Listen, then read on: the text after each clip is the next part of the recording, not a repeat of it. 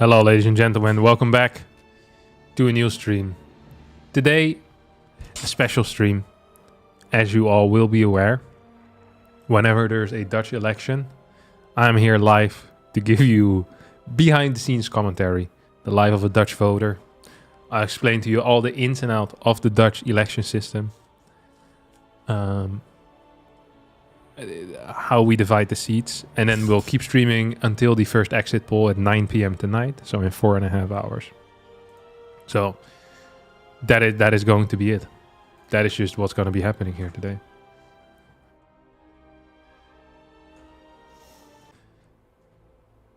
All right, ladies and gentlemen, welcome to the election stream.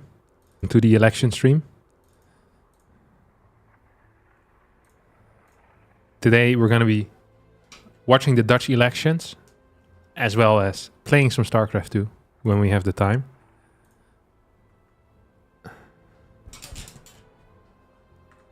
And if possible, we'll do some interviews with local Dutch celebrities, see what they voted for. And we'll keep going until the first exit poll. What are the stakes, Mr. de Koning? So today we're voting for the parliament. 150 seats.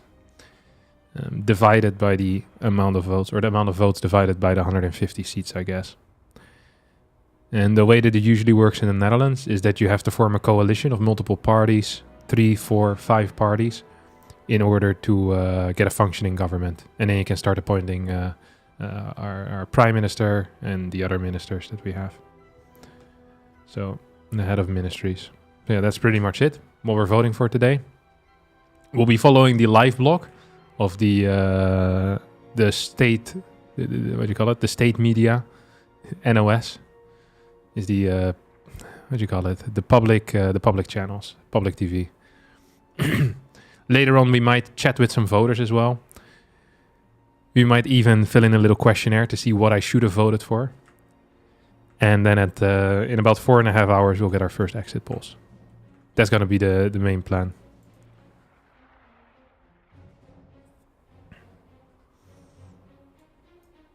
Just moved to the Netherlands as a new expat, having watched your content for 8 years, Kevin, and politics is a banger mix. It really is.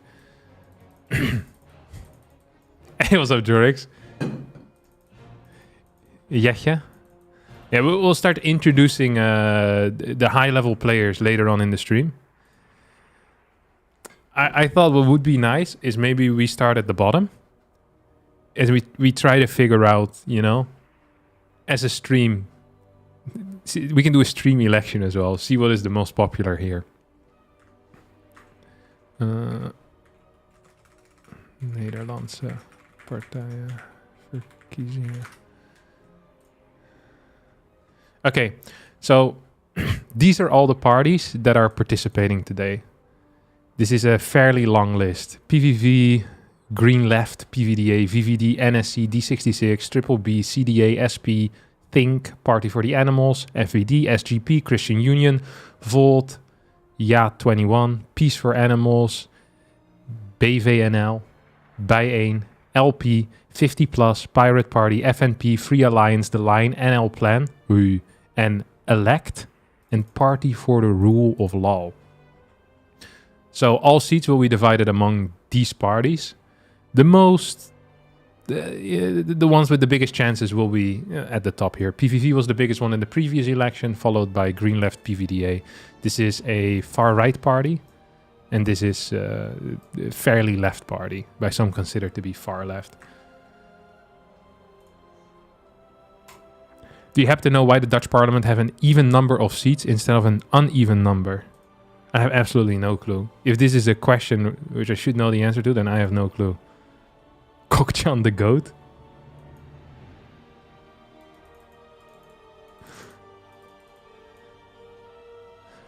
Are you a candidate? No. I am not eligible as a candidate. You need to have you can't have a criminal record. And I've been murdering Terrans and Zergs for years, so they wouldn't let me on.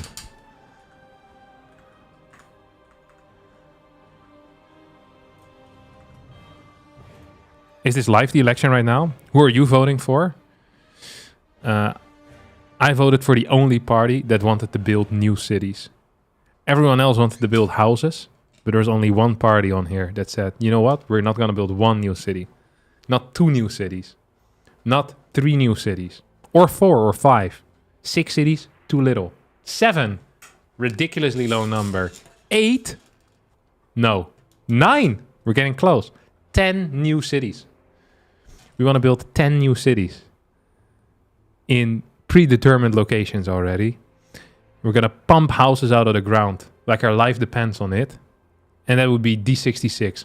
Currently one of the front runners in the election.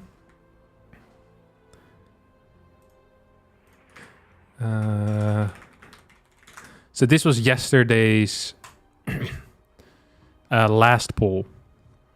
This has the previous seats in brackets, and then the, well, what would you call it? The projected seats right next to it. I think this was the last one. No, this is the poll guide on October 28th. Okay, so PVV got 37 out of the 150 seats 2 years ago in 2023. And they've dropped by about 10. And they also continued, like, they're continually dropping. So it wouldn't surprise me if they go a little bit lower. D66 had 9. They're probably one of the biggest risers together with the CDA, the Christian party. VVD dropped a little bit. YA21, big riser. FVD, small riser. And I voted for the D66. It's a center progressive party.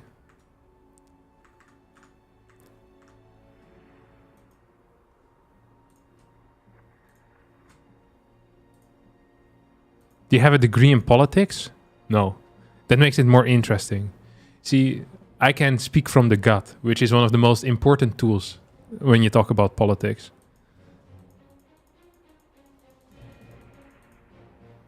Who's the left / the Greens? So Green Left PVDA are... the PVDA is the Labour Party, and they had a merger with GL, which is the Green Left. So I think they went a little bit further left on some things. But they already were, like, socially... In the Netherlands, I think most people are economically quite left.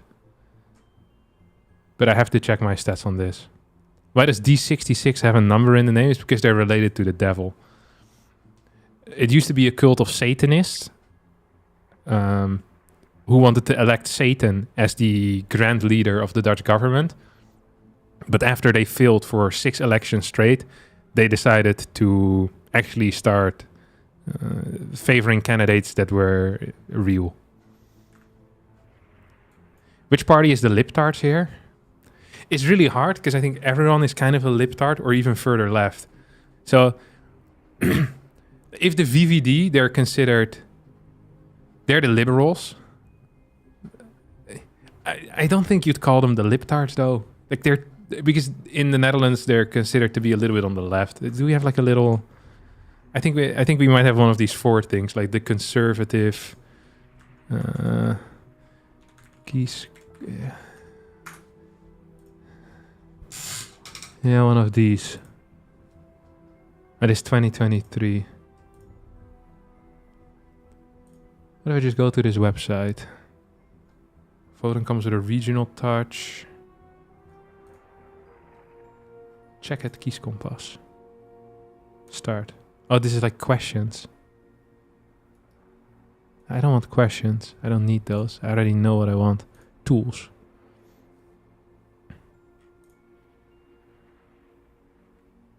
Right, it looks like a load of crap.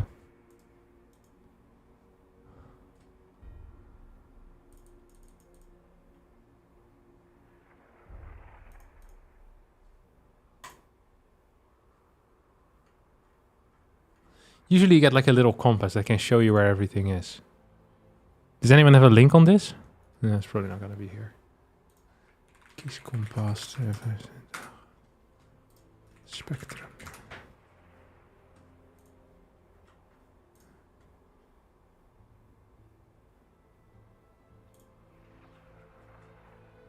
Is this the most recent one? Where do they source this from?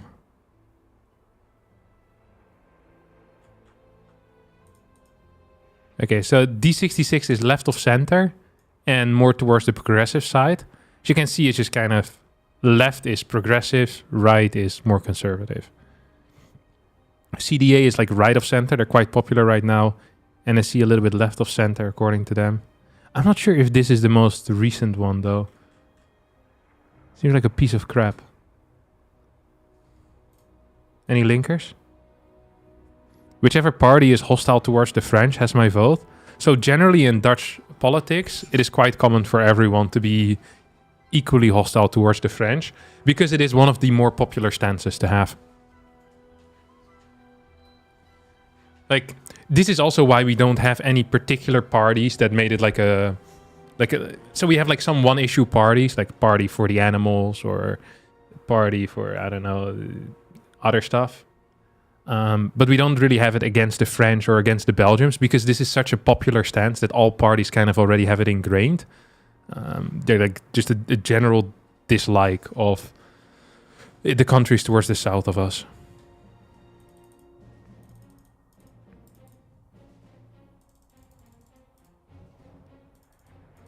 Where's the matrix, Jorix? Can you send it over to me? I need the little kieskompas matrix. I recently found out that some people in the Netherlands want to join Belgium. Would be good for both countries. It's hiring the IQ of both countries at the same time. Because if you're willingly wanting to leave the Netherlands to go to Belgium, you're probably one of the lower IQ people in the Netherlands.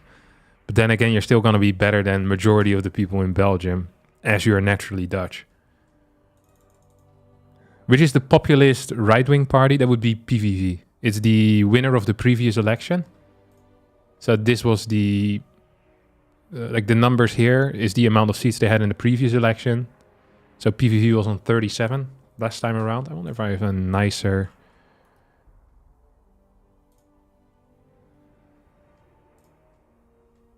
Jesus Christ. This website is a piece of crap. Oh my god, look at the amount of ads here. Disgusting. Let's see what Maurice de Hond had to say. This guy is a big poller. He's the Nate Silver of the Netherlands, except a little bit older. Okay, so he has PVV ending on 23. Green left 23, D66 22, VVD 22, CDA 20. And then on the far right column, you can see how much they gained or how much they lost, according to his prognosis. So it's going to be minus 14 compared to before. D66 and CDA are the biggest risers here, together with YA21, which is also a right-wing party. I'm not sure if you'd consider them populist or not. Is it a very conservative right-wing? Quite conservative right-wing. But I'm not sure if they're populist. I don't think so.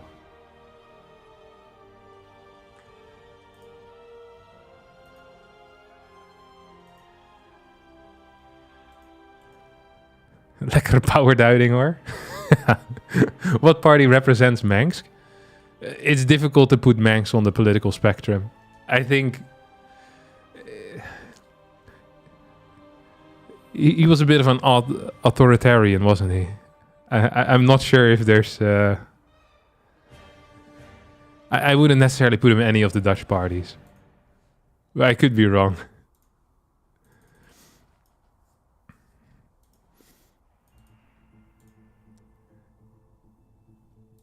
Manx is 50 plus. Manx is a right-wing grifter. I'm from Poland. I used to work in Urk in fish factory. Super nice place with nice people. Urk is one of our most... is one of the biggest conservative strongholds, I think. Urk is like a small town. I'm not sure how many people it has.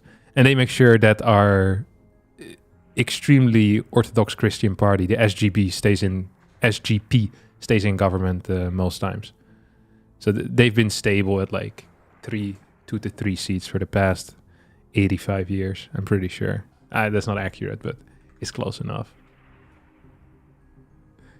It's absolutely close enough.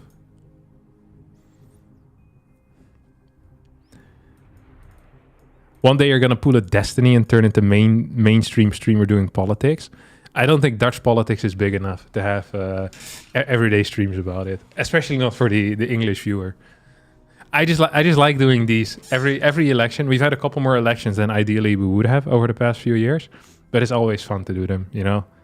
Get the boys together, have a good old time, play a little bit of StarCraft in between, because there's really not that much going on. I think it would be nice to take a look at the odds as well. What's it called? Like Poly Market. I saw that. So before last night, the PVV, so the winner of the previous one, was winning pretty hard, and then after the exit polls, their odds dropped by an insane amount. But now they've been rising gradually throughout the day. I'm not entirely sure why that's the case, but it is what it is.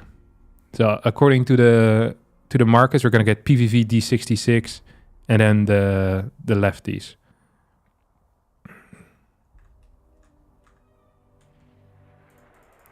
Put in a cheeky bet. I was considering it. Earlier today, FVD was at no on 99.3 or something like this, which would be the freest money that you're ever going to get. Like you bet a cheeky 300 grand, freest 3K you're going to make in your life. There's no chance in hell that they're going to become the biggest party. Like actually no chance in hell. But they have a very big base of believers. You always got to go after the deranged people and take their money. And it would have been easy, but now it's 99.9, so it's not really worth anymore.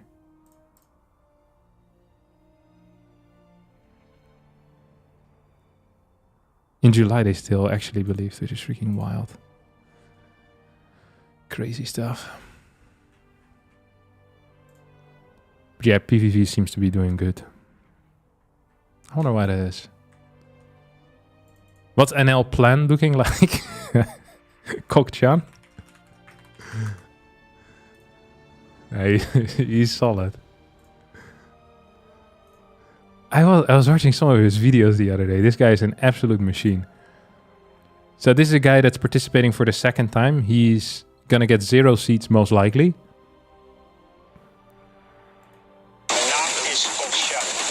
But he's trying his best.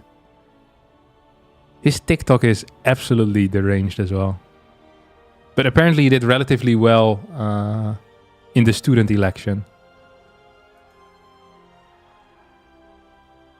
Look at this beast. Struggling with folding the candidate list. To be honest, it's quite a struggle. I didn't know you were allowed to film inside of the booth. Double thumbs up. Love this guy, man. One of the best. I actually didn't know you were allowed to film inside of the booth. My list also looks different. The one that I had was... so you have like the very large thing. I have it with me actually.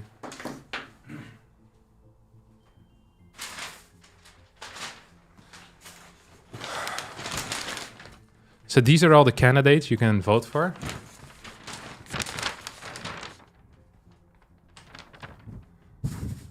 And then you also have a couple on the back. So they send this to your house ahead of time, so you can have a quick look who you want to vote for. But at my voting location, I had a different way of voting. So first I would tag which party I would vote for, and then just the number of the candidates. So it was much smaller. It was a lot simpler. So I didn't actually use this one when I went to vote today.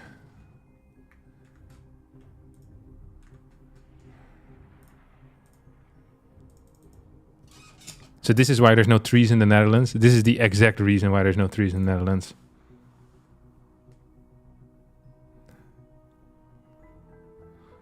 How do you all feel about some Canadian tourism coming over? I feel like we generally are very okay with Canadians. Because the Canadians were a big part of our liberation. And a lot of Dutch people post-World War II moved to Canada as well. So a lot of people have some type of family in the Netherlands. And yeah, that's pretty much it. I think my grandma also knew the Canadian anthem. So my wife lived in Canada for a very long time. And then when my grandma learned about that, she would sing the Canadian anthem to her. Because she remembered it from World War II, which always was nice. I got a voter registration in the mail pre-filled out with Biden, which was odd because I'm Canadian. Yeah, it's very odd. You hate to see it.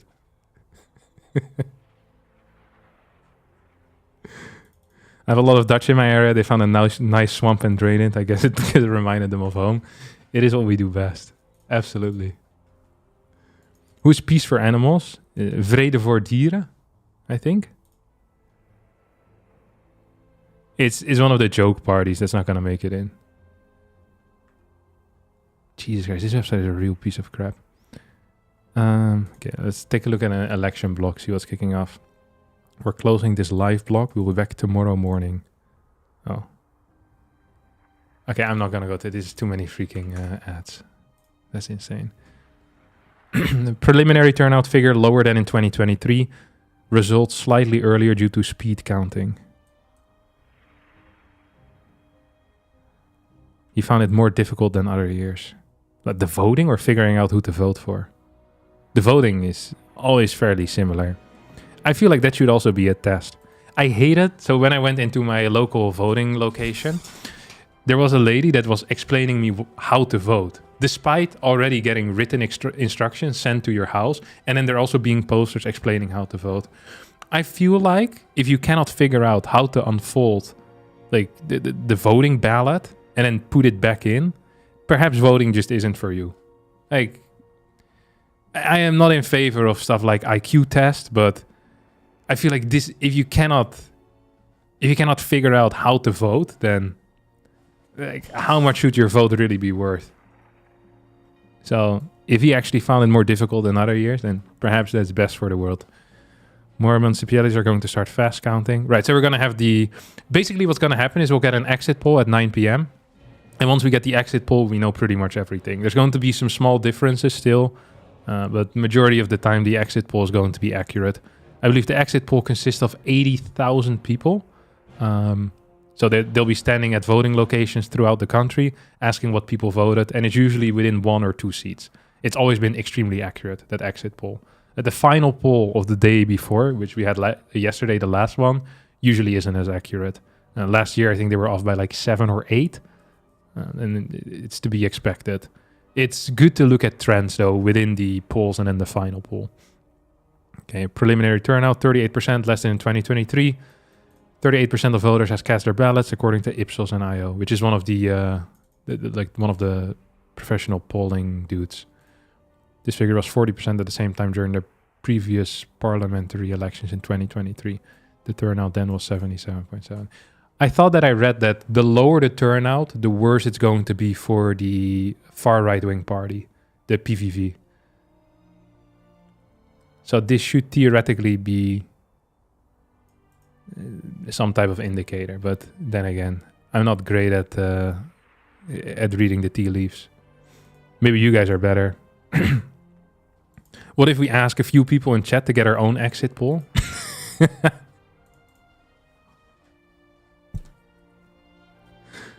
Definitely a good. We can do it later.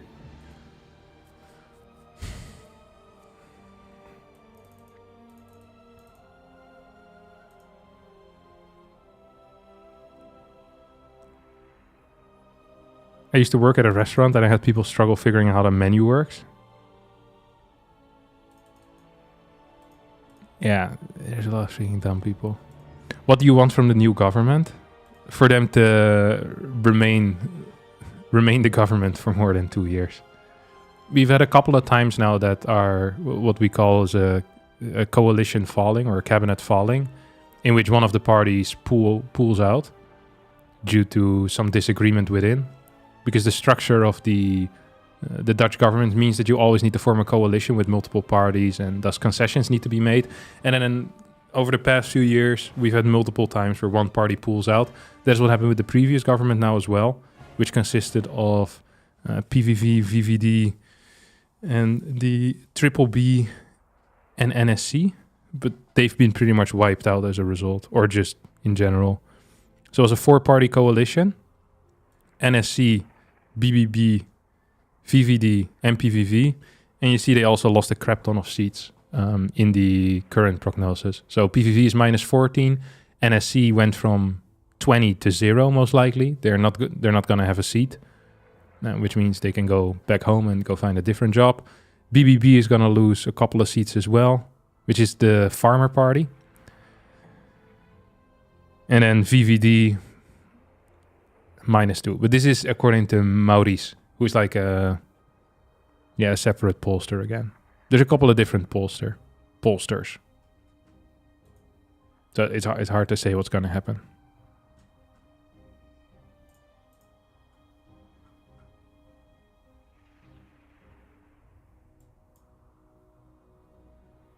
Look at this chart. A true beauty. Everyone kind of goes towards the middle in the end. Actually, that looks really nice.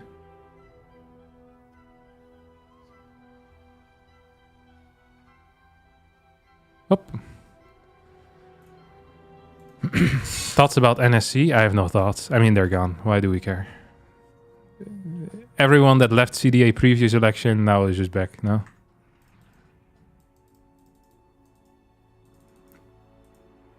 What's your prediction for a coalition? Impossible to say without knowing the first exit polls. So, like, once we get the first exit polls, we can kind of start estimating. So one very big thing in Dutch politics is the exclusion of certain parties. So since 2012, most major parties did not want to work together with the PVV. And during the last election, the VVD, which are the liberals, decided that they would work together with the PVV.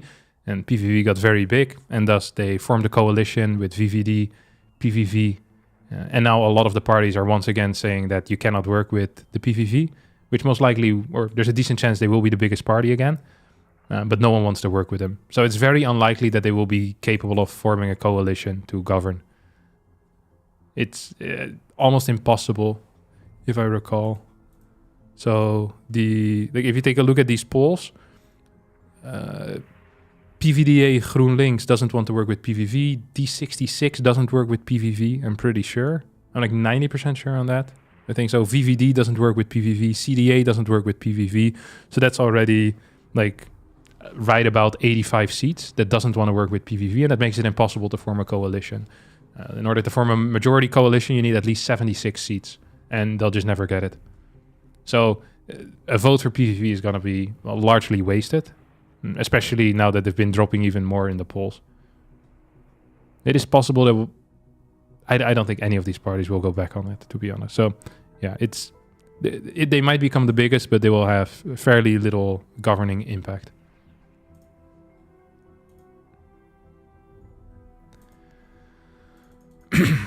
Do you have shady Russian-supported parties in the Netherlands? I think at some point FVD was connected with Russia, but I'm not sure if like the details about that. FVD, I think, is I'm not quite sure how to describe them. They're a bit conspiracy brained, I think. They're like questioning the moon landing type of vibe. Yeah, I don't know. I think that at some point there was some supposed connection, but I don't know enough about that. It's hard to say. They were very big in, I think, 2017 or so, and then they dropped off big time.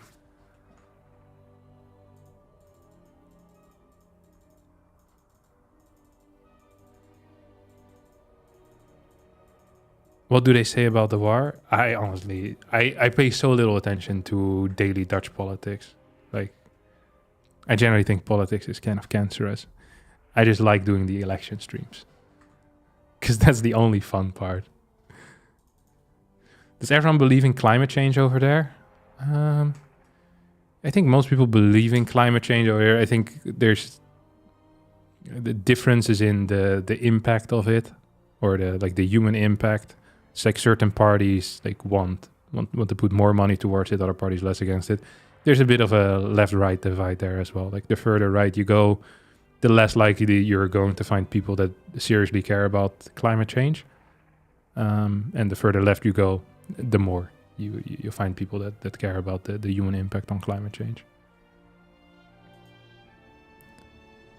What's a local, unique Dutch conspiracy theory? What's he called? Joris Demming. Joris Demming is one of the big Dutch conspiracies. Here. Demming made headlines because of criminal allegations, but the Public Prosecution Service never established grounds for prosecution. On January 2014, the Court of Appeal, blah blah, ordered the prosecution of Demming for the alleged rape of 2 Turkish boys in the 1990s. 3 years later, on August 18, 2017, the Leeuwarden Court of Appeal granted a notice of non-prosecution. The court ruled that the investigation has convincingly demonstrated that the suspicions that have arisen are merely speculations and assumptions, and concluded, together with the AG, that further prosecution of Demming should be discontinued. So, this is like a very small portion, but I believe that there are some conspiracies that he's like the leader of a pedo network. I'm not sure if there's like trafficking involved as well. But he's like he was like a big what was he? Secretary General of the Ministry of Justice. I believe they stopped a lot of bad people from being put in jail. But I don't know. I've never looked into it. I'm sure if you find one of the people that really cares about this, they can tell you all about it. But this is a unique Dutch conspiracy theory. I don't know if we have too many other ones. I need to look into it. But then again, I try to follow as little Dutch news as possible, or just as little news as possible in general. I have a very strict media diet.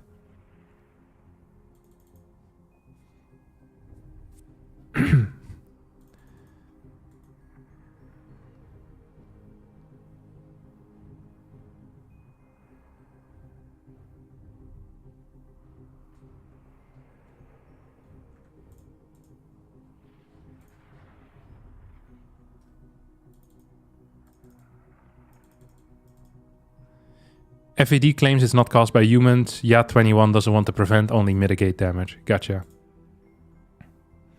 Isn't PVV in a similar spot as the AFD in Germany or the FPO in Austria? I have no clue about Dutch politics.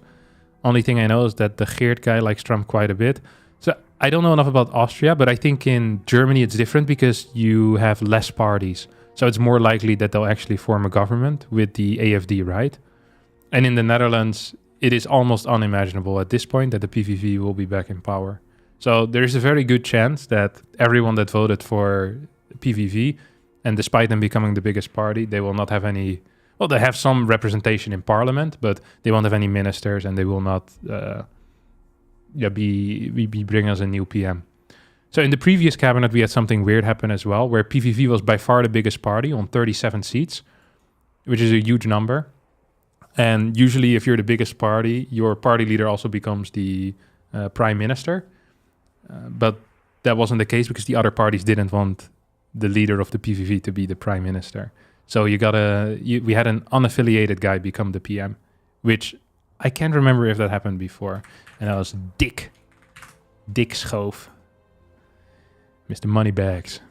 He used to be part of the Dutch CIA. I'm not sure if it was the CIA. What was he? IVD. I think it's the Dutch CIA. Or maybe the FBI. I don't know what the direct...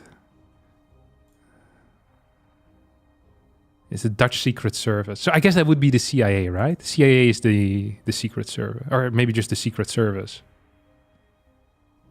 Do you call that the SS in English? No way, right? There's no way that they do that. That'd be a wild play. My hair still looks a lot better. People age so quickly when they become like a very important political figure. I feel like your sleep must take a serious hit. Like he has huge bags under his eyes now, much bigger than before. Must freaking suck.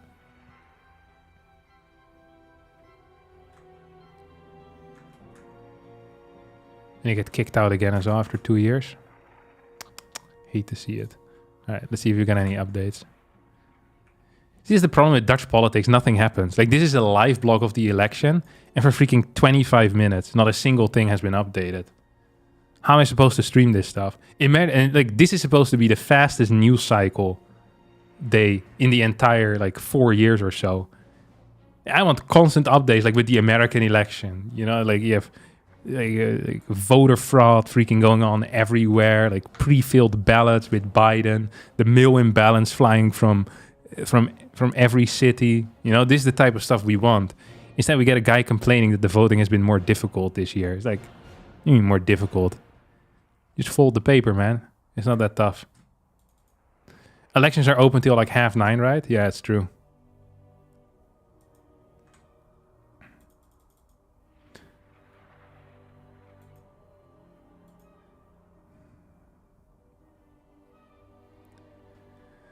Harstem PM run when? I don't think I'm gonna run, but I could be wrong. Maybe in the future. No live news report. The problem is all live news reports will be in Dutch, so we have to do written media because I can instantly translate it with the Google. And I was like, we can watch videos too. Wanneer geeft u de keuze definitief? Yeah, I will translate this to you guys, okay? When did you make your definitive choice? Wanneer heeft u de keuze definitief gemaakt? 2 uur geleden. 2 hours ago. And now he's laughing. Probably because he's embarrassed. Gisteravond. He said, last night, I found it quite difficult. Ik vond het wel lastig. Ik vond het echt lastiger dan andere jaren wel. Ja. He found it much more difficult than other years. So it's about the choice, not about the folding of the ballot. Ja. Hoezo? Why? I don't know. Nou, ik weet niet. Het is toch allemaal... It's ja, all... je wordt natuurlijk doodgegooid met pijn. You're being killed with different polls and 800 debates. This is an over-exaggeration. We did not actually have 800 debates. They would be completely unworkable as a system to have 800 debates. It would be multiple debates a day. Where would people get the time from to watch it? What a ridiculous lie. And where's the fact check?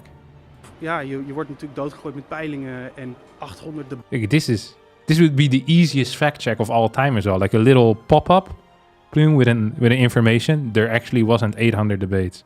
Ridiculous. They just allowed this guy to spread his debate propaganda, anti-debate propaganda. We talked too little about the actual contents of the policies, weinig echt over in my inhoud, opinion. vind ik. En dat vind ik wel lastig. And I find that difficult. And then the interviewer asked him, but you managed to do it, as in the voting. Maar het is gelukt. Zeker. And he Wat zijn says, voor jou de yes. belangrijkste thema's? What are the most important themes for you this election? Op dit moment toch wel de Momentarily, the rights for women, the abortion rights, rechten voor femicide. vrouwen, onder andere I assume she is against femicide, not in support of it. That would be an abortusrecht, odd claim to have. Femicide, gezondheidszorg. Healthcare for women and the development of healthcare for women. She doesn't care about men at all. Goedemorgen. Interesting. Ik ben zelf ondernemer, dus dan... She's an entrepreneur. So you know which side I'm gonna go. I have no clue which side she's gonna go because she's an entrepreneur. I wonder what she's entrepreneuring as. weet je wel welke kant het op gaat. Je kijkt toch altijd in je eigen belang. You always look out for yourself, is what she said afterwards. I think I know which side she's voting for as well. Ik hoop dat ze voor de woningbouw wat voor ons gaan betekenen. I hope they're gonna build some freaking buildings. I'm looking for a house. So I hope they're gonna build a lot of buildings. Dus ik hoop dat ze vooral gaan inzetten op huizenbouw. Het is voor mij al heel duidelijk wat ik wilde. It's very clear for me what I wanted. Wait, I will move my big face to the top maybe. Is that possible like this?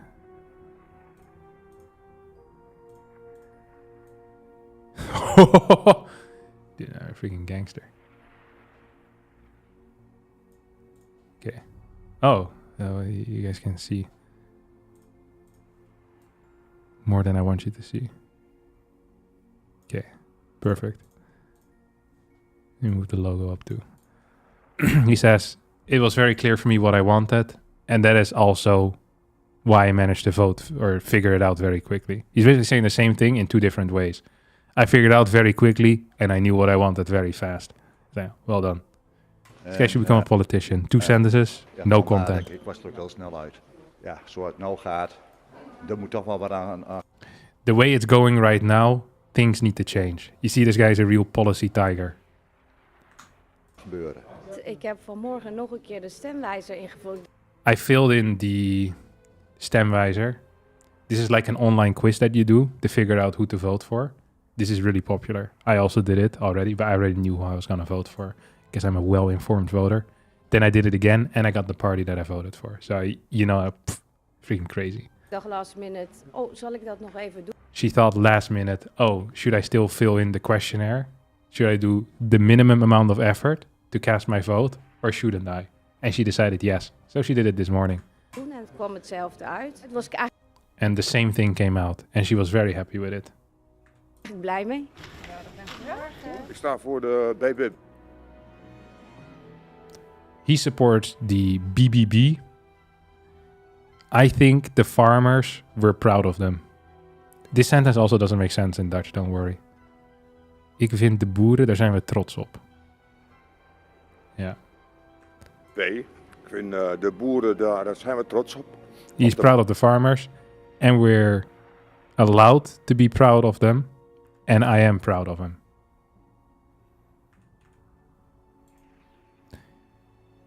I support the BBB. I think the farmers, we're proud of De them. boeren, daar zijn we trots op. Of daar mogen we. And we're allowed to be proud of them. Goed And trots I'm op zijn. proud. En dat ben ik ook.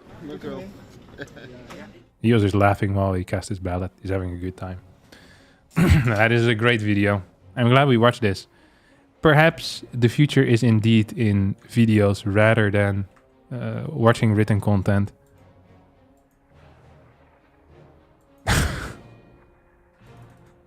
800 debates, but not enough talking about the party content. It is wild. Very different from North American politics.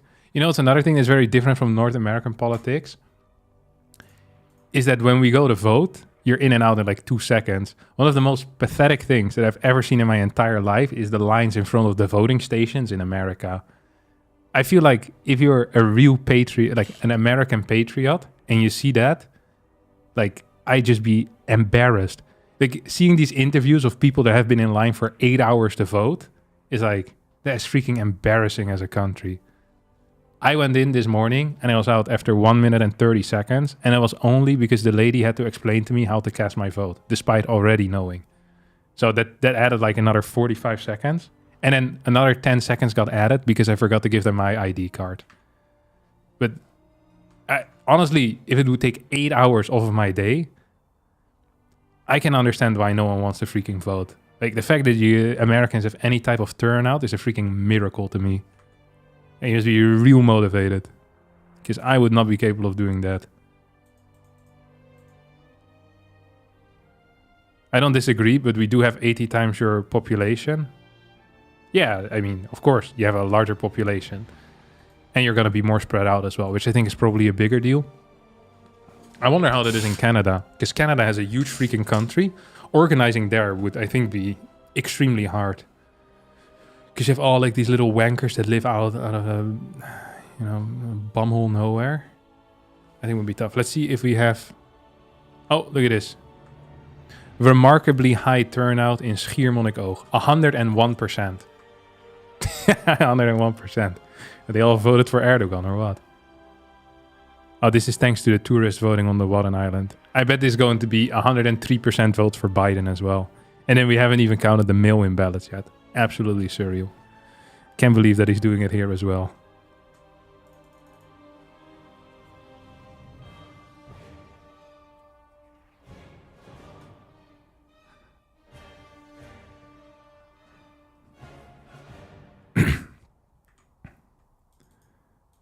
This proves voting is rigged. True.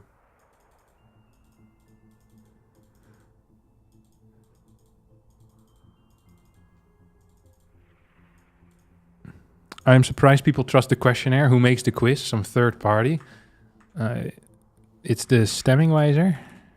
Stemmingwijzer. It's like a vote wiser. But Wijzer also is like a guidance. So your voting guidance. That's what it would be. I don't know who makes this actually. Pro Demos is the House for... God allemachtig. Is the House for Democracy and the Rule of Law. Pro Demos explains the rules of democracy and the rule of law and shows what you can do to exert influence in the municipality, the water board, the province, the country, and Europe.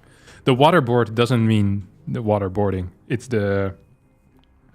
We vote for the people that control the water in the Netherlands as well. At the same time as we vote for the provinces, I think. I can't recall what I voted. Maybe I didn't even vote for them last time because I have no clue about what we should be waterboarding or what we shouldn't be waterboarding. So I just have no clue. I'm sure it's very important, but I My democratic duty isn't important enough. Okay. Check which party aligns most closely with your political views. With the party guide, you can find out which political party best align with your ideas best on 25 topics. These topics don't cover current plans and choices, but the major political divisions between parties. This allows you to gauge how well your own values and ideas align with those of the parties, even outside of election season. Now, we don't want that, do we? How about we do the actual one, the House of Representatives election? Okay, we're going to do a chat. Chat will fill it in, okay? I'll get my chat open on my phone. And we will have 3 numbers. 1, 2, 3. 1 is for the left one, which I think is agree. 2 is for the middle, which is I have no clue. And 3 would be the no. All right?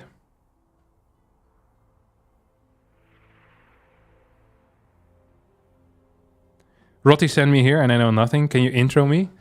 Intro you on what? We're gonna give you the 30 most important political preference statements, okay?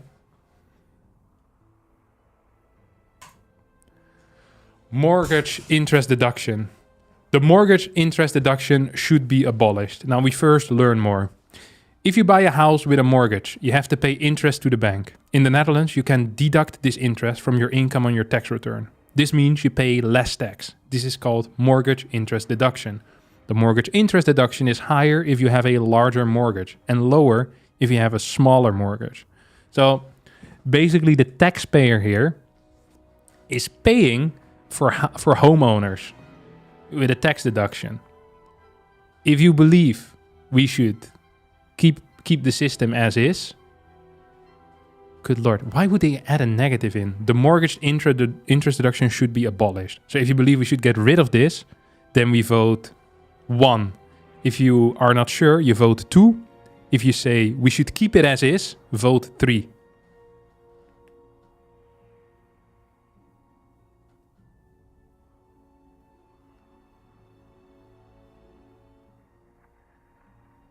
How about you explain it for idiots? How could I explain it even more? What? This is clear as day. Everyone is voting 1. You know why? Because why would we be subsidizing the rich man's house? This doesn't make any sense. The rich man should be capable of buying his own house. Ridiculous. I'm with you, boys. Fat at some... I don't know why this says at some time. This is probably a faulty translation. I wonder what it actually says in Dutch. Eens? That is such a bad translation.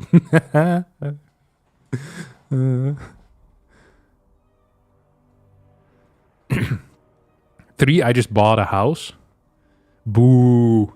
I also just bought a house. Vote against your own interest for once. Come on, man. This is a ridiculous rule. It doesn't make any sense. It's the worst rule I've ever seen in my life. Why does the taxpayer have to pay for you and your mortgage garbage? Ridiculous. At some time. There you go. Attendance at demonstration. The police must keep track of who is present at a demonstration that has been banned by the mayor. The police must keep track of who's present. So if a demonstration gets banned and then people still go and have a demonstration, should the police keep track of that? In the Netherlands, you have the right to demonstrate. A demonstration must be notified to the mayor in advance. Permission is usually granted, but the mayor can ban a demonstration if they believe it poses a threat to public order or if the rights of others are considered more important at the time. Currently, there is no record of who participates in a prohibited demonstration, unless someone is all doing something else that is prohibited. This can be done, for example, with photos or cameras equipped with facial recognition. So, do we believe the police must keep track of who is present at a demonstration has been banned by the mayor? 1 for yes, 2 for I don't know, 3 for no.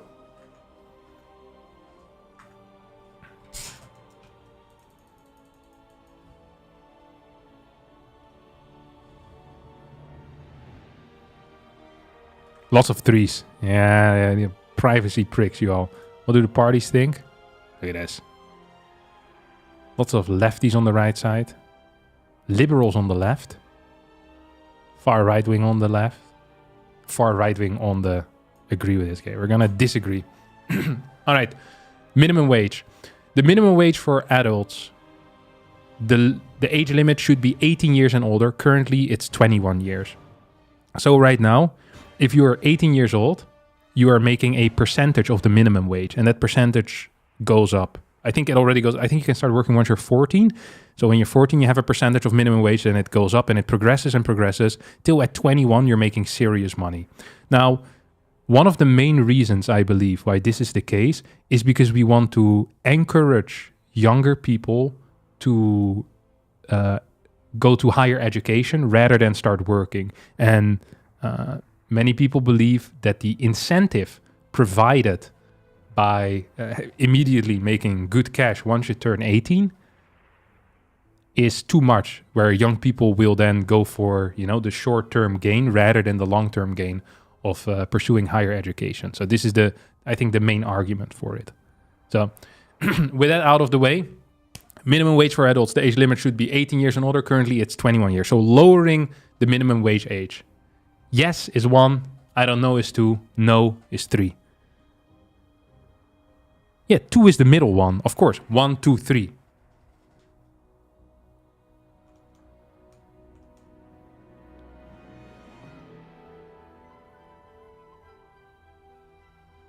"18 years old would have the right to choose to earn more than choose college." Right. It's also right. I will not influence anything. Children should buy a house to get the mortgage deduction. This one is tough though. We mainly get ones here, I think, right? Oh yeah, we mainly got ones. Okay, so we lower it. Yeah, I'm with that as well, to be honest. I think it's unfair as well for people that don't have any higher education that are already done. Then you're also blasting them for 3 years for no reason. Like, what's the point?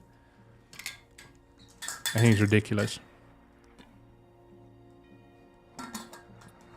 Okay, press learn more. Oh, sorry, I should have done it with the previous one. Lelystad Airport must open for commercial aviation. Any strong opinions, guys, on Lelystad Airport? Wait, I'm gonna check if I can share a Google map without doxing my own address real fast. Okay. It would be sad. Yeah, I think this works. Okay. So right now our main airport is Schiphol, which is this one. Good old Schiphol. Okay, big airport. Lots of people around Schiphol complain about the noise. Then we have Lelystad. I don't even know where. Okay, and here's Lelystad Airport. This is a tiny one. I think it's currently not being used because we built it, but we're not using it. And now we want to know, where was I? Stemwijzer. Oh yeah. Whether it must open for commercial aviation. Lelystad Airport, an airport near Lelystad, was scheduled to take over holiday flights from Schiphol. In 2022, the airport was denied a nature permit, preventing it from opening. A nature permit is government permission for activities that are harmful to nature, such as nitrogen emissions or noise. The airport has still not received this permit. Therefore, commercial passenger flights cannot be accommodated at Lelystad Airport. Earlier this year, Lelystad Airport was designated as a training site for military aircraft. So basically, do we want to spread the noise and the impact on nature, or do we want to keep everything near Amsterdam Airport, also known as Schiphol or Schiphol? I can read aloud. How does that work?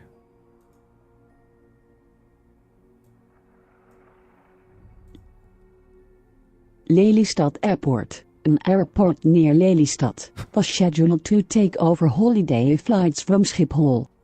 In 2022, the airport was denied a nature permit, preventing it from opening. A nature permit is government permission for activities that are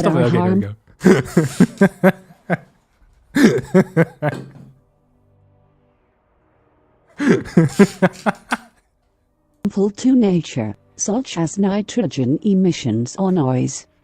The airport has still not received this permit. Therefore, commercial passenger flight. All right, enough jokes. Come on. Do we want Lelystad Airport to open for commercial aviation? Yes is 1. I don't know, or neither is 2. And disagree is 3. Come on, I want some votes. Are we opening Lelystad Airport, guys? What the hell?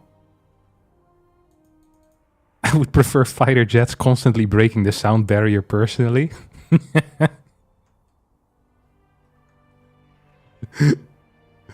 Get more silent planes. It's a mixed bag here, to be honest. I'm not sure what's happening. A lot of people are sending the 2s as well. Defer to let someone who gives a shit or knows something. I'm seeing a lot of 2s and a lot of 1s and a lot of 3s. I think this is the first one where I think the bag is too mixed. I'm gonna go for neither on it. Priority for status holders. Okay, I'll let... Priority for status holders. Municipalities should be able to decide for themselves whether they accept status holders give priority to social housing. Okay. Status holders are people who have applied for asylum in the Netherlands and have been granted a residence permit. These people are now legally in the Netherlands. Municipalities are obligated to offer these people suitable housing and can therefore give them priority access to social housing. This frees up space in asylum seeker centers.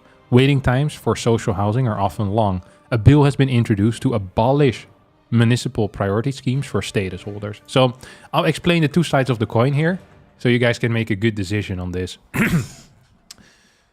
If you move people, so status holders, out of asylum seeker centers into their own housing, they're way more likely to quickly integrate into society, which has better outcomes over a longer time.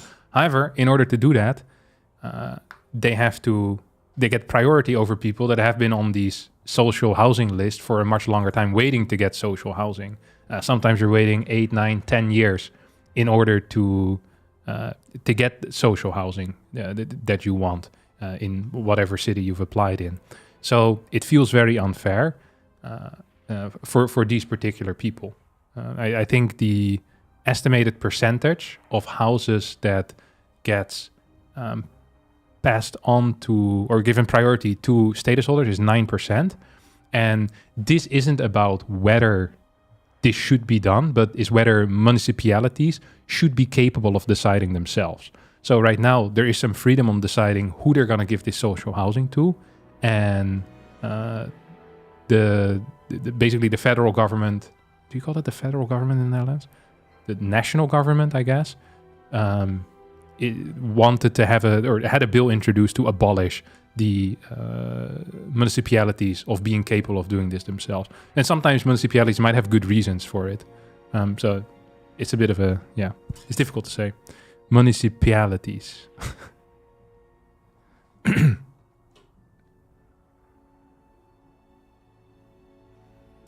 They had the chance to make an impact in their home country, but they decided to move to the Netherlands, so now it's not fair for them. This is not about asylum in general. This is a very specific policy. So this has nothing to do with overall asylum. These are people that have already been accepted. So they're status holders. They have been granted a residence permit. So by any metrics, I mean, they're just legal migrants, I guess. So these are often refugees that for whatever reason left, either due to war or some others. We have a lot of Ukrainian people that might have been in this situation over the past few years.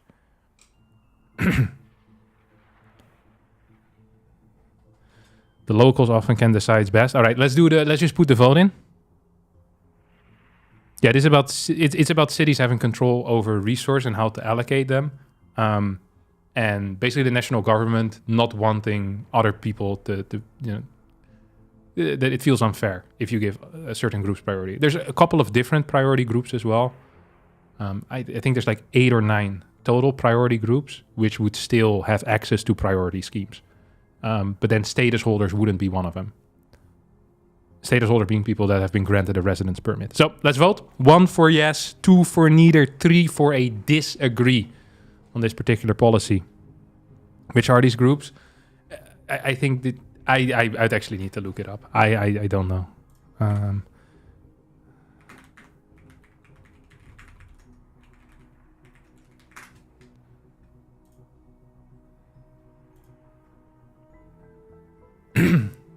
So if you're on the verge of becoming homeless after a divorce, or if your old house got caught up in a fire, medical necessity, home violence, or an unsafe living situation, or if you come out of like a rehab center, something like this.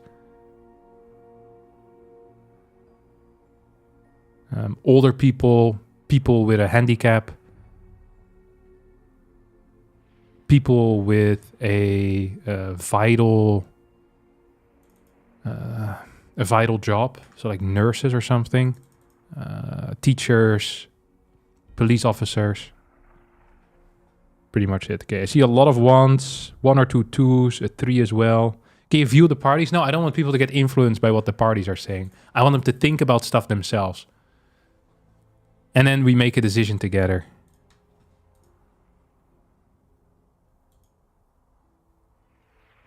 Okay, we have a lot of ones. Everyone pretty much is a 1. We're gonna fill in the 1.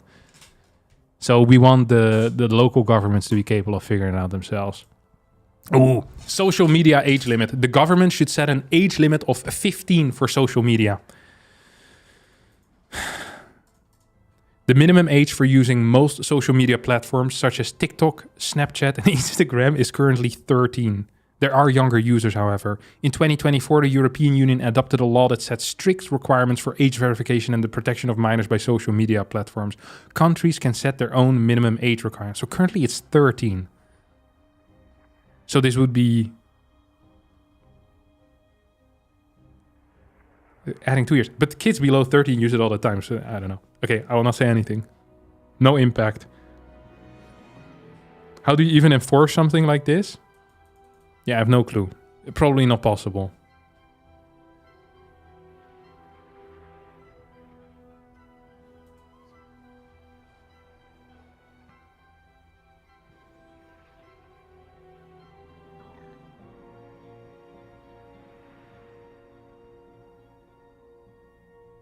Make it 18, send the parents to jail.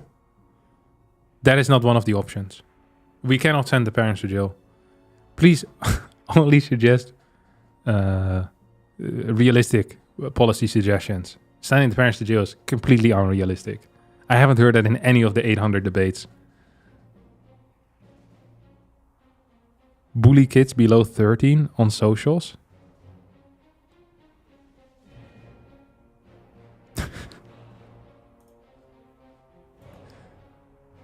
All right, so do we want this or do we not want this? The government should have an age limit of 15 for social media. Yes or no? 1 is yes, 2 is neither, 3 is disagree. Come on, give me some numbers. Let's also keep an eye on the YouTube chat. I say 1, but all this verification crap is garbage. Do your students use phones in school? I think most high schools have phones banned at this point. We get a lot of ones. I think we're wanting this out, boys. We're wanting it out. Age limit of 15 for social media. Hell yeah. More money for development aid. The Netherlands should spend more money on development aid. So I believe that there is a deal between some countries, including ours, that we should give 0.7... Is it billion? Miljard? Is miljard billion? Miljard in Engels. Billion. Okay, 0.7 billion for development aid. Right now, how much? Oh wait, I can just click the learn more. Development aid is aid from rich countries to poor countries to reduce poverty and ensure that people in those countries can build a better life. Oh, sorry, 0.7%. It wasn't billion. I'm an idiot. There's an international agreement to spend 0.7% of gross national income on development aid. Gross national income is the total annual income earned by all people in the Netherlands. Since 2013, the Netherlands has not reached this 0.7 target due to budget cuts. So should we try to hit this target, or do we say we don't give a crap, they can develop themselves? This is the question, simple as that. So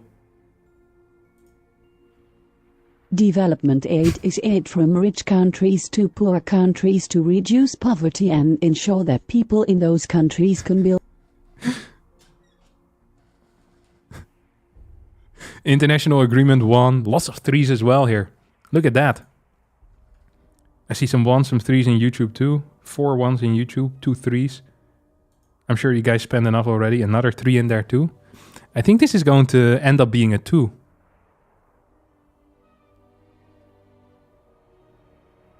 Maybe even a 3. I see a lot of... It's a mixed bag, guys. I'm going to have to put a 2. I think it's pretty much split in half. Division clear the lobby. I think we're going to have to go for a neither here. Unsatisfying, but it is the way that it is. Control of religious teaching. The government should more strictly monitor what young people learn at churches, mosques, and other organizations that teach based on philosophy of life. Learn more. The government has established rules for schools to ensure that children only learn subjects that align with Dutch norms and values. This is also monitored. Some organizations teach young people outside of school hours based on their religion or philosophy of life. No agreements have been made about the content of these lessons, and there is currently almost no oversight. So, do we want the curriculum? Is that what you can say that in English too, no? Do we want more transparency on what is being taught on churches, in mosques, Sunday schools, outside of regular school hours? Do we want more transparency on what's going on over there? Or do we say no? If you in your free time want to learn in your local church or mosque, then you should be capable of learning whatever you want without government overreach. It's a great question that stands at the very foundation of what the Netherlands is. I see a lot of ones. Let's put it to a vote. 1, 1, 1, 3. Freedom of religion and learning is important, so a 3. A lot of 1s.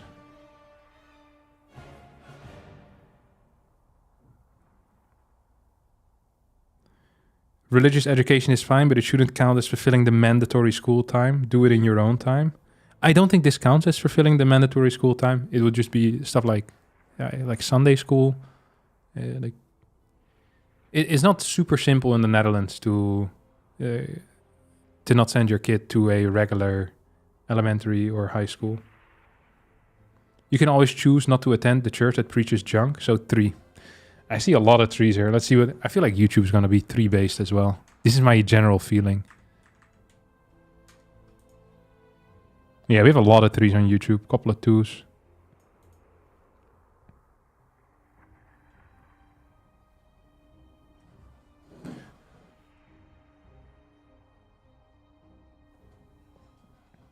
Most people did 1 though. Oh, there's a couple of 1s before that. Freedom from... Ooh.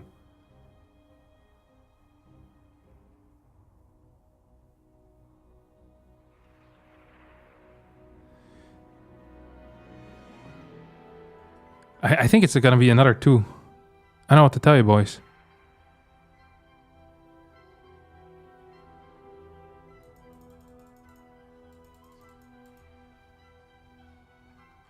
I think this is another 2. It's 2 split. We had a lot of 1s though in YouTube. I'm gonna go for a neither. High-income households should receive less child benefit. Child benefit is money you receive from the government to help with the cost of raising your child. It's a fixed amount per child, and parents or guardians receive it until the child turns 18. If child benefit were income-based, people with higher incomes would receive less. So, there are 2 arguments, a couple of arguments on each side. Let me just stop voting before I explain what's going on. You guys have no clue. I'm your pundit here. First I explain what to think, and then we vote. You guys with your 1s, you guys are being ridiculous. Once again, this is a specific policy, and you guys are just voting both on your philosophy. We need to... The reason why this might be a good idea, they should receive less child benefit, is because rich people, high-income households, don't need it as much. Right? Great. They don't need as much. Why would we give it to them? Save some money from the taxpayer. That is the main argument. Then you have the disagree consisting of 2 people. 2, this should be a a general benefit. It doesn't matter how poor or rich you are. You just get it. You know, we're all equal in the Netherlands. Rich, poor, beautiful. But then there's another one, is that it would require more work to figure out who's high income, who's low income, rather than just boom, sending the money whenever you have a kid. Then we all of a sudden we need to do more stuff. It's going to be more paperwork. It's going to blow. So that is also something to keep in mind. There are other ways to do this rather than this particular policy. If you want high income households to have less money, you could also tax them more. So these are some of the things you need to keep in mind when you're voting for this position. And you guys, you just vote based on your pure philosophy. Rich people, tax them more. Completely fair. But think of the implications. All right. All that paper. It's serious. What the hell? This is one of the main issues that we have in the Netherlands is that our tax systems aren't working properly. It is hell to implement anything into our tax code because the tax IT is so extremely far behind that they can't implement it in time. So the more exceptions you have to a rule, the harder it becomes to implement. And implementation costs are very real. They slow down our systems and they make it hard and allow for more mistakes and fraud. So this is something you need to keep in mind. And if then, you know, at the end of the day, you still say, okay, high income households should receive less child benefit, that's fine. But at least you thought about it.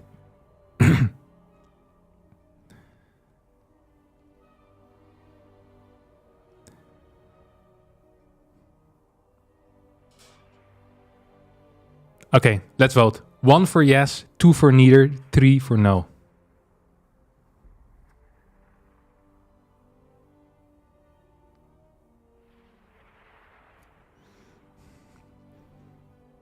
The Dutch IRS said they can't implement new things until 2028 anyway. They're still dealing with the Box 3 fiasco. Yeah. People thought I was joking, but the Dutch IRS right now is a piece of crap. We're getting a lot of 3s, a lot of 1s, a lot of 2s. We get a 4. Okay, I'm going to time you out. What is wrong with you, Johnny?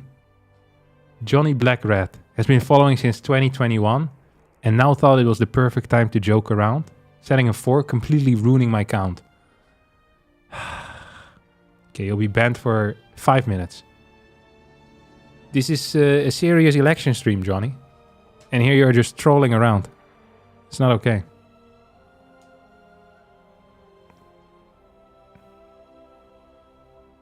This is a mixed bag again. I think mainly 3s though. Maybe the 4 was a typo. Well, then if you can't, it's tough luck. Should have checked it before you sent it. Poor Johnny. 3 higher taxes instead.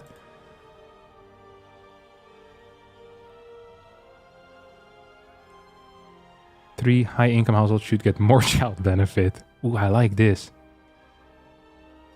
Okay, I think 3. So we disagree. Money to the public broadcaster. Less money should go to public broadcasting. Public broadcasting in the Netherlands consists of 3 television channels and 6 radio stations. The goal is to produce programs not only for a broad audience, but also for smaller groups of people. Public broadcasting receives government funding for this. Commercial broadcasters like RTL and SBSS do not receive government funding. I feel like they shouldn't have written that down because anyone that has seen any program on RTL or SBSS wants to shoot themselves. So I feel like the fact that SBSS exists is one of the biggest arguments for more public broadcasting. I think these are the guys that once had a Dance Till You Drop TV show in Netherlands. I feel like that's not what it's called. TV show Nederland dansen.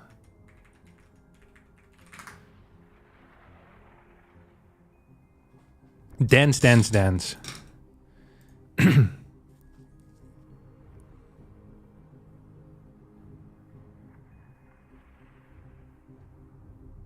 This was a TV show where basically, was it RTL or SBS 6? Either way, they had the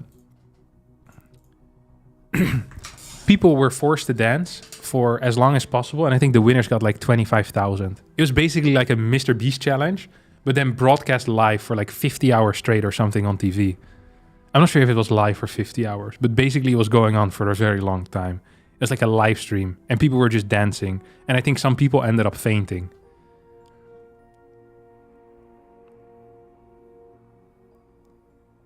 Do you think you can dance? I don't think it's so you think you can dance. How much money are they getting? How are they using it? Are they even using it properly? Should be the real questions. Yeah, it's weird that it doesn't say how much it's getting. Let's see what the parties think. This is like this is the freest left-right divide that I've seen in my life. Except for CDA, there's not a single right-wing party on the disagree, and there's not a single left-wing party on the agree. So right-wing parties want weaker public broadcasting and more commercial broadcasting, I guess. So they want dancing shows. And the others, they want elite shows for the lefties. You hate to see it. But this is a straight divide through the middle. Let's see one of their arguments. The SGP supports a more compact broadcaster that focuses more on core tasks, such as providing reliable information rather than on entertainment. In fact, the PVV wants to abolish public broadcasting. The VVD wants a public broadcaster focused on its core missions. This can be achieved with a slimmer budget. Taxpayers shouldn't have to foot the bill for entertainment programs or reality TV on public broadcasting. I find this a very reasonable take, to be honest. Public broadcasting is too expensive and too activist. Leaner public services, more diversity.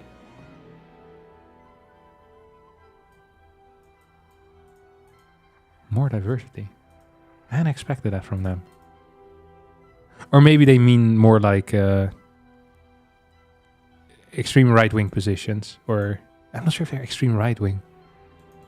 They're a bit conspiracy-brained, so that might be it.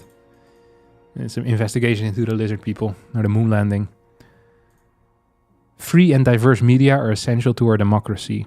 Our goal is a commercial-free public broadcaster focused on culture, education, news, and reliable information. I mean, this is just a load of crap. Everyone just says the same thing. Okay, yes, less money should go to public broadcasting. 1, neither 2. And if we think more money or the same amount of money should go to public broadcasting, type a 3 in the chat.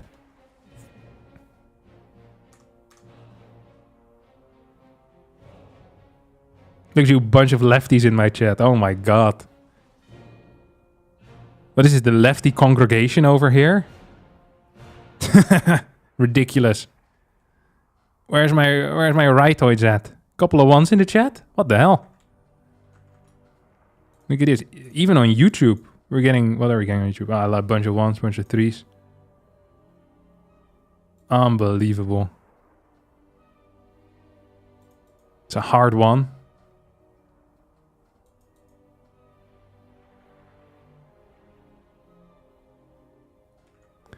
All right. I think the 3 won, to be honest.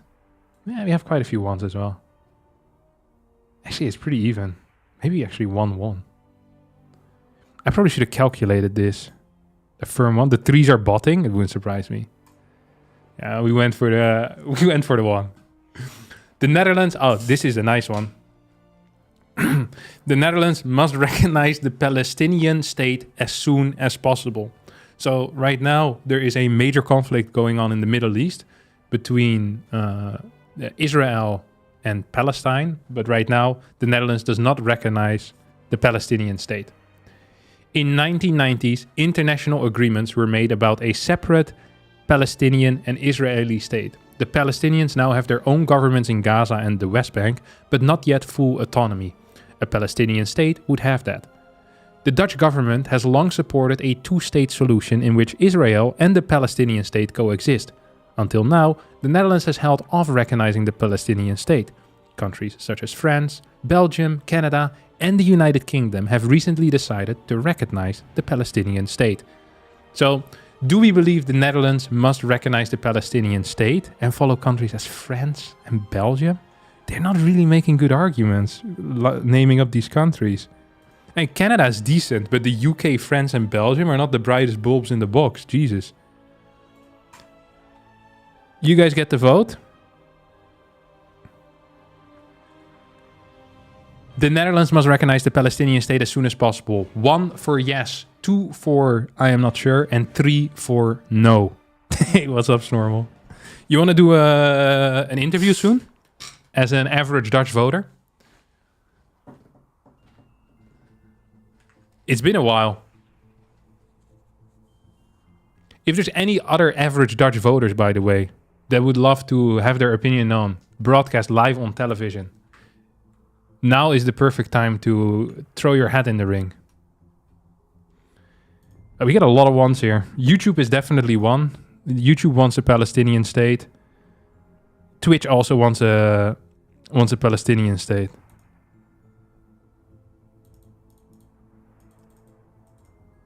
I think the chat wants a Palestinian state. It is done. Tax on plastic. You pay extra for single-use plastic items like cups and food containers. This charge should be abolished.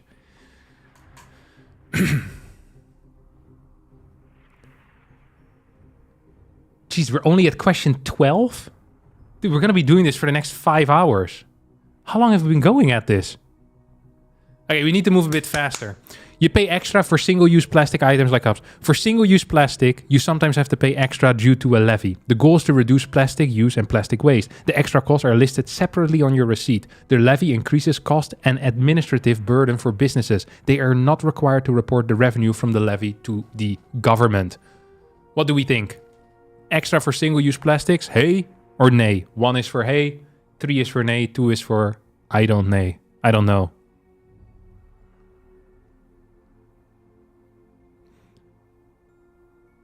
So, if you want the charge to be abolished, you type 1. If you want the charge to stay, you type 3. It's very confusing. I hate when they use negatives. Like, this charge should be abolished. It should be, do we like this policy? Yes or no, whatever. Okay, there's a lot of 3s.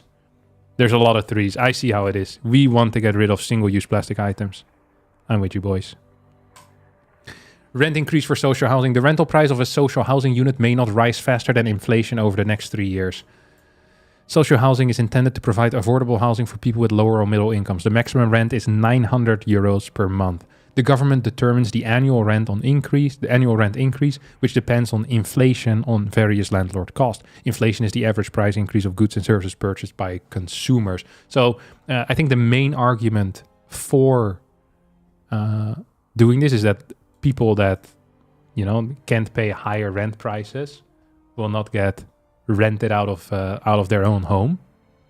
And the against argument is that it becomes much harder to build social housing. So right now in the Netherlands, we're in a serious housing crisis, and people are afraid that it's going to be harder to have economically viable social housing, which our housing corporations would want to build. But if you can't get any return on it, then perhaps there's going to be very little investment. So these are kind of the two sides of the coin. So why do they keep adding negatives in here? The rental price of a social housing unit may not rise faster than inflation. If you believe it may not rise faster than inflation, type a 1. If you don't care, type a 2. If you believe it should be allowed to rise faster than inflation, type a 3.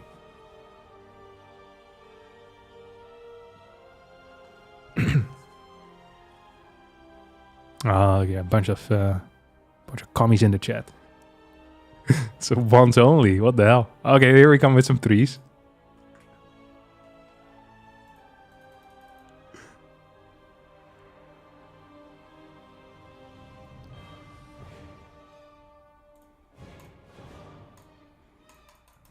We get some 3s, we get some 2s. I think it's right down the middle.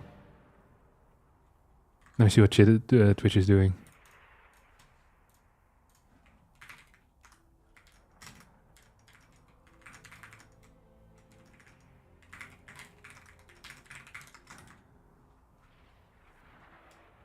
I think it's a 1. I've seen the most ones here. Money for research. The government should spend more money on scientific research.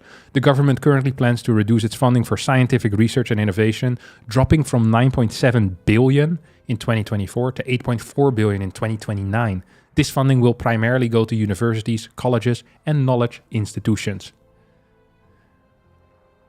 So, more money on scientific research? Yes, type of 1. Don't know, type of 2. No, type of 3.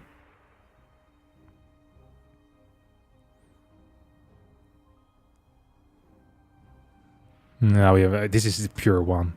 Look at you, a bunch of educated elitists. Unbelievable. We are a nation of technology and need to keep ahead to remain economically viable. We could just become a strong manufacturing country again. No more research. Back to basics, baby.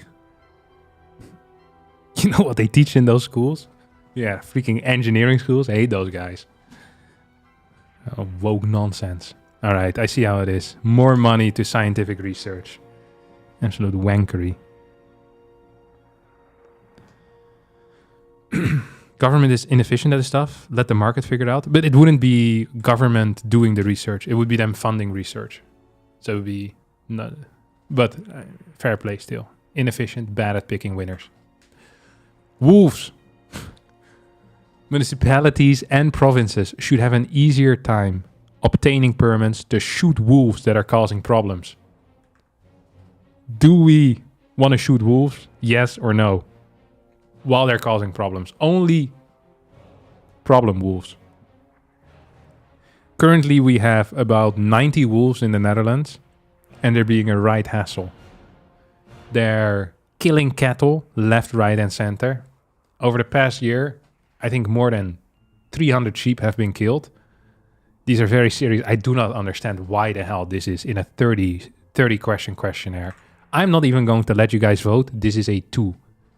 Like, this should not be one of the 30 questions. There's 90 wolves in the Netherlands. We have a population of 16 million. Yeah, capture them, put them in a zoo. This is ridiculous. The fact that we're wasting time on this is disgusting. I saw most of you guys picking 3, by the way. A lot of 2s. Ankle bracelet as punishment. The judge should be able to punish people by wearing an ankle monitor instead of a short prison sentence. So, once again, please, the exact wording is, the judge should be able. So this doesn't mean, instead of short prison sentences, everything is now going to turn into an ankle monitor, but this should be a tool that the judge has at its disposal. When imposing a sentence, Dutch judges can choose between a short or long prison sentence, community service, or a fine. A new bill will also give judges the option of electronic detention. This involves wearing an ankle monitor, allowing the police to track your location. The convicted person can then serve their sentence at home, and this can be electronically monitored. The aim is to reduce the number of short prison sentences, because even if you have a very short prison sentences, this can still completely ruin your life. Like, imagine you'd have to go to jail for like 2 weeks or a month. You'll probably get fired from your job, and your chance to remain a prick forever becomes much higher.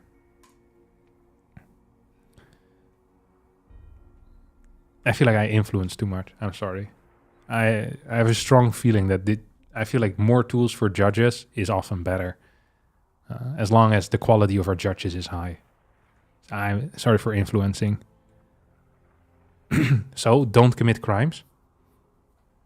Yeah, okay. If you want less crime, then you would want this. If you want more crime, you would want less tools for judges to stop crime.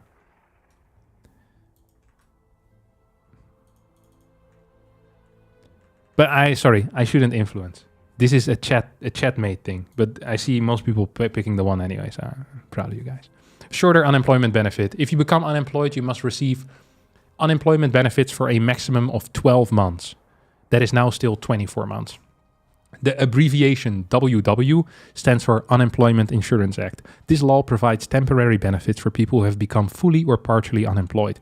Employers pay the premium for unemployment benefits. So this is something they always pay. The longer you have worked, the longer you are entitled to unemployment benefits. Currently, you receive unemployment benefits for a maximum of 2 years. I believe it is around 70 or 80% of your actual wage, if I'm not mistaken. And it's like the employer already pays that in the form of like an insurance on top of your salary. I think the first year might be 80% or the first 6 months 80% or something like this. And then it goes down. And now there's a lot of parties that want to move it to 12 months and have the initial amount be a bit higher. I think that is like the main trade-off. So you have less initial loss of income, but it's less long to encourage people to work more. And the 24 months might be useful for people that are really struggling, finding new work, giving them a little bit more, less of a timer on their life. So 1 is 12 months. And 3 will be keep it as it is. So 1 is a change to 12. 3 is 24 months, so 2 years. And then 2 is neither. Get a lot of 3s. Most people want to keep the 24 months. 3, seeing how long COVID affected people long term. I'm not a fan of it. But this is not for sickness, because that would be the VOA, no? OA? VOA? Ziekte... Wetuitkering. You get from the UWV. Woe? Oh, you do get a WW.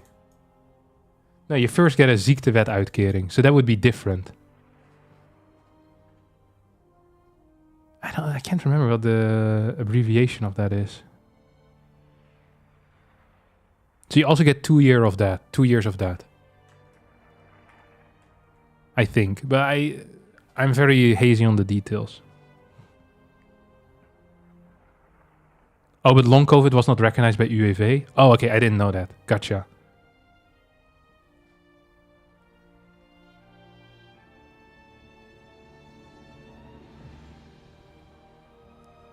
We should prevent people from getting sick. What's your solution? I've seen you have some radical solutions earlier, so I'm afraid it's going to be to shoot people that are at risk. I do not agree with that.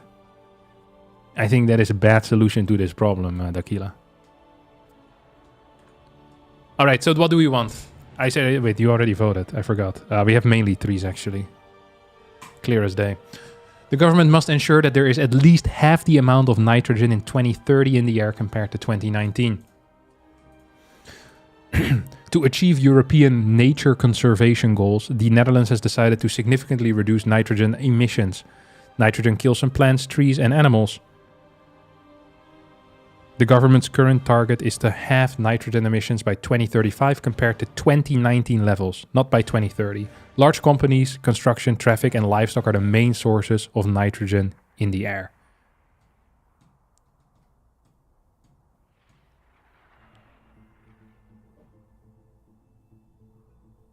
I assume this means nitrogen oxides?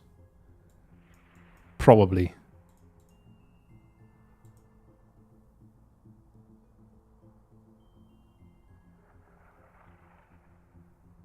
So it's probably a poor translation. It is stikstof.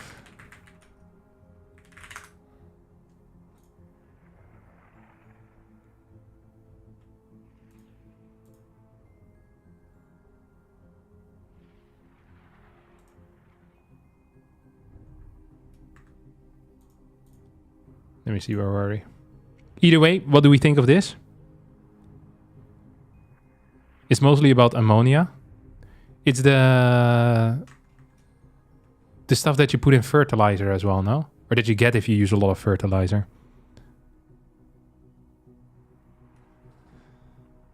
Yeah, lots of 3s, some 1s, some 2s. This is starting to feel like a 2.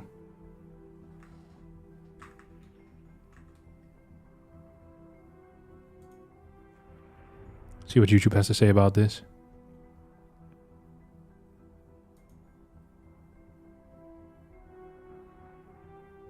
One, 2, 3. Mainly 1s on YouTube, to be honest. 1, 2, 3. I feel like we're leaning towards 1 here, to be honest. Abortion should be removed from the criminal code. Abortion is the termination of a pregnancy through a pill or a medical procedure. And for the Terrans, pregnancy is what can happen if you have intercourse with a woman. In the Netherlands, abortion is a criminal offense, meaning that terminating a pregnancy is in principle a punishable offense. However, an abortion can be legally performed if legal requirements are met. If abortion were removed from the criminal code, it would no longer be a criminal offense. So, in reality, abortion is legal, or yes, in theory it might not be, but in reality it kind of is. But I see legitimately only ones. So I'm not even going to say anything else. No increase in social assistance. Increase of the minimum wage should no longer automatically lead to an increase in social assistance benefits. The amount of social assistance depends on the statutory minimum wage. This means that social assistance increases if the statutory minimum wage increases. If social assistance is just money you get from the government on a monthly basis. If social assistance doesn't increase in line with the minimum wage, the gap between working and receiving benefits widens. So basically, people that do not have a job for whatever reason could receive this social assistance. Do we want that to increase, be tied to the minimum wage, or no? Wait, increase of the minimum wage should no longer automatically lead. So it's a negative. God, these questions are so poorly worded. Increase of the minimum wage should no longer automatically lead to an increase. So if you type a 1, you want them to be untied. If you type a 3, you want them to be tied together. So 1 for them to be, they can be apart, there can be a gap, and 3 for them to be together.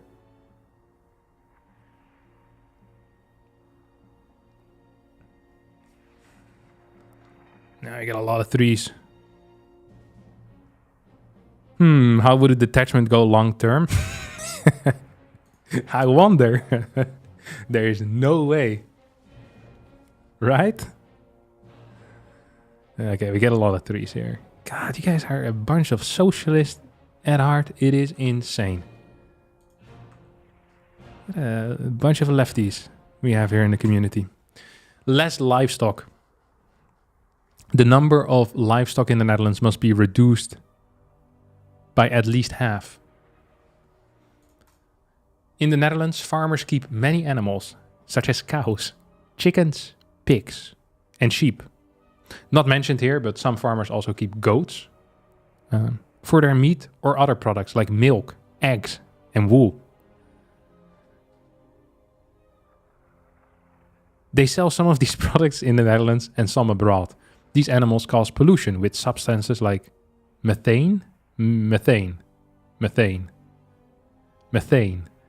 methane, meth. These animals cause pollution with substances like meth, a gas that contributes to climate change, and nitrogen, which is harmful to vulnerable natural areas. I can't believe that it's the animals producing meth. I always thought it was the Canadians making lots of meth, but I guess I was wrong. Basically, do we want to lower the livestock in the Netherlands? Mainly for environmental, there we go, environmental reasons. If we want to have it, we type a 1. If we say, I don't know, type a 2. If you say we don't want to have it, or at least have it, type a 3. It's mostly used for export. We can't have so much farmland.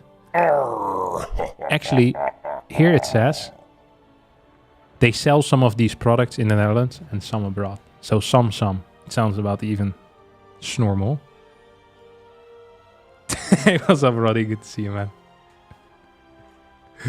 Thanks for the raid, man. And also thanks Heaven earlier for the raid, by the way. So they move all the cows to Belgium. Yeah, most likely what will happen if you have the livestock in the Netherlands is that they will indeed move somewhere else. I think we already get a lot of our pigs from Poland, if I'm not mistaken. But I could be wrong.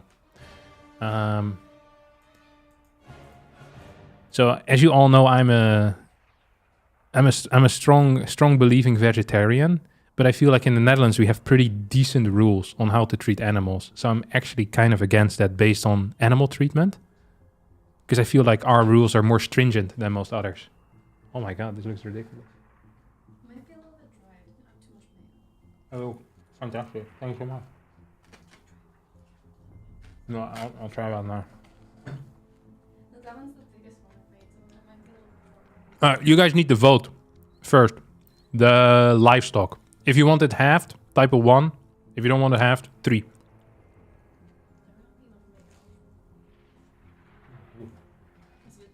Oh,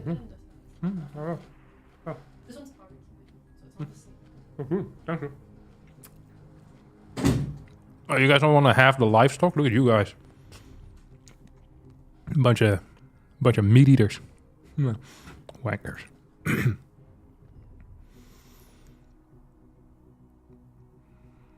Yeah, this is 3. This is 3. This is 3 city, baby. Illegal residents in the Netherlands should be made punishable. If someone doesn't have a residence permit, they're not allowed to stay in the Netherlands. But currently, they're not punishable. If illegal residence becomes a criminal offense, the police will be allowed to arrest someone, and they could face a fine or even a prison sentence. Okay, I will explain something here before. Please note that this does not mean that these people are more likely to be not exported. What do you call it? Deported. You cannot stay in the Netherlands when you're an illegal resident. So the only thing that this would allow is allow the Dutch police to arrest these people or fine them. These are often people with no money, or put them in jail, which then I have to pay for because I'm the taxpayer.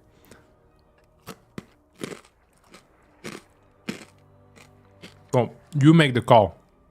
This has nothing to do with faster deportation. Just to be certain.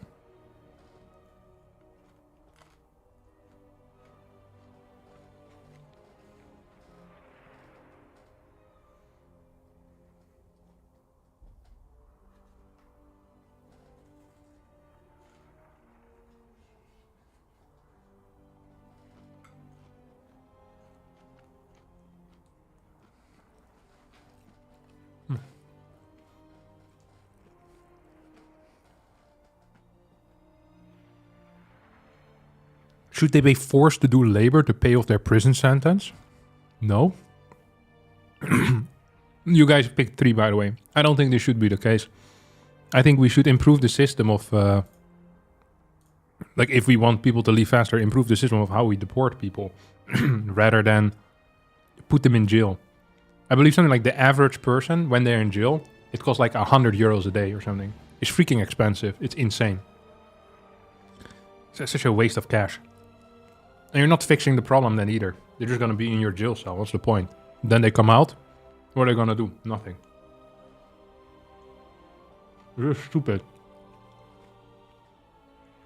But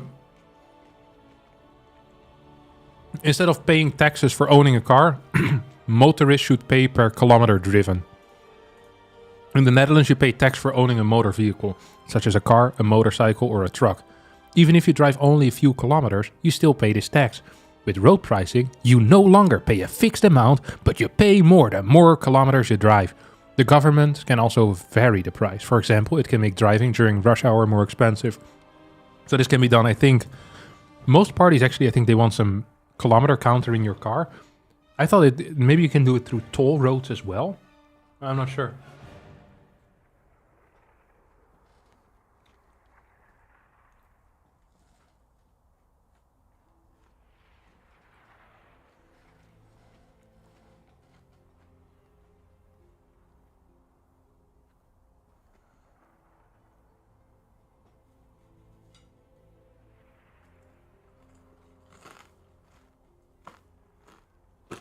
Surely you can just add a tax on fuel, achieve the same thing.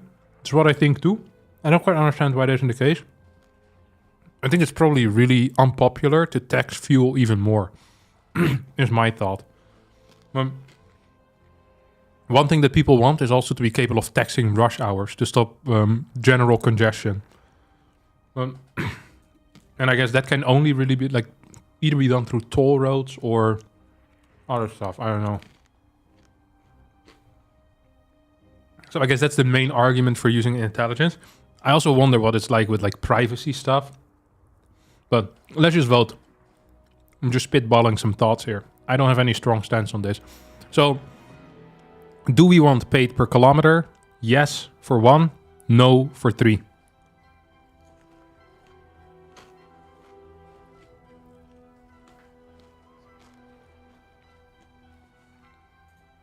Wow, look at you boys. All the 3s, man. Deductible health insurance. The deductible for health insurance will be halved by 2027. This must be reversed. So, in the Netherlands, you're required to have health insurance. This is mandatory, for which you have to pay premiums. The health insurer covers many healthcare costs, such as medication and hospital visits. However, everyone has a deductible, the amount you have to pay yourself, before the health insurer covers the rest. As of January 1, 2027, the deductible will be halved from 385 to 192.5 per year. So that means that in order to access free healthcare, you need to pay less initially, which means the premiums will go up. So higher premiums overall, but lower the deductible. So one problem with a high deductible is that people often skip things that... So for example, going to the dentist, for example, is one of the things that often gets mentioned. Like people skip going to the dentist because it's expensive up front. And then later on, they need like loads of repairs in their mouth because their teeth are completely ruined. And also premiums will go up through this.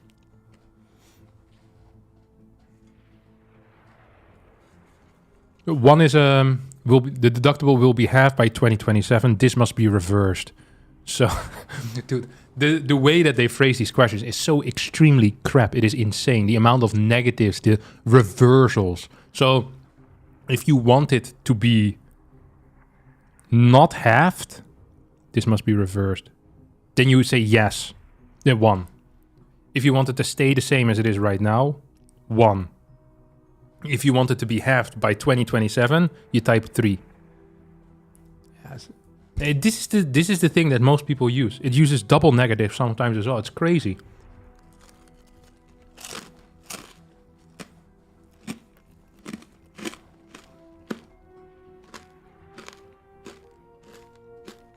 Now, lots of 3s here.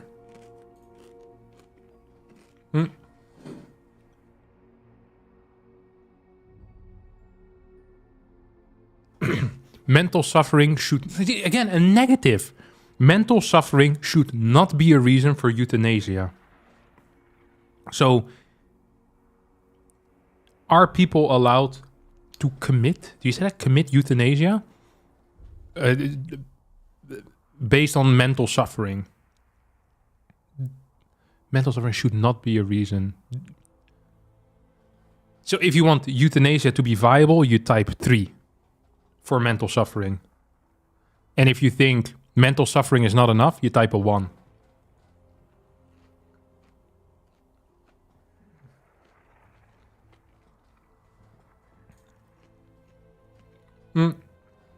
This is in exceptional circumstances. Doctors can assist someone in dying through euthanasia or assisted suicide. They may only do this for people experiencing unbearable and hopeless suffering. The suffering can be physical or psychological, but must have a medical cause, such as a psychiatric, you know what I mean. This is not my main language either, guys. Come on.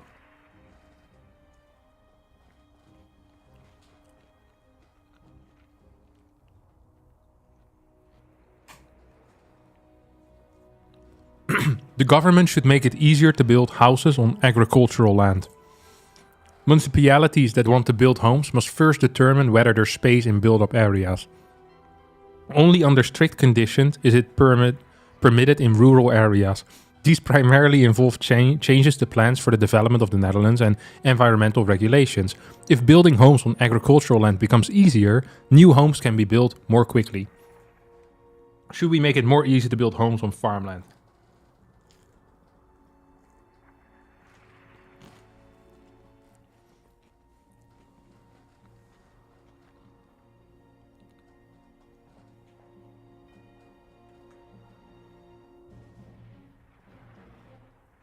Okay, we have a lot of ones.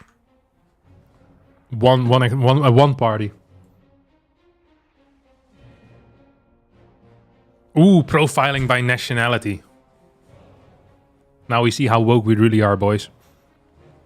There should be a law stating that the government may never use people's origins or nationality to assess the risk of crime. The government is increasingly using citizens' data, for example, to detect benefit fraud or to combat crime.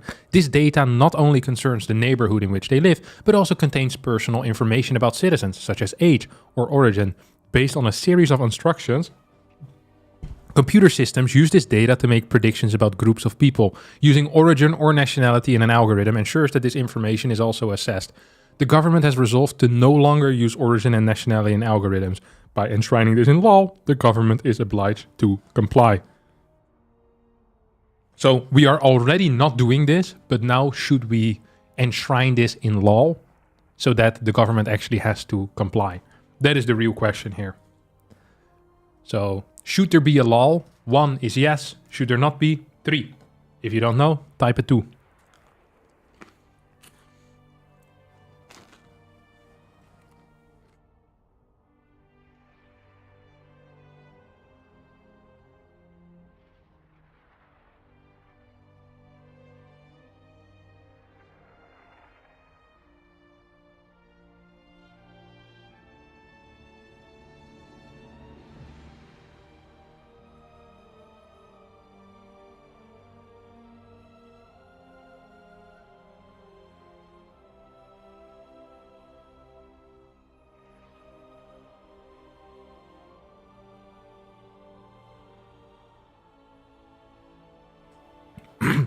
Never is a hard line. So,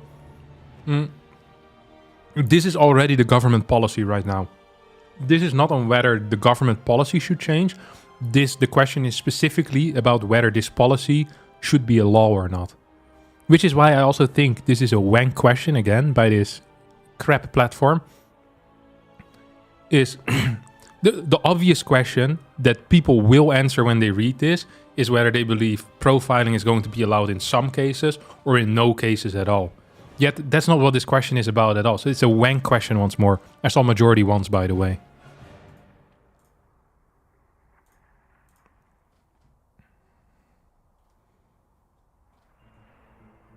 Oh, YouTube quite a few 3s. Also a lot of 1s though. A lot of 3s.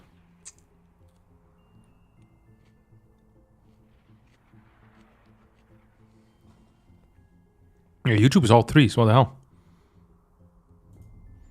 Okay, well, I don't know what to do then. Like, I cannot... I'll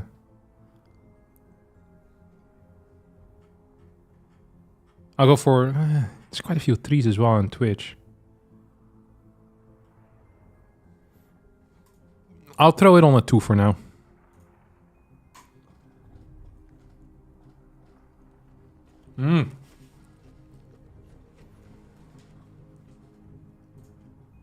Sex work. The minimum age for sex work must be increased from 18 to 21 years.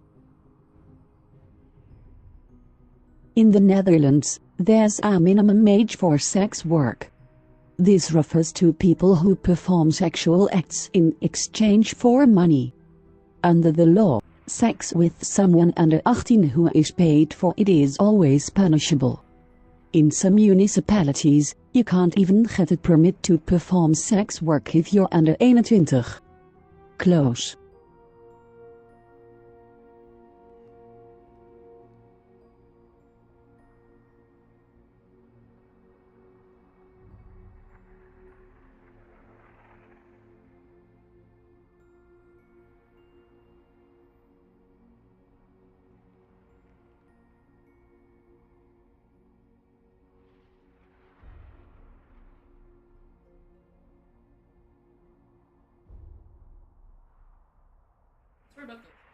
Yeah, the fries weren't that good. But the rest was very nice. Thanks. Let's vote. Sorry, I was discussing the food. The minimum age of sex work must be increased from 18 to 21. Do we want this? If you want an increase on the minimum age, we type 1. If we want it to remain at 18, Type it 3.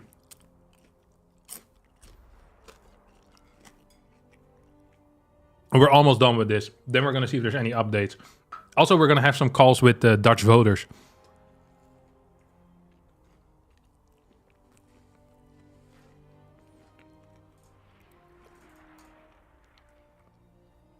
How does that work for people already in service? So like a 19-year-old.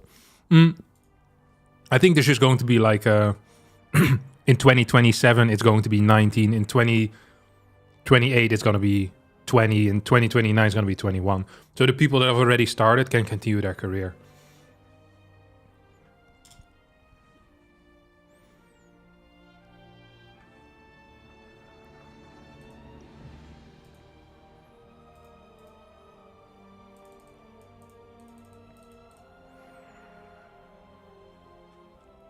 I see mainly ones here, to be honest. So it must be increased, according to most of you.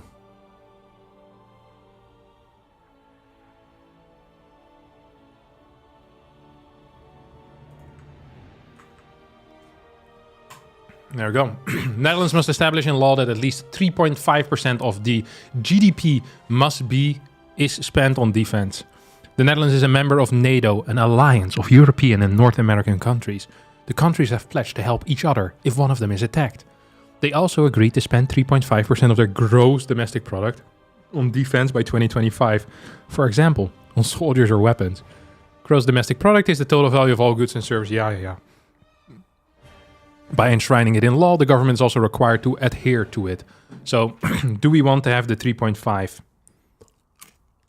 That's a real question. If we want that, 1 for yes, 3 for no.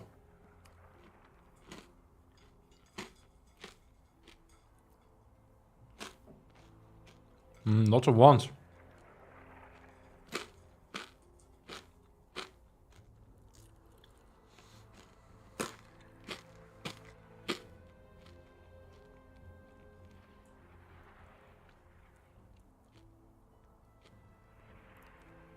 Let's see what YouTube thinks. YouTube wants. Utter stupidity. Poland alone will best Russia. They are cooked.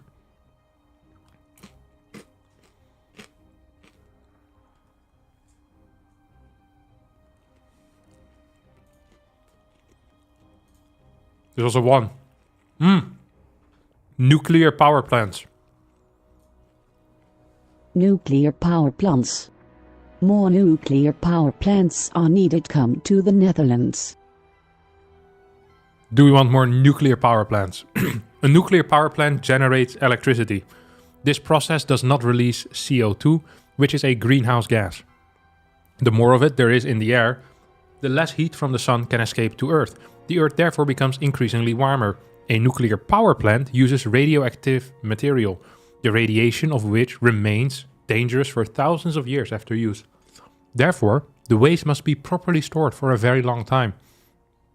The Netherlands currently has one nuclear power plant located in Borselen. So, from what I understood, after my deep research in this topic,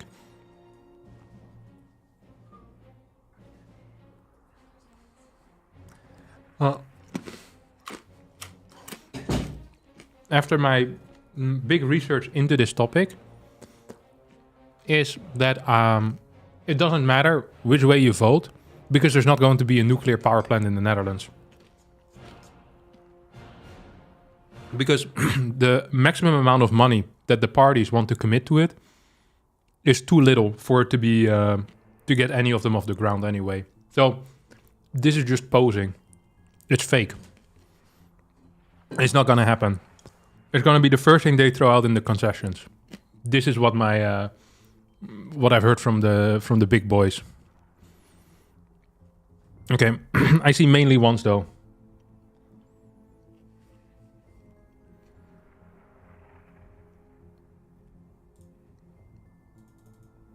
Where are you guys getting your energy from? We have a lot of solar, and we're getting quite a bit of wind at sea.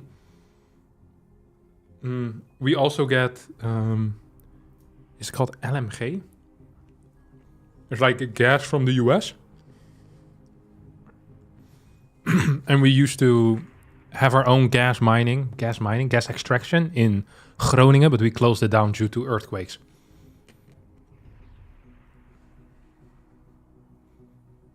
Yeah.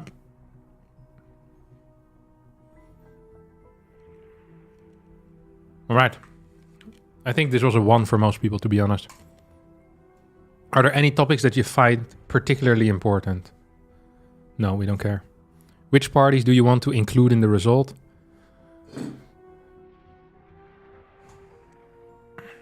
All parties.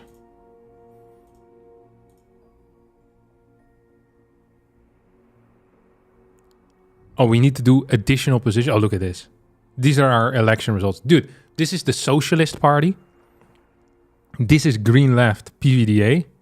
This is D66, which is center left progressives. Think, which is far left progressives. I'm not sure if they're progressive actually. Volt, which is progressive. Let's see if we have a...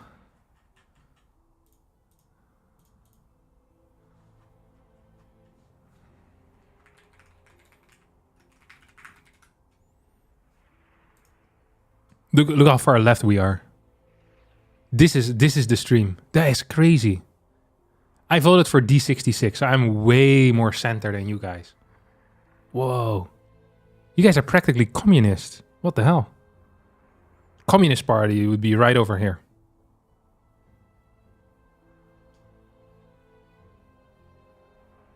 Christian Union is left progressive, yeah. In 2023 they were. I think they moved further left maybe even, but I'm not sure about that. Okay, where were we? What else did we have? The line? What the hell is this? What's the very bottom? Look at this. The very bottom is BVNL, which is basically the Netherlands Inc. Ja21, which is right-wing conservative. Libertarians, which are not a real party. VVD, which are the liberals. PVV, I guess far right-ish. Well, far right. Oh, actually, look at this. Kind of center, just conservative. Conservative, right of center. Would you look at that? NSC, they're gone. FNP, never heard of them. 50 plus, it's for old people, so not for us. Pirate Party, privacy wankers. CDA, Christians. We did a good job. Party for the Animals, pretty high up as well. Well, I can live with these results, to be honest.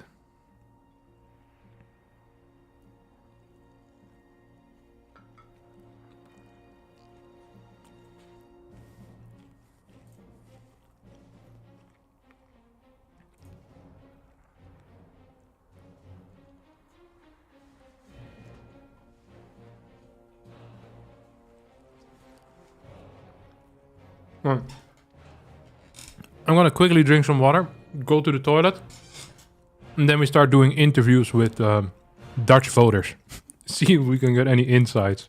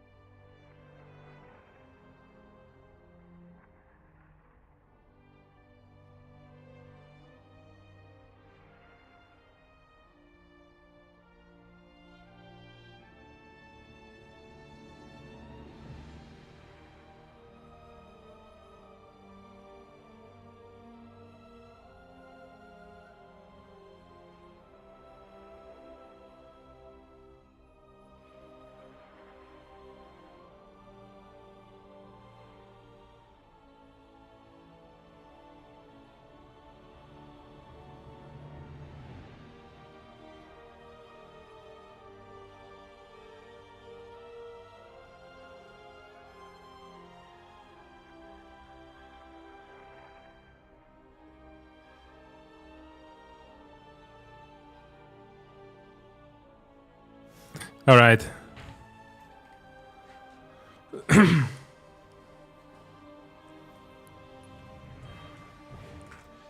Let's have a look.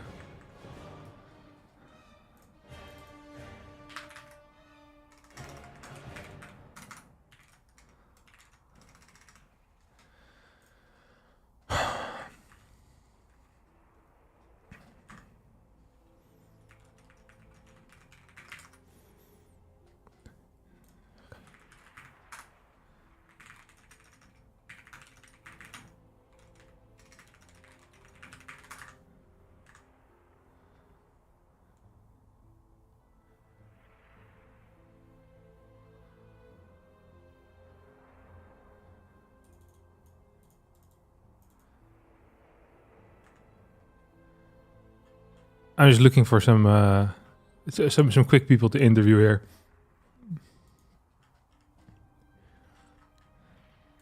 And otherwise, if we don't find anyone,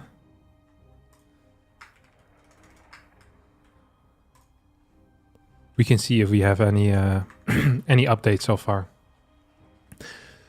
Preliminary turnout figure of 48%, results slightly earlier due to speed counting. The preliminary turnout last time around this time was 50%. So it is 2% lower than last year so far. Voters and poll workers share photos. Oh, look at this. What the hell? Dude, he looks so happy.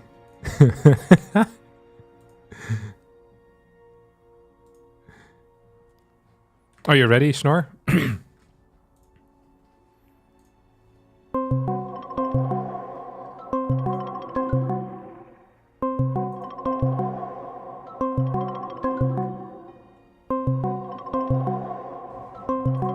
He's not picking up. This is ridiculous.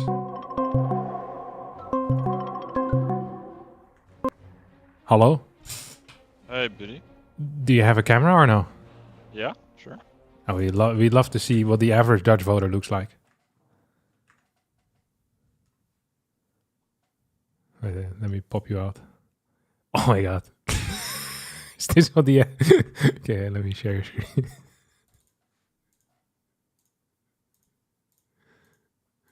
How does this work?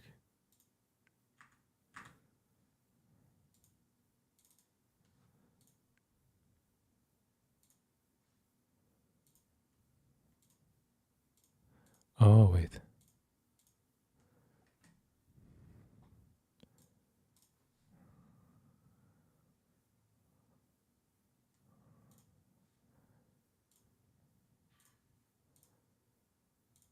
Okay, I got you.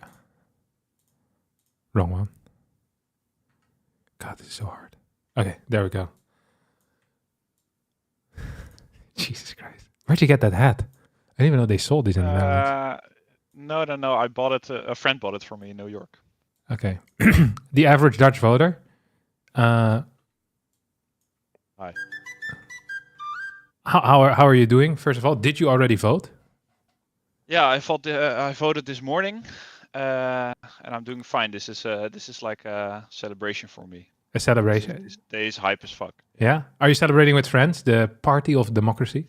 Yeah, Gidon, you know him. Yeah. He's here, and we're watching. We're going to do a watch party together. Okay, that's sick. Oh, that's lovely. Do you have any... Jesus, wait, you keep popping off. Let me see if I can set this up better. The MAGA hat is a joke, by the way, guys. I'm so sorry.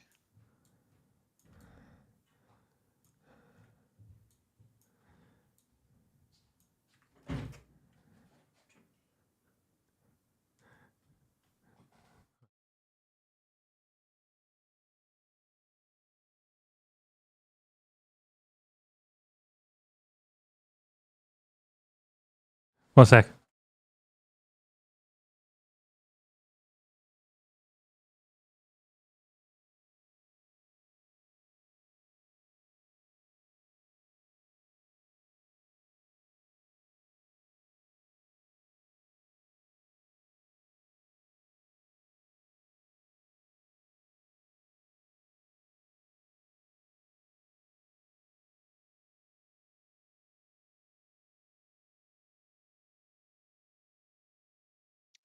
I'll drop that.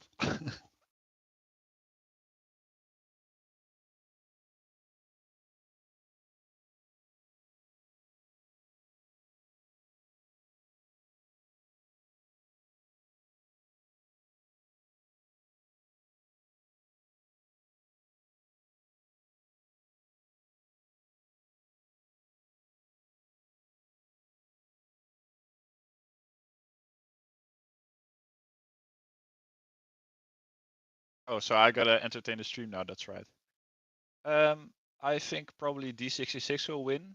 Rupietta has crazy momentum going into this election. He won a lot of votes in the polls already, so he's like up 20 seats right now. So he will probably people like to vote on winners, and he's going to be the biggest winner. So he will probably be the biggest party, even beat out PVV, which is the far right party.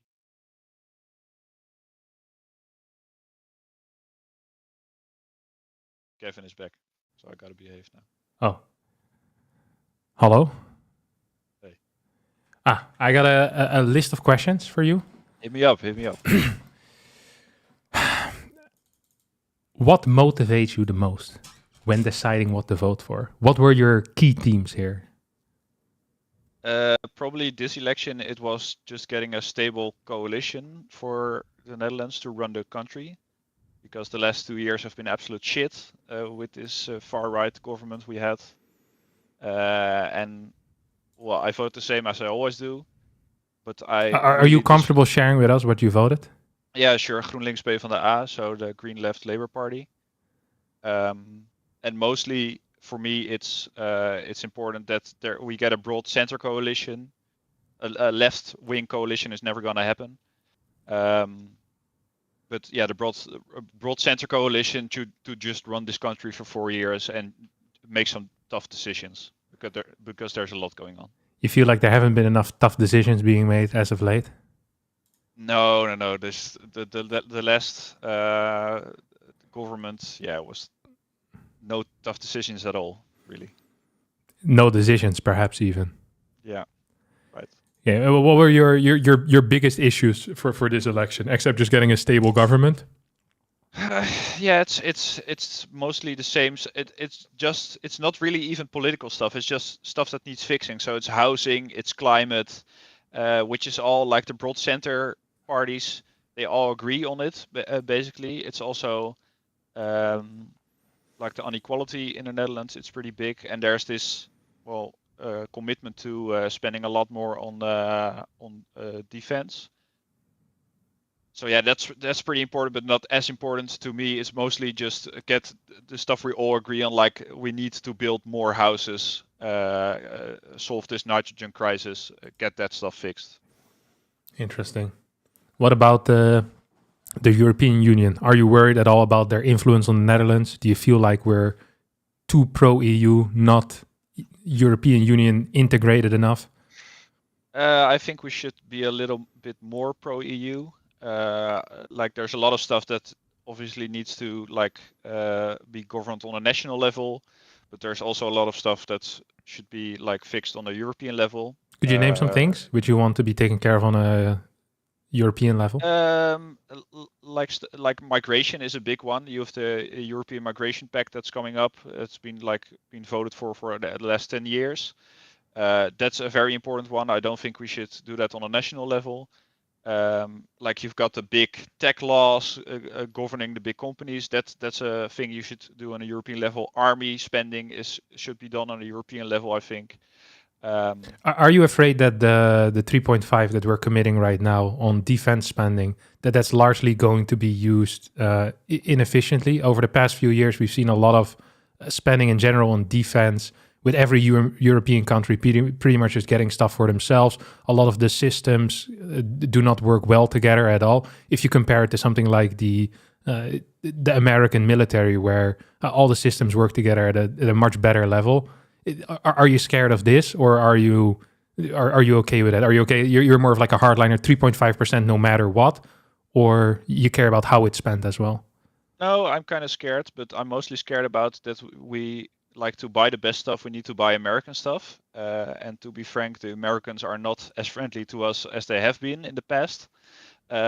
So like for fighter jets, for example, we buy the F-35, costs a shit ton of money, and it's an American jet. And if they don't want us to use it, if like the relations get even worse, maybe our fighter jets are useless in a heartbeat. Even worse, do you believe our relations with America right now are not at its peak? Like dieptepunt, like yeah. Do you think we're at a well, low? it could very well be even worse. Sure, why not? JD Vance seems really anti-European, so might as well like get some independence from the US and don't buy American stuff mostly. Okay. Do you have a lot of trust in Dutch politics to be capable of going back to a level where we can actually get stuff done, as the last few years have been hard? Yeah.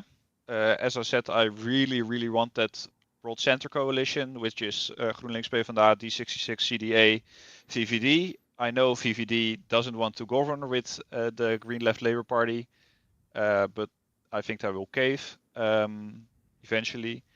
And we just need to get the proper old school parties, some of them back in power. They have some new ideas, some new people, and I think I have a lot of trust in this political system to like fix the things that are going wrong all the time. Mostly because the big issues are not that political anymore. So everyone agrees we should build like 100k houses a year. This should really happen. Everyone agrees climate change is a problem. And I can go on for ages. Nitrogen. Okay. Final question then. For you is, was your vote mainly strategical because you went to one of the big blocky parties rather than a more specific party? So just for the people that are not aware, we have a lot of very small parties that might represent your views a little bit more accurately, but voting for the bigger parties is considered strategic voting, where your vote might have more impact because the larger parties are more likely to be a part of a coalition at some point. Was this something that crossed your mind? Definitely, and I don't like the word voting strategic. I like that my vote has impact, and that makes the party more important for me. You have all those parties on the left which are kind of interesting to me, but also they have no chance. Like Partij voor de Dieren, they have no chance of ever governing, and it's basically a useless vote for me. So yes, kind of strategic. Yes, big power block, but it just makes sense to me. All right. One last question. What would be a happy end of election day for you? Well, good question. Yeah, probably Green Left Labour Party, the biggest, but yeah, I don't think like you're gonna have a tough night then, buddy. yeah. Me and Gideon always watch this, and like every election night has been disappointing. So it's probably gonna be D66, which is the biggest, which is kind of fine, I guess, as long as he takes the left turn and invites Green Left Labour Party to the table. Yeah. Interesting question in chat, by the way, about Europeans becoming poor. Europors? Well, yeah, it's like Europe has no non-legacy companies with $1 billion evaluation. I mean, I think he means valuation. But yeah, that's a problem. Eventually, like especially tech companies, that's a problem. I do a lot of tech reporting for a radio station in the Netherlands, so this is my shit. And you answered the question in the Stemwijzer earlier that we should spend more on R&D. It's honestly been a disgrace in the Netherlands how much we spent on R&D and how much we support our tech startups and stuff.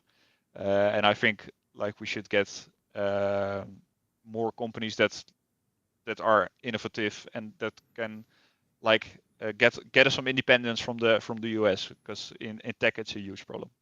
Do you think we should be R&D spending like ×5 or something, or like what numbers are we thinking here? I'm not sure. I think there's a commitment that you should spend 3% of your GDP on R&D, and we're not even reaching that.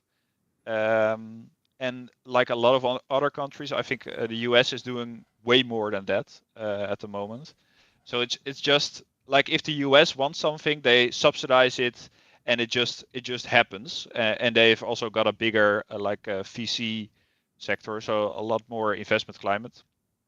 but yeah, it's so obvious to me, and like Europe is kind of lagging behind in this department. So yeah, this is like our only way out is to spend more on this stuff. And Mario Draghi told us so. I'm sure you know. Yes. All right. Well, do we have that's about it. Thank you so much for your time. We'll be looking for more thanks, man. average voters for the rest of the night, and we'll be keeping the nice folks in the rest of the world updated as well. Have a great election night, and I hope it will be everything you've ever imagined. Bye-bye. Ciao, buddy. Bye. All right.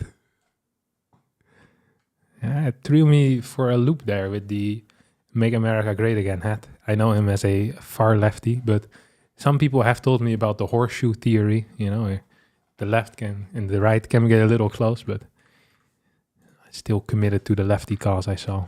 All right. Can we get a quick summary of the election? What are we facing here? So, the summary of the election, that's a tough one. The main thing is that over the past 2 cabinets... Okay, let me just first explain it for everyone that isn't aware. In the Netherlands, whenever right now we're having the election for a parliament. In order to form a government, we require a coalition of 76 out of the 150 seats. The last 2 times we formed a cabinet or coalition, both of them did not manage to fulfill their full 4 years. So one of the parties pulled out ahead of time, which then triggers a faster election. That has happened recently again, and that's why we're having this election. This particular coalition, I think, stayed together for maybe a year and a half or so. It took them about 4 or 5 months or 6 months to form as well. So lots of time where no real decisions were being made. The previous coalition was a right-wing coalition. I was going to say right of center, but I think it's actually a right-wing coalition. It had the Liberals, which are right of center, BBB, which right now is quite far right, the PVV, which is right as well, and then NSC, which were actually a center party, I guess. That's pretty much it. Right now, it seems like that's not going to be possible anymore.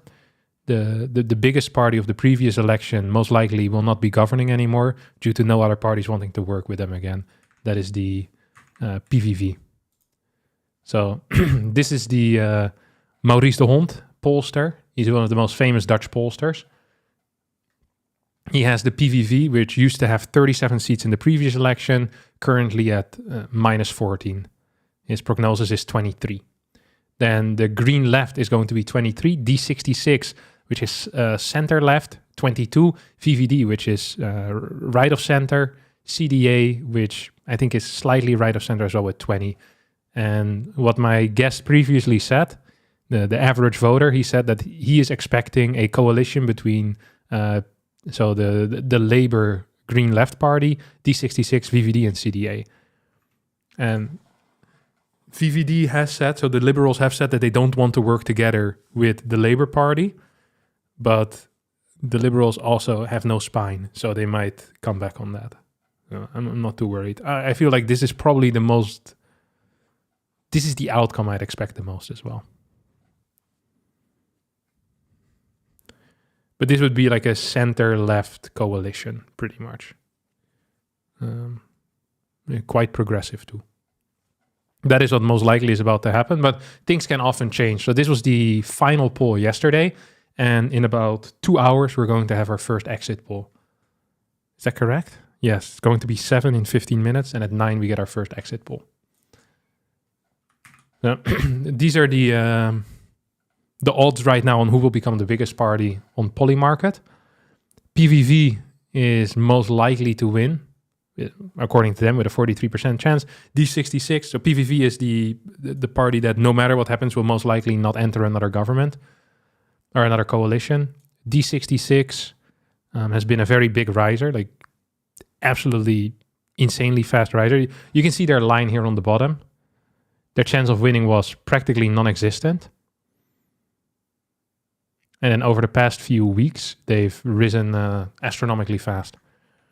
On the back of a great TV performance out of their, what you call a lijsttrekker, like the leader of the party.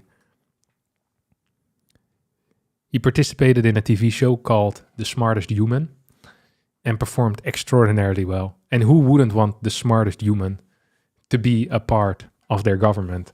Personally, I would like that. That is why I voted for them as well. I think this guy is extremely smart. We'll get him in. We'll get him in office.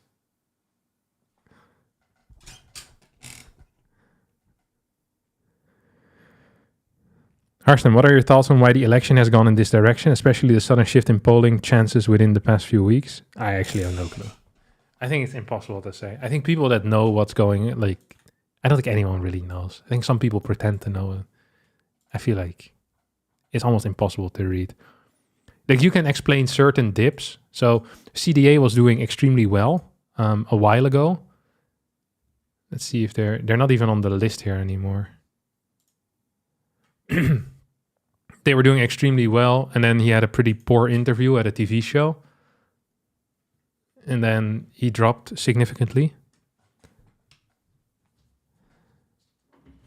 That wouldn't have worked in America, would it? No. Of course. I already showed the voting sheet. Yeah, I'm so far ahead of you.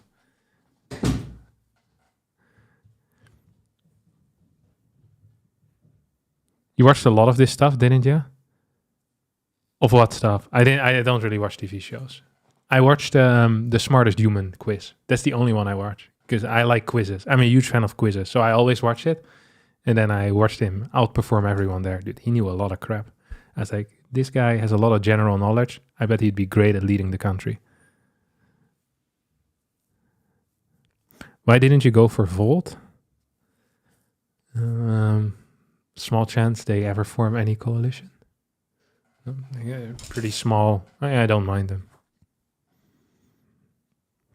All right. I say we table the election topic for, let's see if there's any updates actually on NOS. All right. We were going over the pictures. What the hell is this? Why is this on it? So, that's kind of cute. So we always vote with a red pencil. So there's like a iconic picture. So these are the party leaders. Yes. Okay. So the nice Santa-looking guy over here. He is the leader of the Labour Party. This beautiful man is legitimately very good looking. Like, what the hell? He does not look like a politician. You see this guy in a magazine selling you perfume, you'd be like, makes a lot of sense. But this guy is not only attractive, but can also lead our country. I don't understand why you wouldn't vote for him. Yes. Okay. He's the leader of D66, so the party that's currently polling around second place. This is Wilders. He is the one that won the election last time, and now has a decent chance of winning as well. These are his bodyguards. He's one of the only Dutch politicians that needs serious protection due to actual threats to his life multiple times for the past 20 years or so. Because he's been very critical of the Islam. As a result, he's gotten a lot of death threats. I think he lives in safe houses, majority of the time. Ja, dat is het geheim van de smet. What did he say? They asked, who did you vote for, sir? Ja, dat is het geheim van de smet. He said, that is the secret that belongs to the blacksmith. Which is a Dutch proverb. So it makes sense in Dutch. Straight translated to English, it sounds idiotic. Here's voting. See, he uses the large sheet as well. This I already showed it earlier, but this is the large sheet we used to use, which has all the names of everyone you can vote for. Also has a backside. So it's like thousands of names, like hundreds of names on there. But today I used a different sheet, which just allowed me to hit the party and then the number of the party. Like significantly better. Why do your ballot boxes look like trash cans? Accurate representation of what happens with your vote after casting it. Opgestaan vanochtend. Up into the trash. Okay, they have some big questions. How did you get up this morning? As in, how did you feel after you got up? And he says, tired. Heel vroeg I was up very early. op. En spannende dag natuurlijk. It's an exciting day, of course. Ja, dit is in orde. Yes, this is fine. They checked his ID card. Because the 500 cameras around it weren't proof enough. I love that this guy is still asking him. He's like, you might be a faker. Fantastic stuff. God, I love the Netherlands. He even points him to this guy's pointing him to the ballot box. Here, old man, it's right over there. Just put it in. How hard is it? Like, they really treat you at the voting station like you're a complete moron. It was surprising to me too. Oh, fill it in. Fold it up. Kan ie? Can I put it in? He asked the photographers because everyone wants a picture of them dropping it in. But no one actually takes pictures anymore. It's all videos nowadays. So all the videos of them voting is them asking, can I put it in? Or did you get your picture? And then they put it in, which is ridiculous. This means like a floep. Hey, there we go. Bedankt. Ik vind dat we een hele fijne campagne hebben kunnen voeren. I think we had a great campaign. En dat geeft heel veel energie. It gives me loads of energy. Ja, voel ik me minder moe dan ik verwacht had. I'm less tired than I'd expected. Oh, she is the party leader of the Liberals. The Liberals were in power and gave us our prime minister for 13 years straight, I think. And then she took over from Rutte, who is now the boss of the NATO. And they dropped like an immense amount, like an insane amount. Last time they lost like 8 or so. And now at some point they were polling at 14 seats, which is insanely low. She also started at a different party. I want to say she was Labour Party. She used to be left. And then she went to the right. I think she's a real opportunist.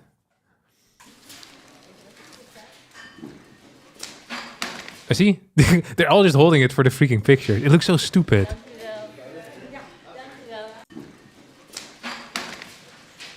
Like, honestly, if your entire job as a photographer is to take a picture of them putting the thing in and you need 20 seconds, maybe you shouldn't be a photographer. Like, that is just a skill issue. Like, if they say, I didn't get the shots, like, oh, bro, you've been here waiting for 3 hours for me to show up and then you miss your primetime moment. Like, go find a different job. There's other things that you might be better at. We need people everywhere. Like, it's really easy to find jobs in the Netherlands right now. Oh, this is Henry. So he used to be the new whiz kid, the absolute beast. He was rising in the polls. He's looking to perhaps become a PM. And then he had a crappy interview at some point and people hated him. It has something to do with schools. I can't remember. Like I said, I don't watch TV. I think it's for idiots. And now he's going to have like 22, 23 seats. I'd be surprised if he wins. He's trending down. D66 is trending up. He says, this is the easiest part of the campaign. If he would have said, this is the hardest part, I would have been very upset. Because this is indeed the easiest part. This is so pathetic. They should really stop this. The looking around, waiting for people to take their picture. The guy on the right is also... Oh, I'm covering him. Look at this. There's a guy here that's sneakily taking a picture. Look at this. I always find that very weird to take pictures of people that are right there, with you not in the frame. It's like you're a creepy... It's a bit creepy. Who does that? Surreal. Hey, drop it in. He hits it, and then he says, this one is in. That's what he said. In case you missed it still. Surreal. They must actually think we're all idiots. Ik ben heel benieuwd wat er gaat gebeuren vanavond. He's excited to see what's going to happen tonight. Dus, ik ben wel optimistisch. He's optimistic. This is our boy. Look at this. A freaking model. Oh my God. Good morning. It's already pretty busy. Yeah, it's busy because there's 12 guys holding cameras behind you. Surreal. How are you feeling today? A little bit tired after this long campaign, but also super excited. Hey, he speaks English. Why do they do it in English? A little bit tired after this long campaign, but also super excited, and I'm very confident that we will. Thank you. There you go. Heeft iedereen hem? Yes. Yes. Oké. Dank jullie wel. Veel succes met stemmen. Thank you all. Lots of luck with counting the votes later on. Vertellen straks. Oh my god. What a beast. He's going to build 10 cities as well. Not 1, not 2, not 3, not 4, not 5, not 6, 7, 8 or 9. 10 new cities in the Netherlands. If any of you want to migrate to the Netherlands, it will only be possible because of him. Because he's going to build 10 new ones. You're like, oh no, I'm going to have to live in one of these old wank cities with dumb Dutch people. Don't worry. New cities just for you. 10 of them. It's going to be freaking insane. I cannot wait for it. Dude, there's so little videos. How does no one make freaking election content? What's going on over here? What is this? Oh, these are they're putting the ballots together. My dad and my mom always used to go ballot counting, but they weren't needed anymore. They've been let go from the ballot counting. Like, not because they were bad at it. Actually, I heard they were very good. Some of the best ballot counters that have lived in the Netherlands, but they were let go. Not gonna lie, this looks like a massive waste of paper. Yeah, I had a different one. I had an A4 paper, maybe slightly larger than A4, where you first checked the party. So I picked poof, and then I picked number 1. So there's no names anymore. So which makes a lot more sense to me. But there's a lot of people that probably would be confused, like, oh, the guy they want to vote for, I don't know which party he's from. Yeah, it would suck. So it's just tough. Okay, what's going on over here?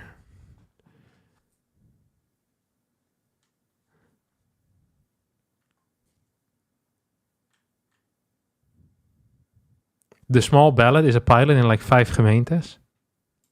Really? Oh no, my residency has been where I live. You know, the circle is closing in on me. You can now triangulate my whereabouts. The accidental dogs. I meant to say it looked small, the one that I had, but then when you unfold it, it's massive after all. It was freaking crazy. I couldn't believe how big this ballot paper was. It was actually huge. It's one of the biggest I've ever seen. Probably even bigger than in these pictures. It was insane. Dude, why is there so little content? Freaking NOS.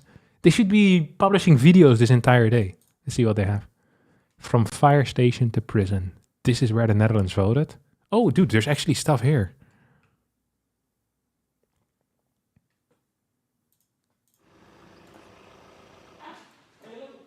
Niet bang dat terwijl je in het hokje staat de sirene gaat? Are you not afraid that while you're voting in the booth, that the sirens will go off? Nee, zeker niet. Het maakt wel veel herrie, maar het hoort erbij, hè? No, I'm not afraid of that. It will make a lot of noise, but that's part of it. Eh? Ja, rood potlood, dus brandweerrood. Red pencil. Wat is brandweer? The firemen are also red, so it all fits together. I think she's just saying things. Dat klopt allemaal. Thumbs up, put it in the trash can. Dit is at a football stadium. Stemmen is überhaupt wel iets wat belangrijk is. En als je dan een wat aparter stembureau hebt, dat maakt... So he says, voting is something that's important. And if you have a unique voting booth, dat maakt het toch wel wat leuker om te gaan. That makes it more fun to go. Oh, and then I can go into the pitch as well. That's freaking sick. What the hell? Ja, het is toch prachtig om hier te kunnen zitten. Al is het je wel een beetje koud. Oh yeah, I can't understand this guy at all. He has a super strong accent. It's beautiful to sit here, although it is a little bit cold. Maar we doen het voor de mooie omjouwing. But we do it for the beautiful surroundings. Whoa! I didn't understand what he said at all. Thank God there were subtitles. Waarom kiest u voor deze locatie? Ik vind dit gewoon een hele Why did you pick this location? I find this an extremely special location. bijzondere locatie. Het is echt een plek in Nederland die heel bijzonder is. It's a spot in the Netherlands that's special and it requires attention. So when I heard there would be a voting booth here, I thought to myself, I'm going to vote here. Camp Westerbork is one of our concentration camps that we had in the Netherlands during the Second World War. Voordat hier een stembureau kwam, dacht ik ga hier stemmen. Er zijn eigenlijk weinig plekken in Nederland die laten zien There are very little spots in the Netherlands who show what can go wrong het mis kan gaan als die democratie if the democracy doesn't work anymore. So we thought maybe it would be good ondergaat. Dus we dachten, misschien is het goed dat wij daar een bijdrage aan if we help out there, or we commit to making this into a voting location. Even.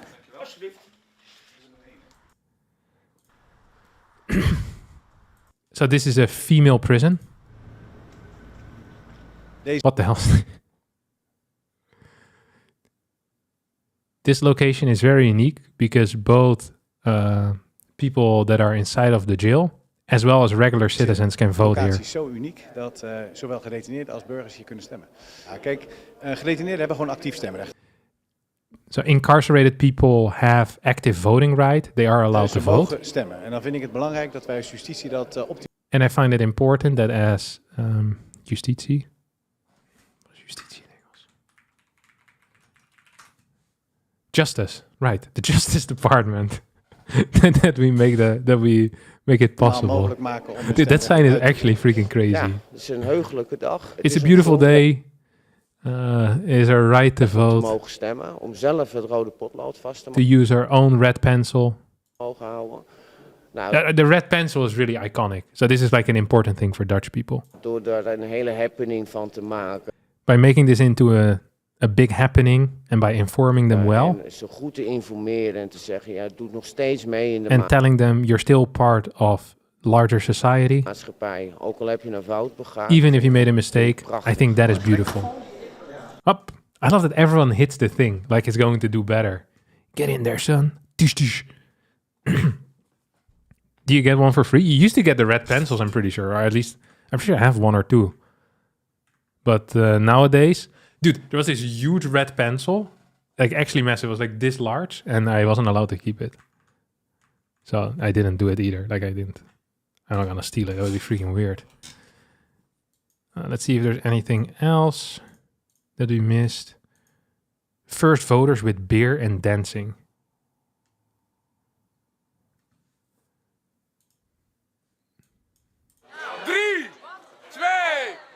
He's counting down. 3, 2, 1. And then he puts it up. This is Peter Schneiders. He's the mayor of Zwolle, which is a city. Hey. This is confetti. This guy is what the hell? Oh, he probably came from a night out or something. Is this in a bar? They're wasted. Eerste stemformulier.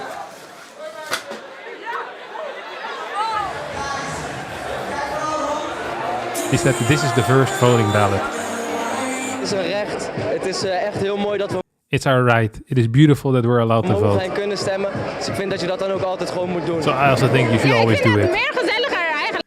I love it here. It's really cozy. Ja. Door de democratie kunnen wij Because of democracy, we can have the life that we live. we kiezen een bestuur, maar we We choose a board. No, bestuur. A governing body. But we also make sure zorgen er that ook voor dat we de beschaving blijven die we willen zijn. we stay the society I want to be. This guy is, I think, the mayor of Arnhem or something. But now he's also DJing. What the hell is this? I've never seen it. This is not what was happening in my voting booth. Dude, Irene is watching this as well. She's gonna come upstairs and start flaming me. It's like, is that why you were gone for so long? It's like having like 6 beers with the boys at the voting booth. What is this? What is going on? Why is there no context at all? Why are they all pretending like this is how it always is? This is insane. There's no context.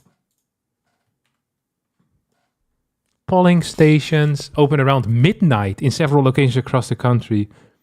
Oh, this is Student Café Het Vliegende Paard. The Flying Horse. It's a student bar. And they started voting at 1:30. I did.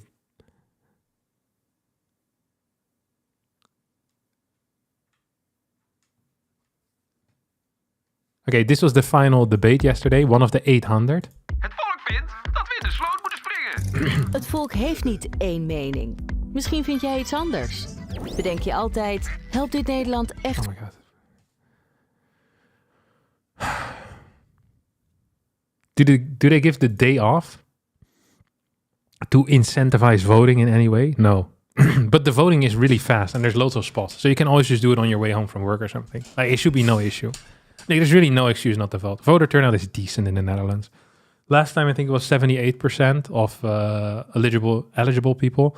And I think now it's going to be a little bit lower. So this was the last debate. Let's see some of the highlights. It is an almost embarrassing crybaby story. So this is D66. He is the big up-and-comer, and this is Wilders. He is on the downfall. He was the biggest one previous time.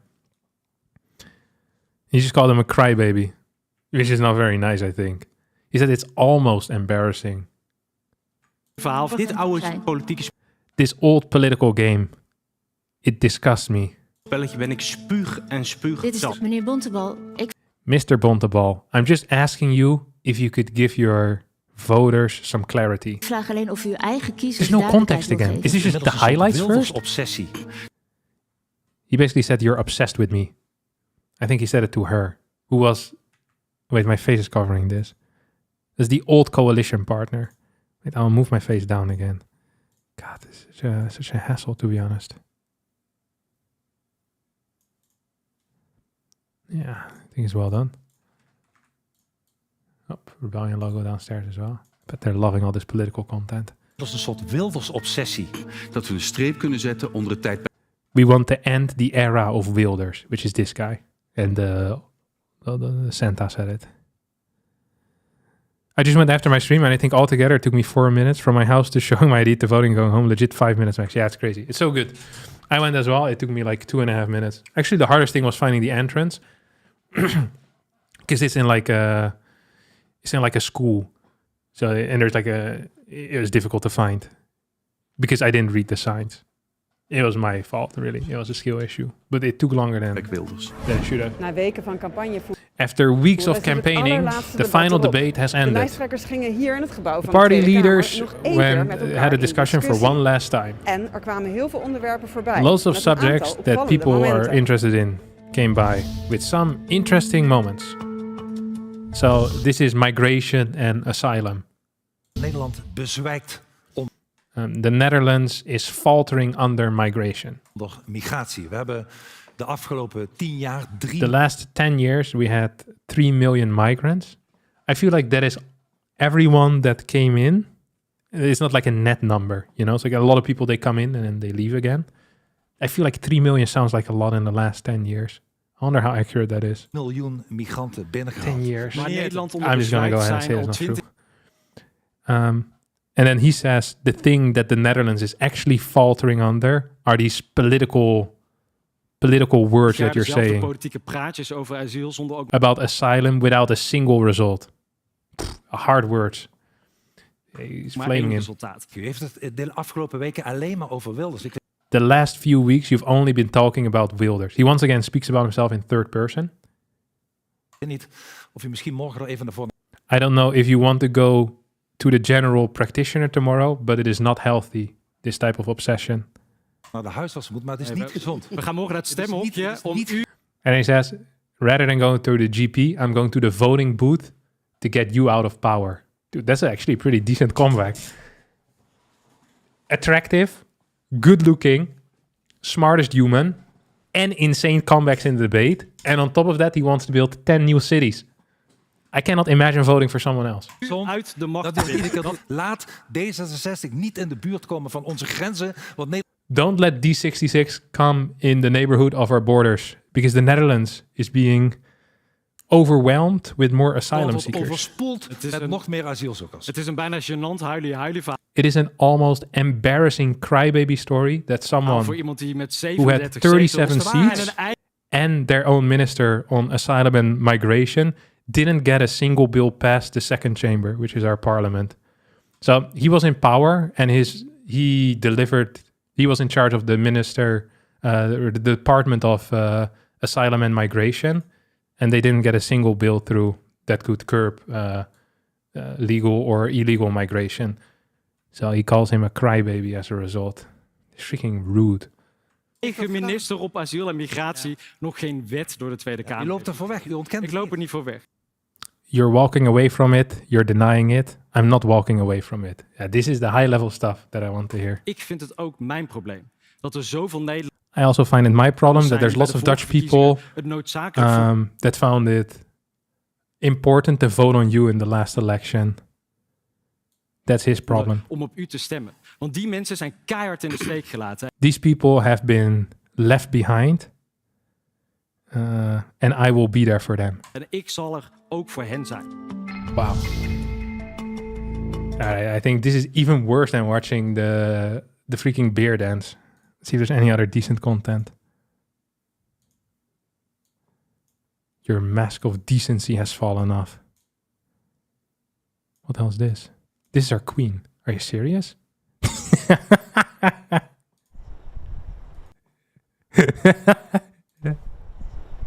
Hey. So we are a monarchy for the people that don't know. So we actually have a king and a queen. I didn't know they did stuff like this. Where is she? Fantastisch werd geleid door de mannen, ondanks alle echt fysieke prikkels. En nou ja, ik werd niet naartoe gestreeld, dus vond ik wel makkelijker, denk ik. Het was een hele bewuste keuze van de koningin om mee te doen met de opleiding. Om deze onderdelen kan meedoen en dan kan ondergaan. Ja, maak je niet heel vaak mee. He says, this doesn't happen a lot. This guy is the king of kicking in open doors. Yeah, obviously, it's not going to be often that the queen joins a military exercise. Zeker niet. Dus ja, the Captain Obvious himself. It is very special. Daarvoor uit ben genodigd, dus zeker heel leuk. I can't believe they painted her face green as well. That's hilarious.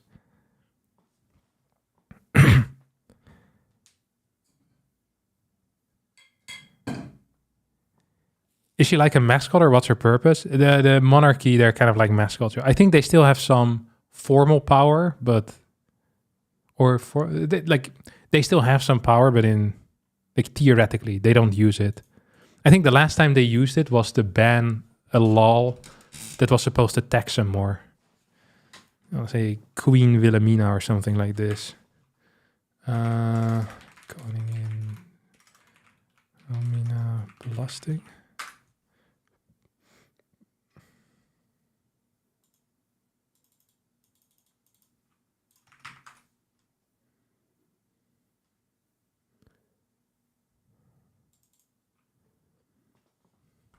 The king also chats with the prime minister every week, which is a form of power. Yeah, I get there is something there. I'm a huge Republican, so I'm completely against the Dutch monarchy.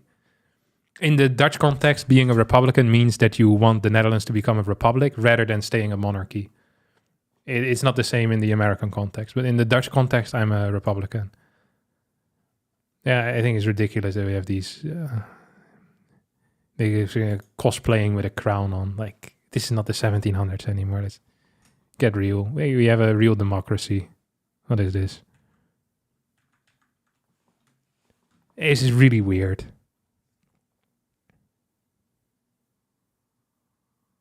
Enough free money to the lucky family? Yeah. Makes no sense to me. It's only 52 million a year.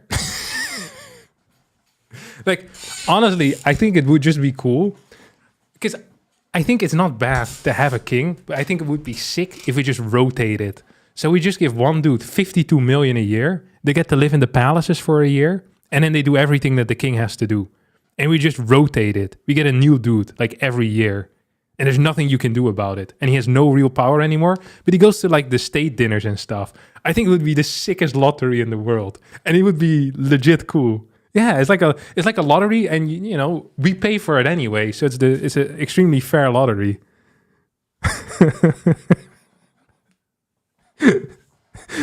Once every 4 years, you win the king. Yeah, rapper shorts in the palace.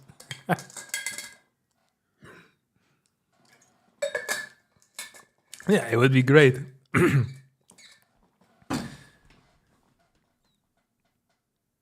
It would advertise the country very efficiently, yeah. But I don't think the other monarchs like it because they all want to, keep their hand in the pockets of the taxpayer. So they probably wouldn't accept our totally real king as well. Everyone should just vote for the king. No, I think it should be random. You don't want to vote for a king. You randomize it. Everyone can become the king. All right. Let's see what the odds are at. PVV 45. I don't think this is going to change very much anymore here. It's been pretty consistent. The main reason that the PVV is going up is because Labour Party and VVD are going down. Like, people stop believing altogether in them on Polymarket.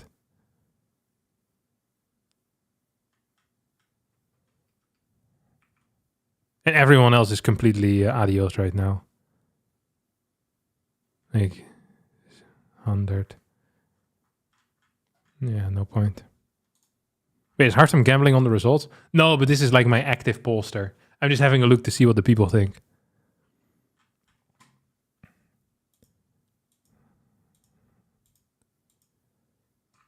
This morning I was tempted because FVD had like pretty decent odds of becoming the first party. As in, people believed that there was a chance. Well, it was clear as day that there was going to be zero chance. So I thought of putting like a ridiculous amount, but I don't know how to put money on this website. So I decided against it. I also think betting on elections is not good. Yeah, it shouldn't be a betting event.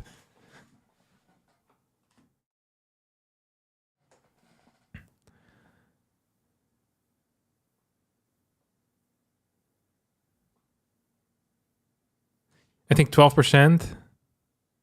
You think Polymarket isn't legal in the Netherlands? I didn't even know about that. So that's how you know I don't have an account.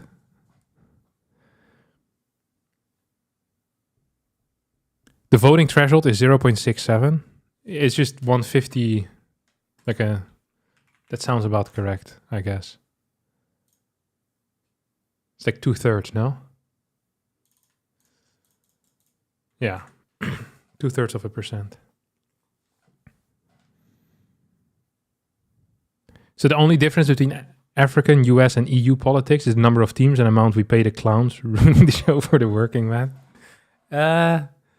Yeah, we have way more parties than you guys. Like, we're destroying you guys in pure, like, in a numbers game.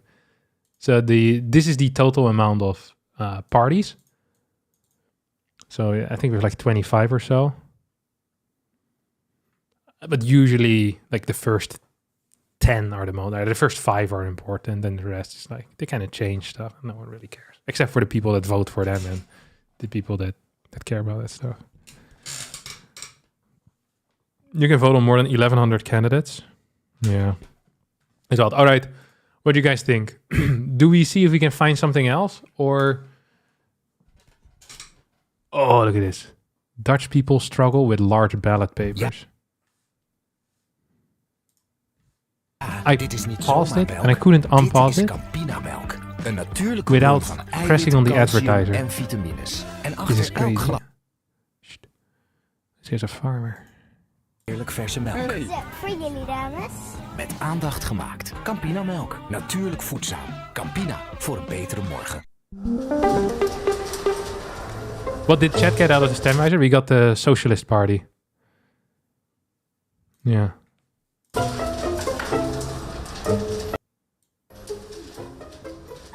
Many Dutch people this Wednesday have trouble with the size of the voting ballot this election.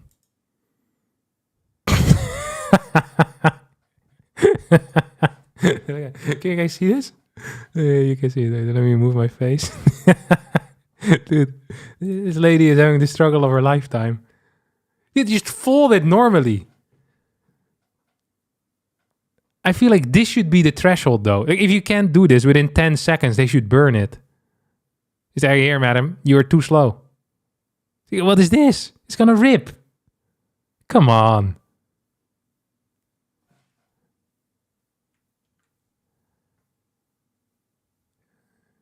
No, put in the other side first. Oh, that's nice.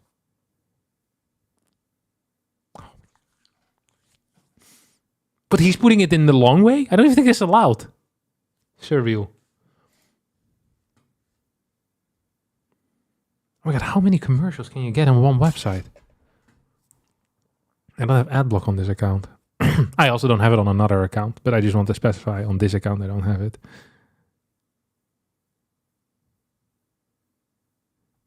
Imagine being filmed while doing this. It would be the worst. Hi, hallo. Okay, so this is the leader of the Liberal Party who has a dog.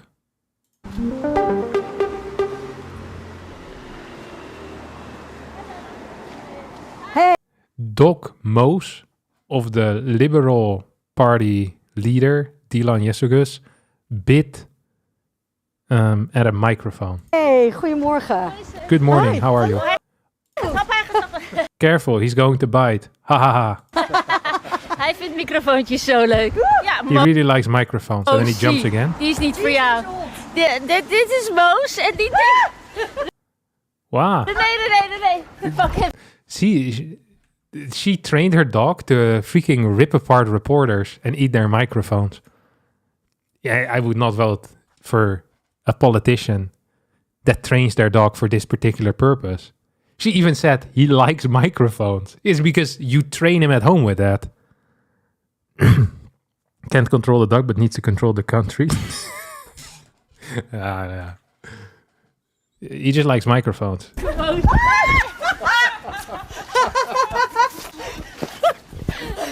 Oh. Maar jij bent een deukje. Neem maar Moos mee. Oké, nou, opnieuw. Ga verrasten. Sorry, dat deed hij 2 jaar geleden bij een Belgische filmploeg. She said he did this 2 years ago with a Belgian film crew as well. Hij denkt dat dit speelgoed is. He thinks these are toys. Voor de rest is hij echt goed getraind. But he's very well trained, except for this. He just likes microphones a lot. A very human moment. Very true.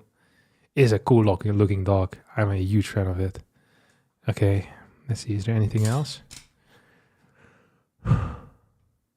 Oh, there's drive-bys for voting. What the hell? That is sick. Foodies, mensen hebben zoveel hobby's nodig om tevreden te blijven. Gelukkig hebben wij, katten, alleen het brede assortiment van gourmet nodig. Dude, I freaking hate Verrukkelijke mousses, hartige torentjes en mini-filets in jus. This website is such a piece of garbage. It's insane. Behalve dit dan. Geniet dagelijks van It's de all eindeloze ads. variatie van gourmet. Purina.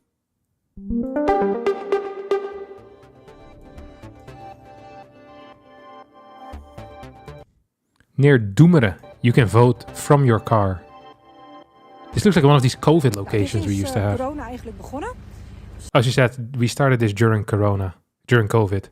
Sindsdien zijn er altijd met alle verkiezingen een drive geweest in Almere. And ever since then, we've had a drive-by, what you call it? A drive-in voting booth. Your car functions as a voting booth. What is the point? Why would you just get out of your car? Like, there's even parking spots on the left side. This doesn't make any sense. This has to be so ridiculously inefficient. No? Look how much space this is taking up. They could have just put the tent there as well with the booths and then let people get out on the parking lot.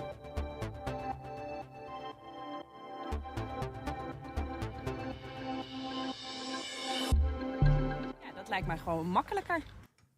I think it is easier. Dan ben je sneller er doorheen en het is supergoed ingericht. It is faster for me and it is well designed. You can also use your bike to go through the drive-thru. And then he says, I'm going to put it in the bin. Hoppa. If he hits it as well, it's like the holy trifecta. It is A, saying what he's gonna do, making a noise as it goes in, and then the smack on the bin to make sure it's a good boy. No, he didn't do the smack on the bin. He did the smack on the bin. Look. I've watched this already. Good morning. What is the quality on this camera? Did they record this with a hidden camera? He also took the low table. What is he, a kid? There's a perfectly fine table on the right. Why would he take the kids' table? It looks ridiculous. They wanted to point me to the kids' table as well. So you have like some small ones for people that are small. and then some regular size for people like me. And he was like, there's one over there. And I was like, but it's very small. I'm not going to lean over that far. And he said, then you have to wait. So I waited for 2 seconds and then I got to the big one. This is ridiculous. A man that takes the low voting booth cannot lead the country. He's been disqualified.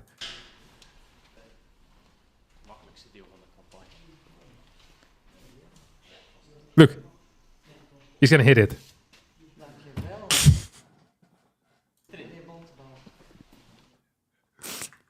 I don't know why they all do this.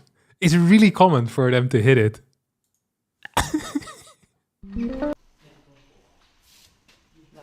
Poof. I've seen this like 6-7 times today. Poof. Yeah, just throw it in, man. I'm not gonna hit it. Good boy.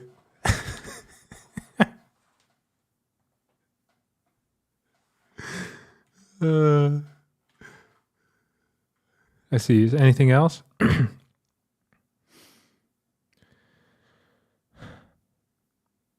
Yeah, the cast as well. I already seen this. Timmermans takes his dog with him. Oh, he has a dog? What the hell? This is the type of reporting that we need. This guy lives in Maastricht. Freaking Limburg. That's why he talks so funny. Altijd voordelig.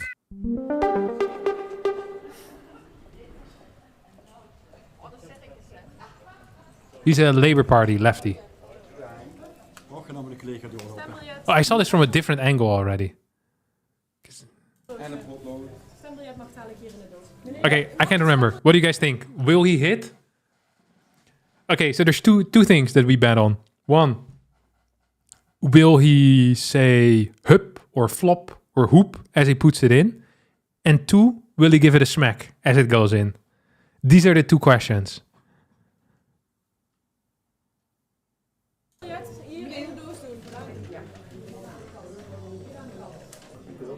Jo, dat wordt dan. Hup. No smack though. But he thought about it, you see? He was looking back. He was like, here he realized he didn't smack. He was like, crap, would it be weird if I go back to smack? So he leans forward and he sees this guy already removed his camera. It's like, there's no point in smacking the bin if there's no one to take a picture of it. But he regretted it. He's like, dang it. He's pretty upset. Is that his daughter taking the dog for a walk? Absolutely wild.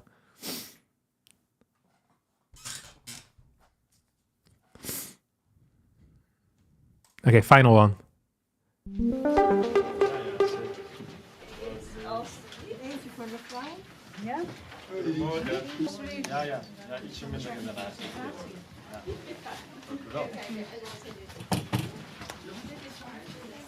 Up, large guy table.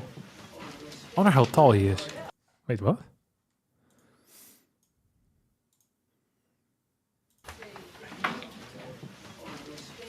You see that? Am I going crazy? Look at this. He goes in. 1, 2. He takes this booth, right? And then at the zoomed out shot, he has a booth on the edge.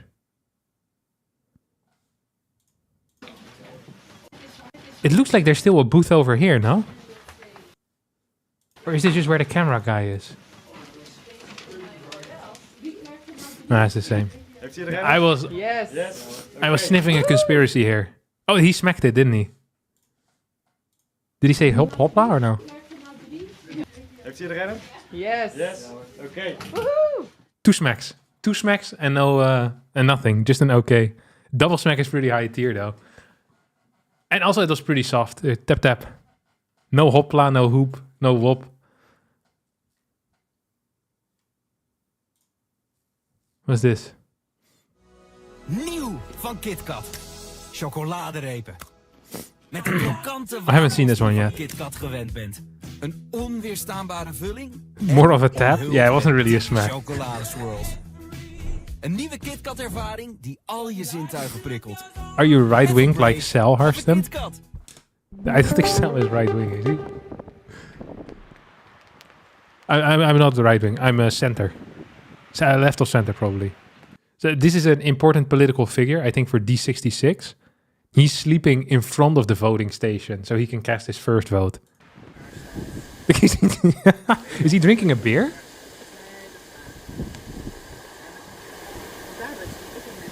I bet there's whiskey in here. Why is he doing this? Was hij de eerste? Nee. Stond hier iemand al 1,5 uur te wachten. They ask him, were you the first? And he says, no. Someone else was waiting for an hour and a half. In deze oktoberkou. Dus In this October cold. respect daarvoor. Maar ja, daardoor ben ik nu dus de tweede. Lots of respect for this guy, but as a result, I am the second. He looks pretty pissed off. Ik was om 10:09. Ja, ik was klaar. He says, I was here 10 to 9. What? Deze keer gaat het goed te zijn. De volgende keer moet ik op de tweede plek. En ik dacht, nu ga ik een keertje vroeg zijn om eerste te zijn. De volgende... Last time he was second place, and now he's gonna go faster to be first. So he knew how it was gonna work. De volgende keer moet ik blijkbaar om 6 uur al komen. Dus ik weet... Next time I'll be here at 6. Dude, it's gonna be a crazy face-off between this guy Ik dacht, nu ga ik een keertje vroeg zijn and the om eerste te second, zijn. the number 2 ik- of D66. Blijkbaar om 6 uur al komen. Dus ik weet niet of ik dat ga doen. Maar misschien bij He isn't sure if he's gonna do it next time, but he's considering it. What is this? verkiezingen in de zomer. But hopefully we'll have elections in the summer, so it's not as cold. Of een minuut na als tweede. Ik dacht, deze keer ga ik het goed doen. What? Oh, this was last night, or what?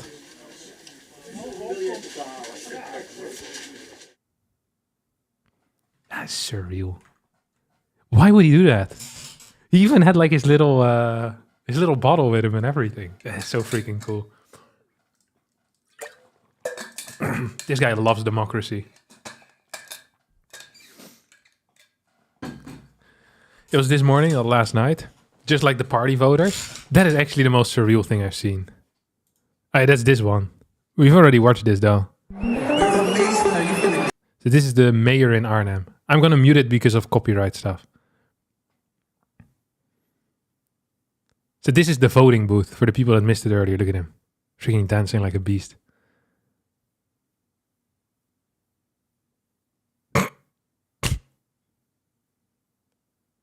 This is so stupid. All right. All right, thank you, Letter, for the Twitch Prime.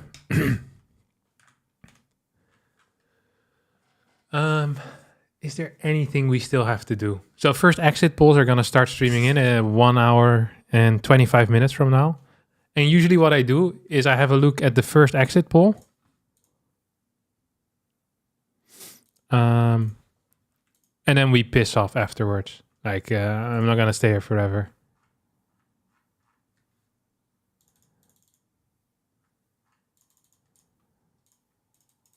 Yeah, I say we play one game of StarCraft. And then we see where we're at. Do we already have anything? Let me check NOS. If we have any updates.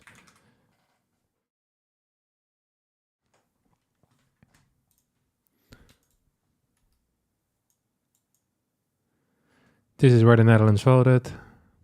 We've already seen this, no? We already watched this video before it was on the blog. In the municipality of Twenterand, a prominent CDA member was caught removing PVV posters. Kozijn Bos, the guy who did it, told the newspaper Tubantia that he doesn't regret his actions. You have to tackle populism head on. That is the only way. He stated that PVV members had previously removed posters of CDA party leader Bontebal. The local politician was filmed removing PVV election posters that evening. He claimed to have done this several nights. I put Bontebal, which is the CDA frontrunner, everywhere, and they covered it up or took down posters. Then I started removing Wilders, he told the newspaper. PVV leader Wilders is also aware of Bos's actions. Is that CDA decency? He asked rhetorically the party leader Bontebal on X, previously known as Twitter.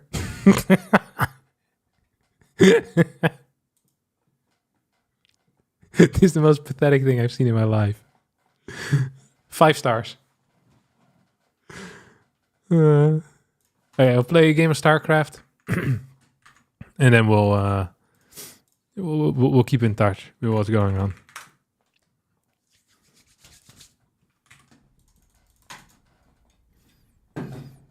There's no more Neils. If there's more Neils, I'm down to see it, but there's nothing here. Like, we're out of... Ooh, Microsoft outage appears to have no consequences. GroenLinks Labour Party likely largest among international voters. GroenLinks PvdA is the largest party among Dutch voters abroad. The forecast is based on a poll of 12,000 Dutch voters abroad. Of those surveyed, 20.7% voted GroenLinks PvdA, 18.5% on PVV. D66 won 17.2%. 3/4 of eligible voters in Groningen have already cast their ballots by 7 p.m. So far, turnout in the municipality is 72.6%. Turnout in Groningen is often slightly higher than the national average. I mean, if there's no videos, what are we doing here? How do they produce this little content? Half of eligible voters have cast their ballots in major cities. I mean, nothing's going to change until the first exit polls. I can't imagine it. You requested a song? Okay, I'll have a look.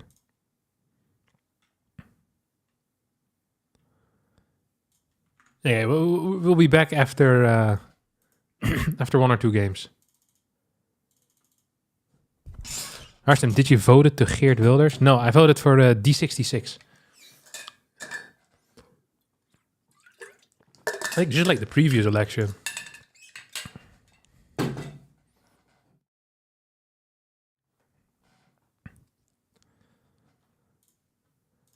I was there before they became big. You know, I usually vote for indie parties. Do you vote for Rob or some random clown? Robbie. Yeah, you have this attractive of a guy on the list. You're gonna vote for him. What can I say? He's a good-looking man. Alright. We'll play a game.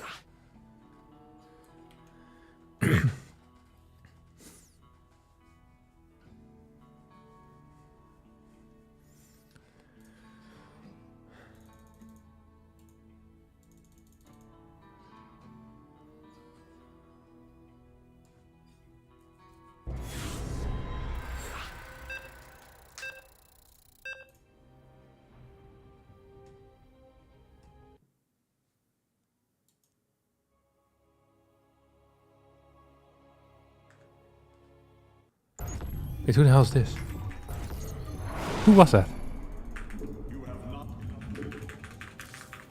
Solar?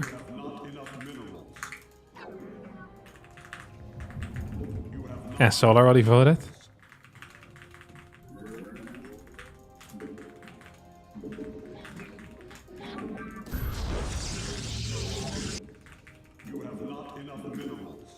A lot of Koreans have been playing on Europe. I wonder if it is because their ping is pretty okay nowadays, or it's very difficult to ladder on Korea at this time, I guess.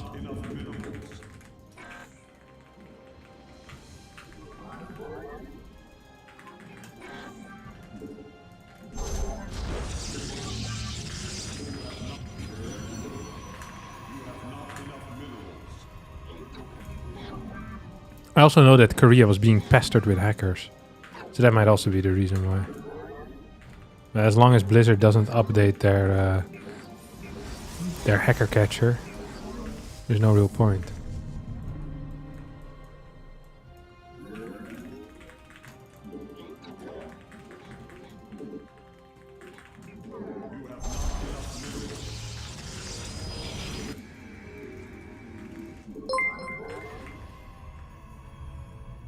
Martin super chatted $50. I watch your content all the time and haven't given shit. Enjoy the back payment, smile. Thank you, Martin, for the back payment. You know, it's fine. You don't... I automatically get paid just if you watch based on advertisements, you know, right? Unless you use AdBlock, then you are freeloading. But anything else, YouTube Premium, advertisements, I already get paid. So never worry about gifting. I always appreciate it, but it's not necessary. Don't ever feel bad if you can't or you don't want to.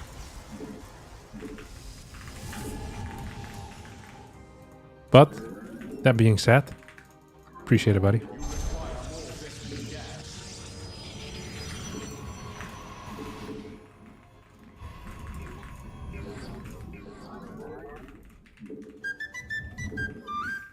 Thank you, A to the run. I don't actually want a chrono adapt usually. It's my one rule I have in life.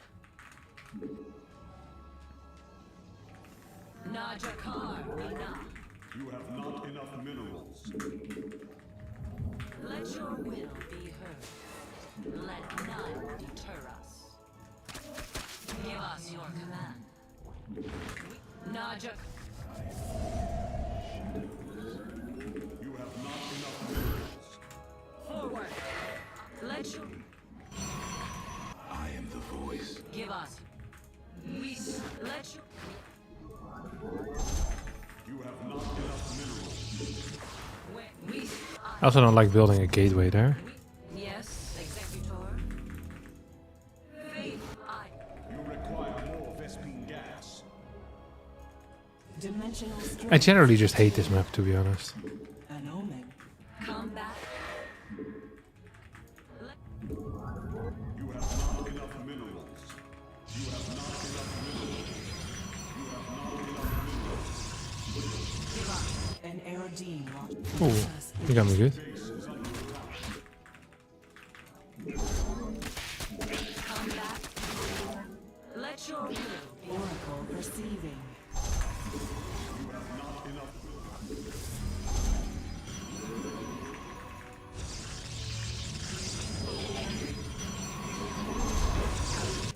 You seek guidance.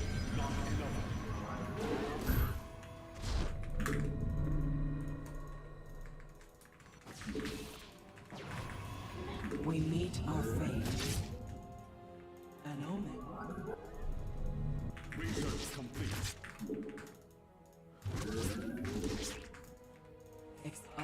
How can I aid?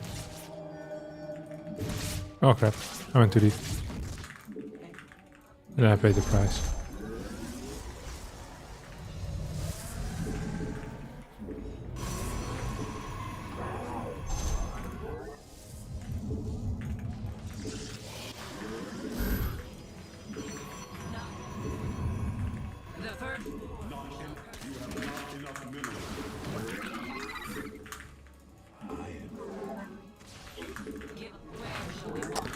Okay, losing that thing really sucked actually.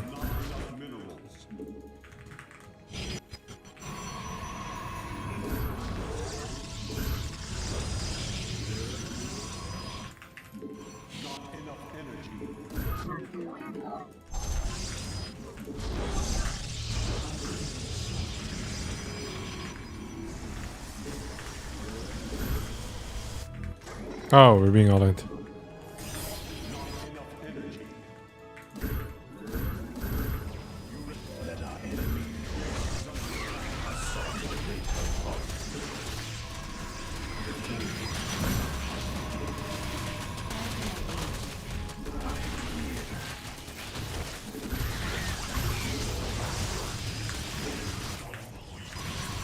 This is probably why you should scout a little bit better. To be real honest. I freaking hate this map. How much are Forge Fast Expands a thing in PvZ? They're not. Forge Fast Expand is genuinely garbage. It's one of the worst builds that there is.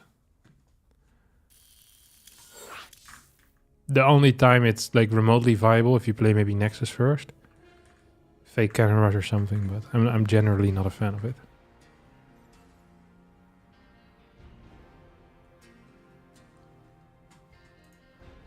I feel violated.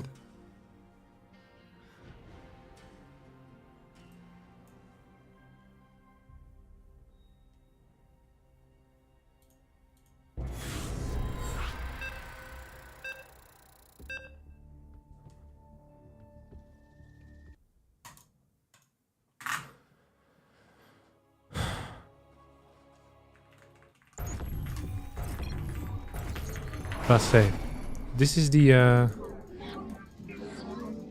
esports storyteller, I think, the YouTube channel. You have not enough minerals. You have not.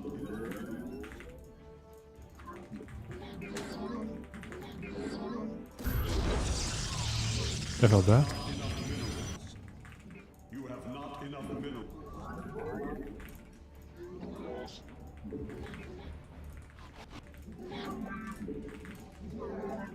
Lasse is a very smart, educated man.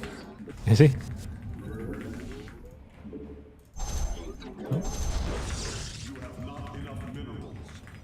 Dude, we're gonna hit the latest pro block here in the world. Yeah, at least we won't get cheesed. He wrote some essays that read like he graduated Harvard, top of his class, really? Oh, it's very hard to see, you know, whether someone is very smart when you play StarCraft against them. Because I've had the biggest geniuses play like morons, and the biggest morons play like geniuses.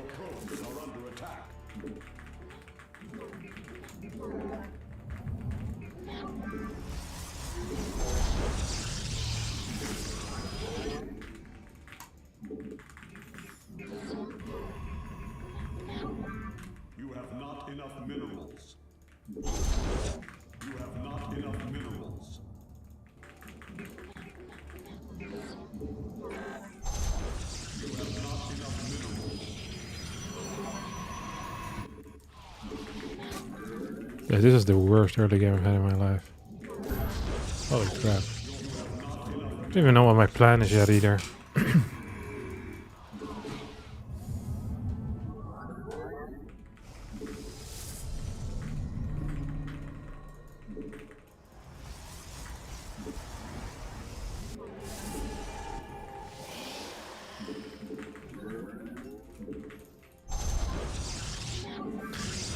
Something that I've really liked, that I've seen recently as well, is people not chrono boosting first adepts unless they block. I'm kind of with that general thought. Like, first adept really does nothing if they open up in a normal way and have enough. So only if you block they'll go for something.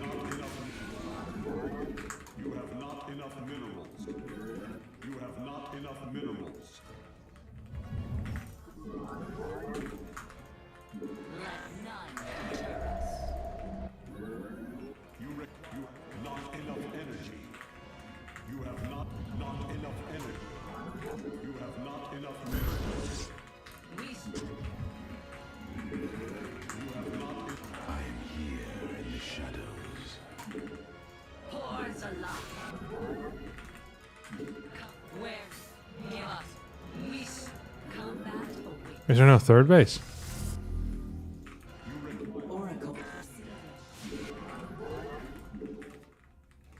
Let's just take a third ourselves then, huh? Maybe he took the line? It's uncommon, but potentially possible.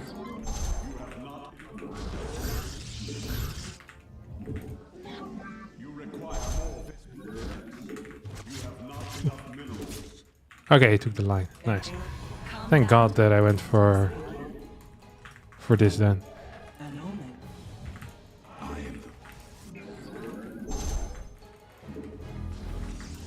We already have this, I forgot about that.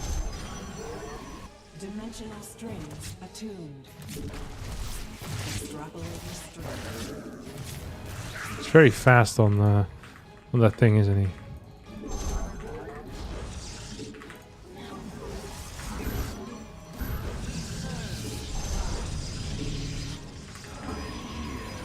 Okay, so we go 5k now? Oh my god, what am I doing?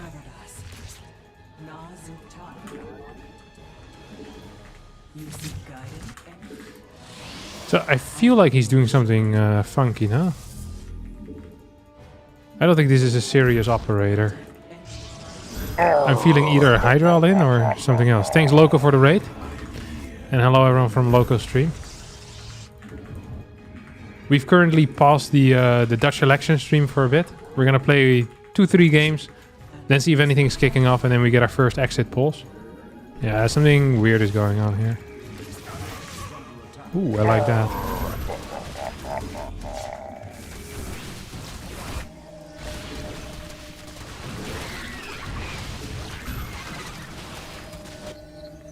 It's kind of awkward, no?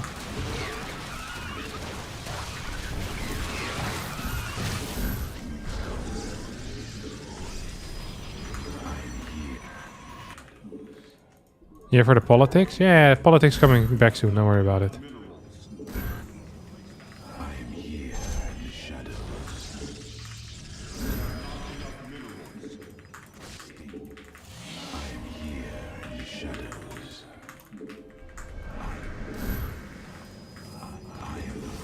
I wonder what he's doing. Oh, more links.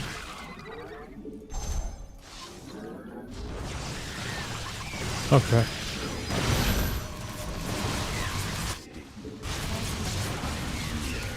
Oh!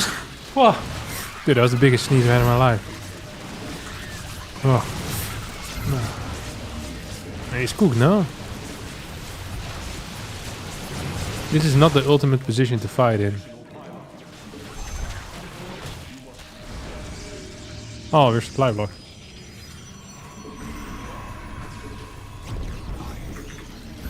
Yeah, it's sucky to me.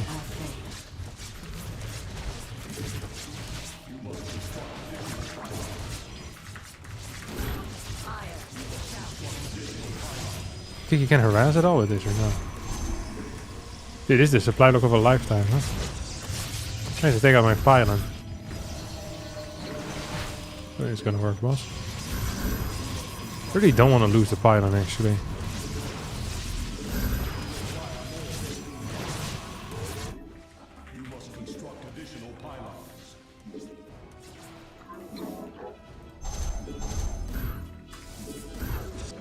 Where's my forge? That's where I build one. There we go.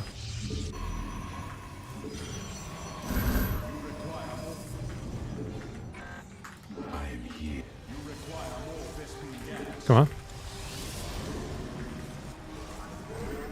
Boop. There you go, boss. What do you think he's up to? Oh, it's gonna be Mutas. Usually 5.5k players always build Mutas. That's like the natural progression in life. When in doubt, Mutas. Oh, that's bad for him, huh? Oh. Oh yeah, that is bad for him. Oh, it's like a triple drop?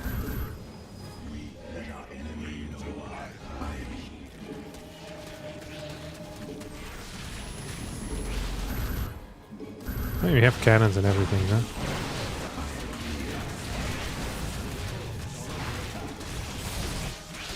Oh, that's cute. GG. I like this type of play, but it didn't work out.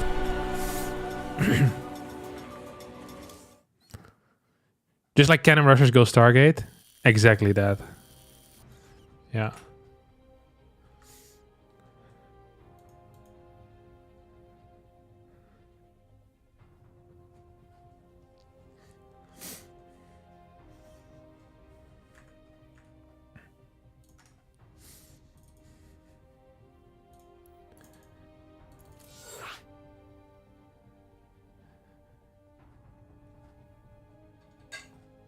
Alright, final game. Let's back to the Dutch election.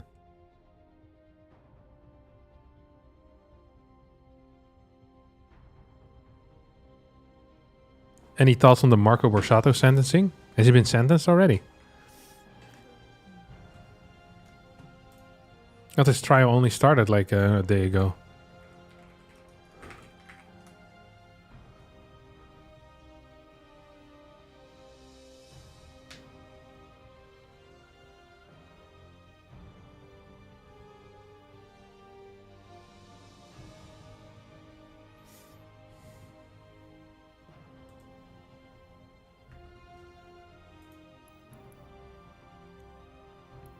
I thought politics were a scam to keep the public in check. No, politics are not a scam. They are your civic duty, my friend. It's the most important thing you're going to do in your life, is vote.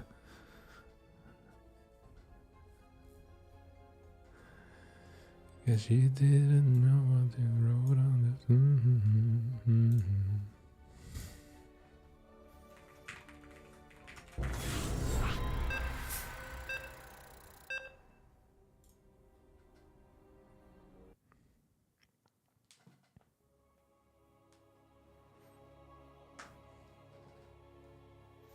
Oh, we got him again.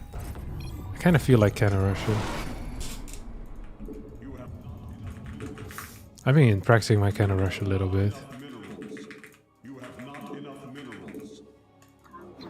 There's very many like interesting cannon rushes that I think are underrated.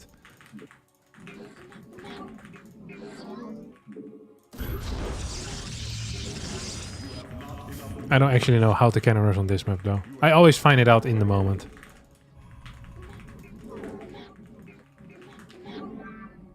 Does this work? Oh, this works. Okay, we found it. See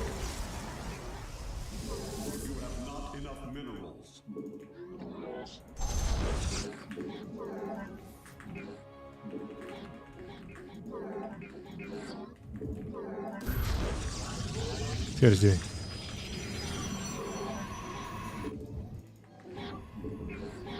I don't think I'm in time, am I? You have not enough minerals. You have not enough minerals.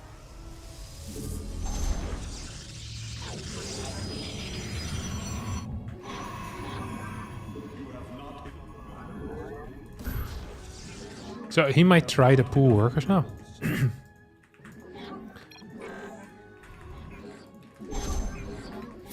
I mean, what do you think was gonna happen? Didn't expect that from you? Yeah, he's not been paying attention then. So, there's a couple of things you can do here. I don't think this is in range of the previous cannon. Yeah, I'm pretty sure this is not in range. I'm like 90% sure this is not in range. Maybe I should have... I'm not even sure if it's in range of the hatchery. Is it? No, it is, right? Oh crap, I'm too late with my core. Right? This is in range. He's gonna finish it.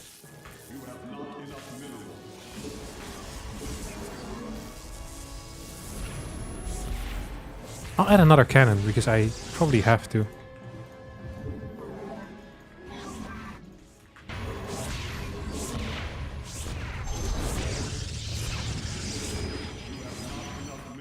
It's got to be a road, right? I don't love that I went double zealot then.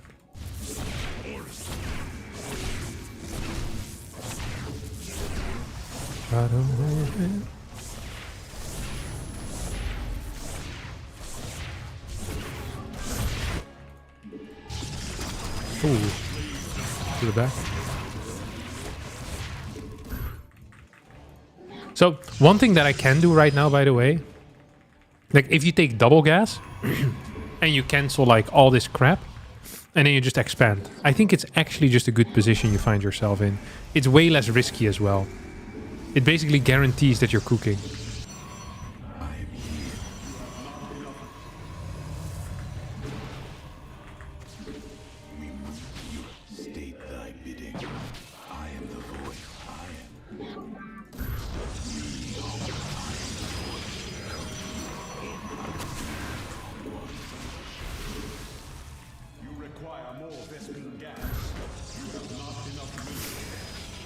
He needs a queen though, huh?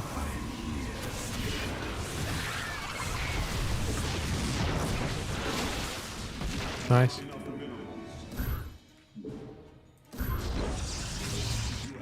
And now all we need to do here is get the... Oh, this is bad. Oh, he went speed. That's really bad news for him. This is a full wall, so he can't really move through, can he?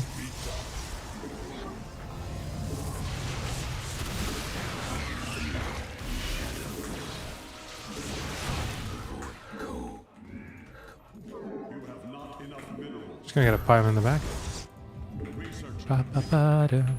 Oh, it's done.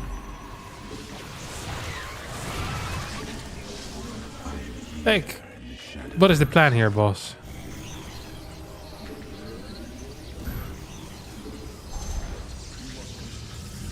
So I just want to check to make sure he's not doing anything too weird. No, lair. It's always lair. Festive. It's always lair.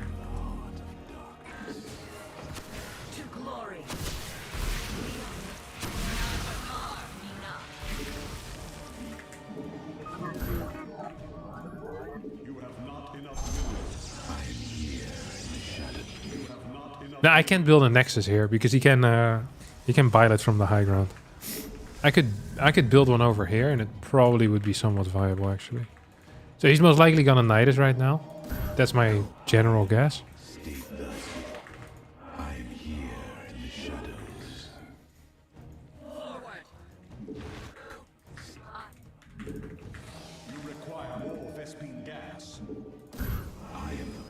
Where shall we march?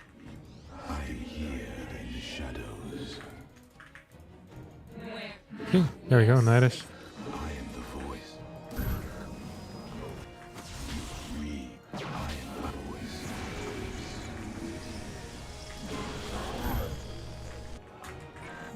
Oh.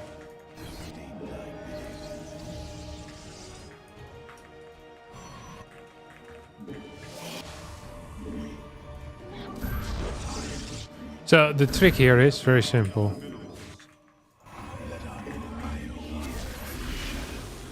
I need the balance between keeping myself safe and attacking my opponent.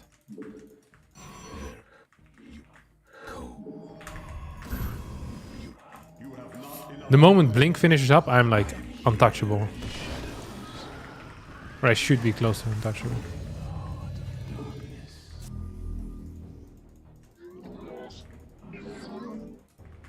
Ooh, he's out.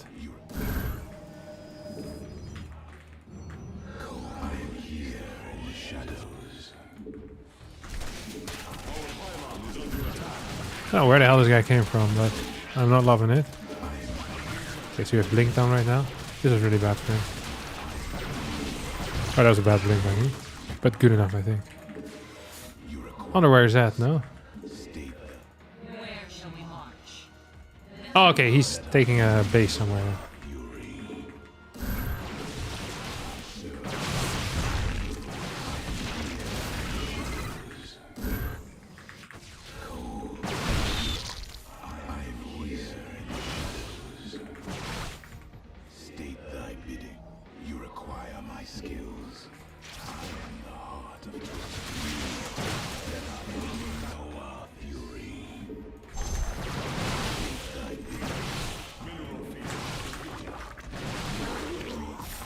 I mean, if we kill a lot of his... I'm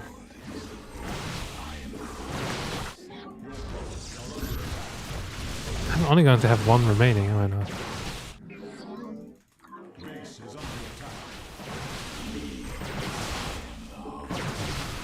I mean, what can he do here? He's completely out of stuff. Okay, we have 2 workers.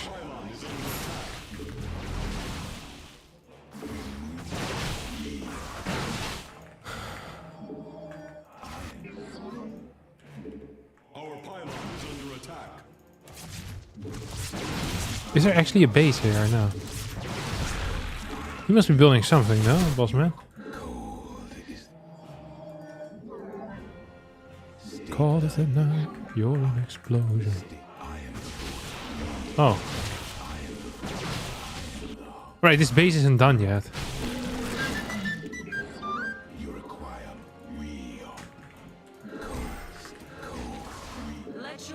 I don't know what's going on. So I still have 2 gateways that I can build zealots with. This feels pretty reasonable to me. Thank you, Ifetico, for the Twitch Prime. Why aren't we taking his natural?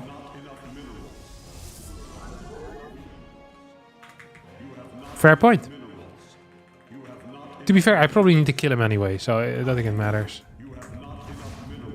Because I think he has a base down somewhere. So every second that goes by is a bad second. I would bet he has this base. Did you spot me? I think he just spotted me, no?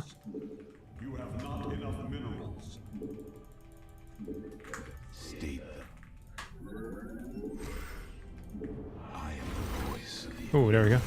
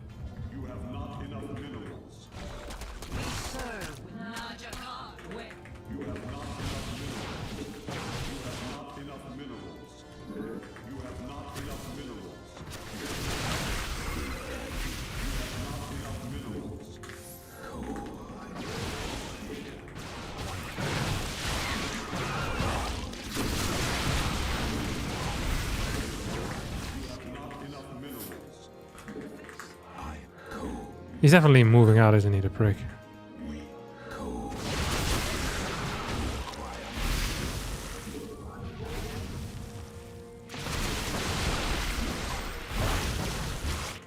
Beautiful stuff.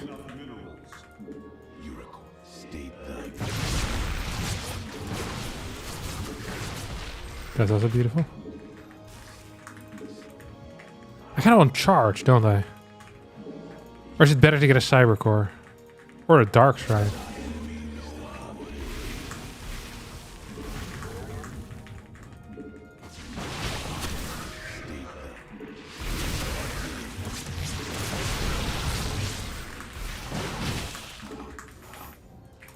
A decision is what I needed.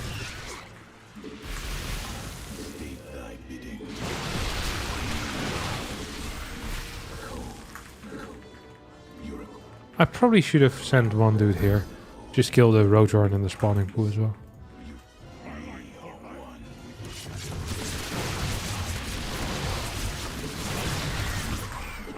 Does he have a second base? Where are these guys coming from? His second base, maybe.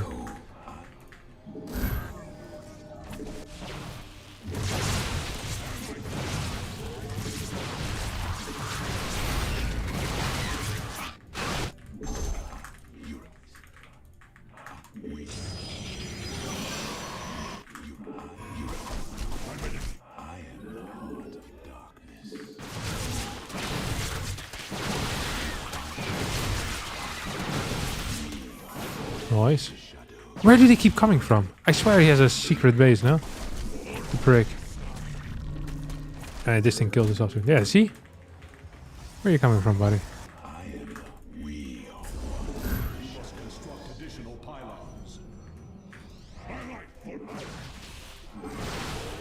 Where is he? Where are you? Are you serious? I'm supply blocked. Oh my god, and now he scouts me.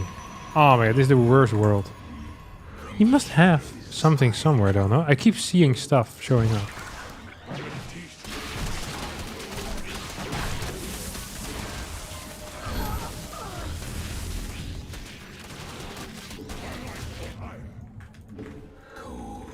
Hello, how about we send this guy in as well?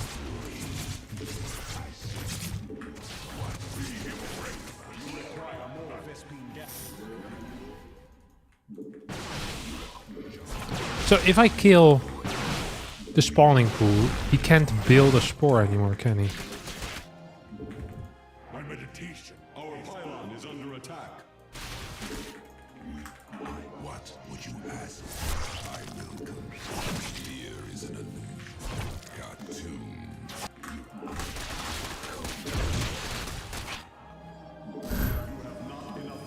I think some mediocre calls have been made this game. We could say that.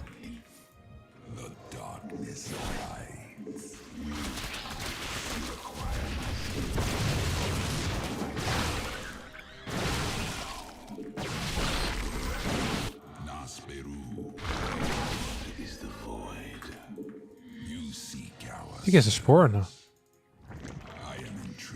Yeah, he has a spore, he has a spore.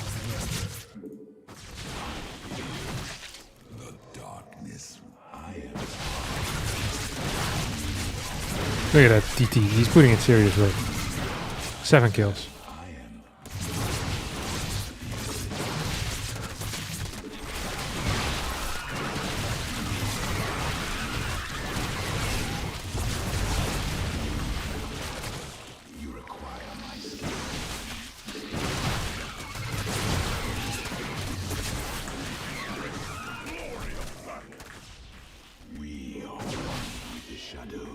What if we can kill this thing, huh?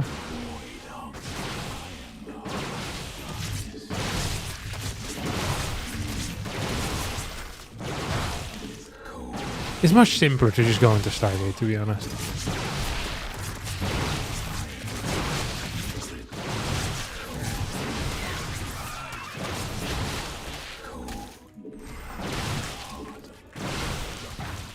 I think we won, huh? I feel like we've won multiple times already this game.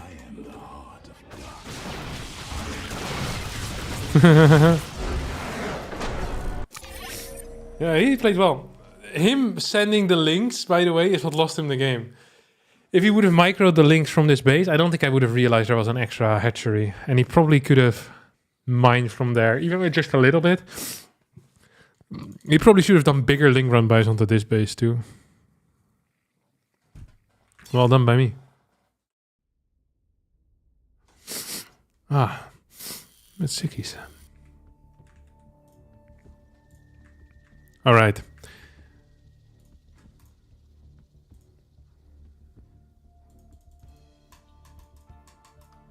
That's a good game though, yeah, I didn't mind it. Last night, what we talked about made so much sense.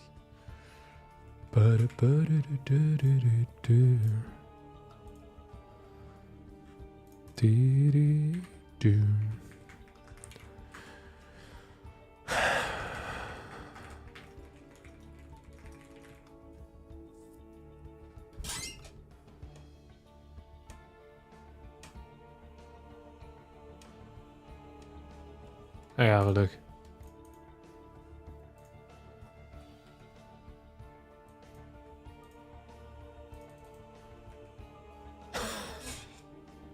Okay, I got what you mean.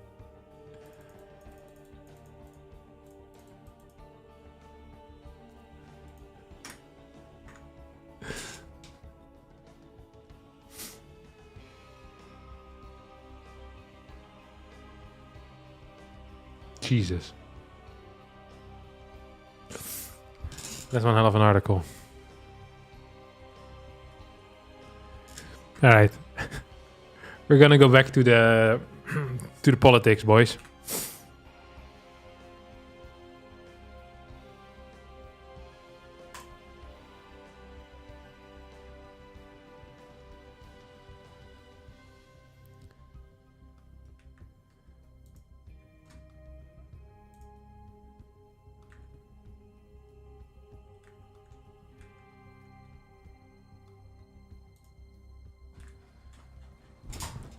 The interim turnout figure around 7:45 p.m., slightly lower.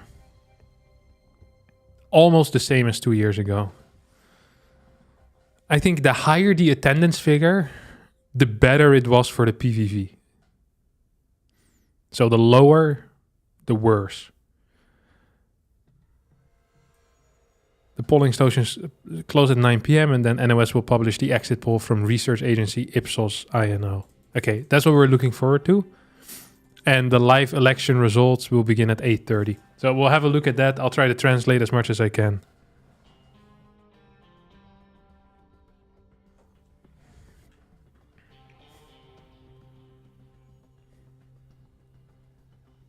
In 5 municipalities, voting for these elections using a new, smaller ballot. It doesn't include all the candidates' names. Voters first color in the box of the party they want to vote for, then color in the box next to the candidate's number. If they don't do this, the vote automatically goes to the party's lead candidate. Not everyone was equally well informed about the trial. I received the wrong list, said one voter in Alphen aan den Rijn, for example, where voting is done with a new ballot. When the polling station chair explained how voting with a new ballot works, she was successful, according to local broadcaster Studio Alphen. The new ballot is being tested in 5 municipalities to determine its proper function in.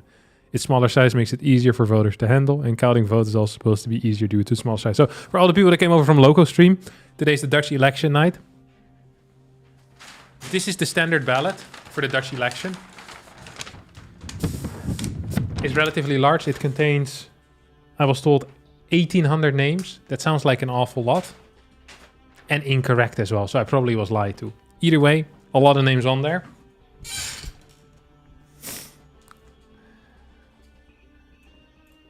Remarkably high turnout on Schiermonnikoog. 126% has voted.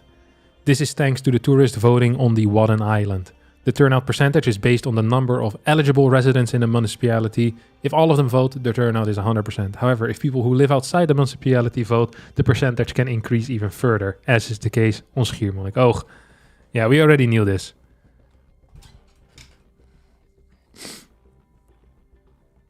Because it was 101% at like afternoon or something like this.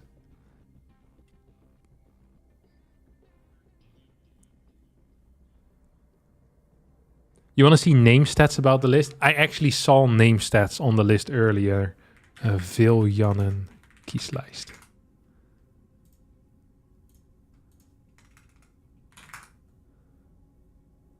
Viljanen. This was it, yeah. Oh, this is the...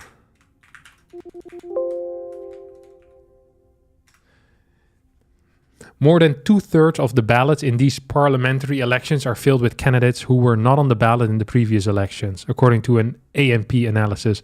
The most common of these names is De Boer, which means the farm. 8 candidates have that surname, but none are on the Boer-Burger Bewegingslist, which is the BBB, which is for farmers. The most common first name on the candidate list is Jan. Over 21 candidates with that name are running in this election. Among female candidates, the first name Inge appears most often with 6 occurrences.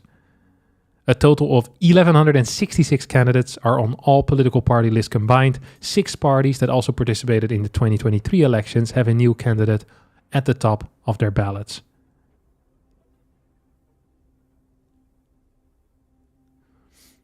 Oh, we missed the entire morning. Electoral law prohibits activities intended to influence voters' choices at polling stations outside of polling stations. The mayor is responsible for deciding on this matter, but the Electoral Council also advises discouraging actions that could influence voters. That's why a painted sign at a polling station in Amsterdam-Zuid urging people to vote for Forum for Democracy was covered up. Former party leader Thierry Baudet cast his vote at the same polling station shortly after the sign was covered up. This is the type of stuff you want to hear about. That's him. There is police watching him. He's also protected, I think. He got assaulted with an umbrella last year. And I think he also got glassed in the head at some point. I wish they had more pictures of her covering up the logo with tape.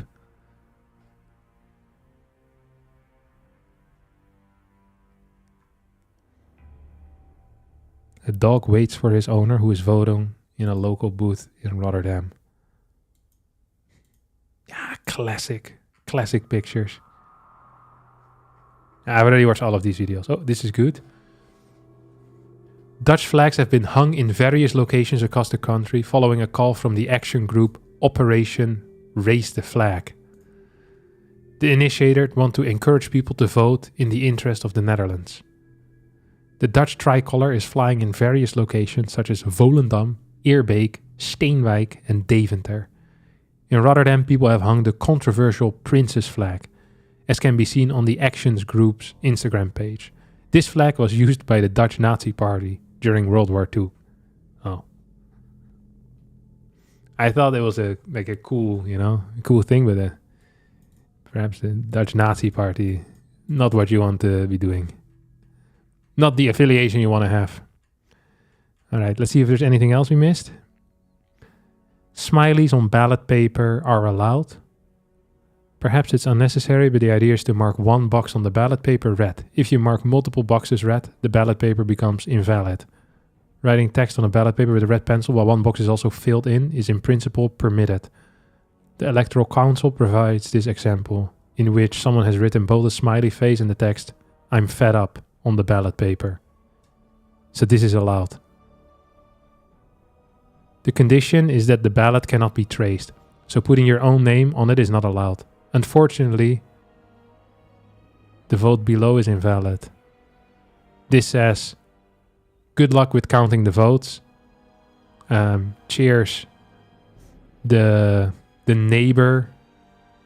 Yeah, Jesus Christ. It just is identifying. Let's see if there's anything else going on. I think I've seen all of these already. What is this? NOS reporter celebrates Party of Democracy just like father with cake. He brought a cake with the words "Celebration of Democracy" to the polling station in the Wijpoort neighborhood today. The NOS reporter is thus honoring the tradition of his father, parliamentary journalist Willem Breedveld, who also always bought cake on election day. Thank God they just bought cake. Imagine his dad's tradition was jerking off the dog or something. That would be a tough tradition to follow on election day. Like, this is not... Why are we putting this type of article on? We need serious journalism. This is... This local baker loves election day. Yeah, he's ridiculous. Polling station in Huizen closed due to melted lamp. A polling station in Huizen was closed this morning due to the smoke from a smoldering lamp. The polling station will remain closed for the rest of the day. The fire department evacuated the location around 11 a.m. Those present were unharmed. The building was then ventilated because of the odor. It's not feasible for the staff to keep the polling station open, a spokesperson said. The municipality is disappointed with the closure, but also says that no votes were lost this morning due to the incident.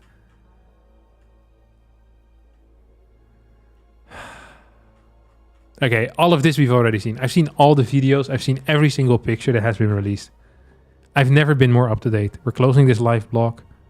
Read all the news from election night in the new live blog. Thanks for the Twitch Prime, Missed Fears.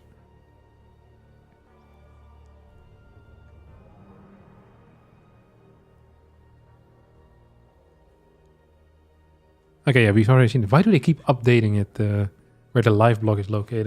Let's see if we're missing anything here. The crowd at one of the train stations. Jesus Christ, is there no dark mode on this website? There you go.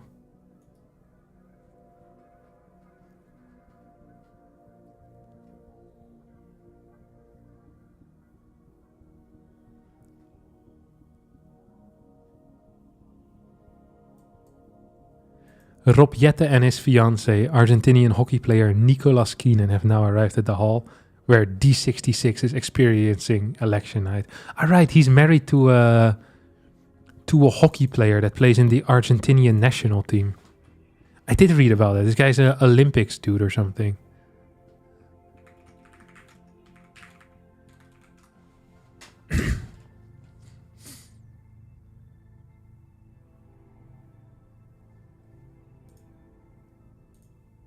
He's this guy. Ah, cutie patooties.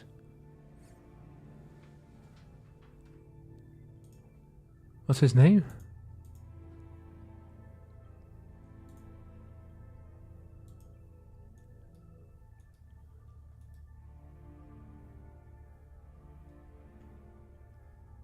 Where are they going? This looks like The Hague as well, doesn't it?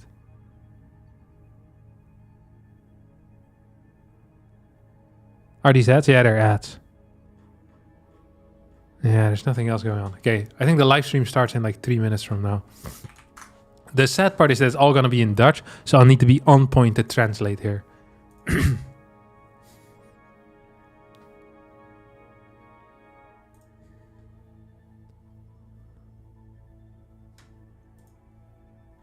That's going to start soon. Epic.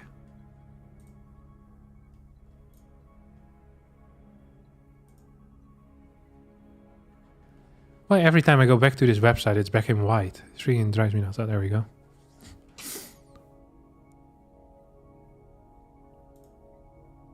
This is how election night unfolds.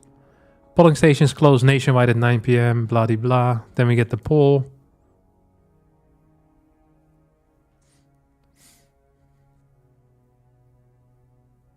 In the previous parliamentary elections, the exit poll was only off by 2 seats.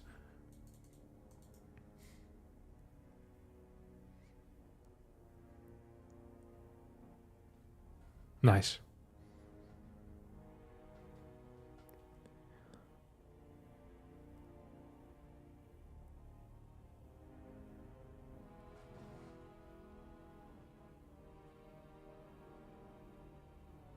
Watching your stream makes me believe the election is a shit show.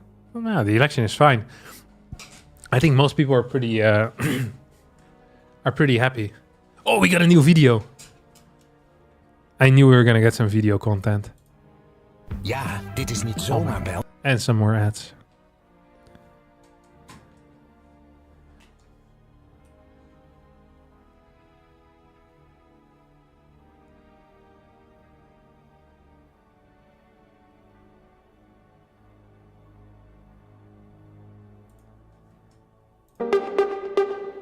Oh my god, how nervous are you? Really nervous. Like, I haven't been this nervous since the Olympics, I think. Oh yeah? Yeah. So this is the husband of the dude that I voted for. Or the partner, I don't know. Is it like top sports what Rob is doing?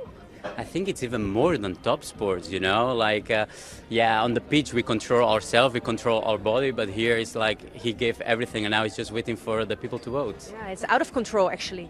Yeah, it's not out of control, you can control some stuff, but now it's just up to the people to decide. Yeah. What if he becomes prime minister? Yeah, we don't know. We need to wait and see. I don't know. Future will tell. We are really excited about tonight and like let's enjoy tonight and see what happens tomorrow. Yeah, but it could be that you are like our first husband. Our first husband. First, I need to get married, so it's really difficult to get a date with a politician. But yeah, exciting. We'll see. Yeah, when are you getting married? We have any idea. If you see Rob, ask him. Like, well, it's a good question. Okay, for we him. will do. Yeah, thank you so much. Good luck. Yeah, thanks. What are these questions? Absolutely terrible interview. Who did this? Hey. This is the worst interview I've heard in my entire life. Complete nothingness. Surreal.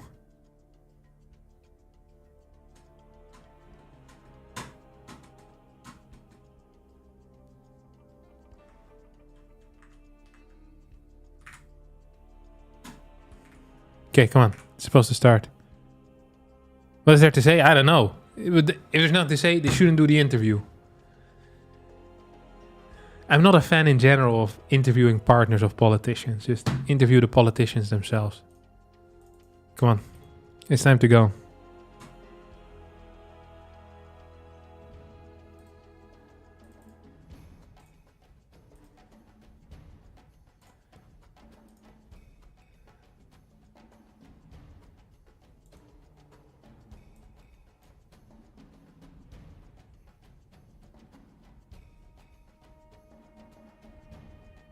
Any other average voters out there?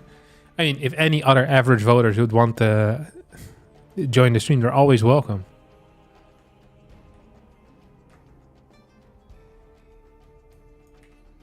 They can't even start on time.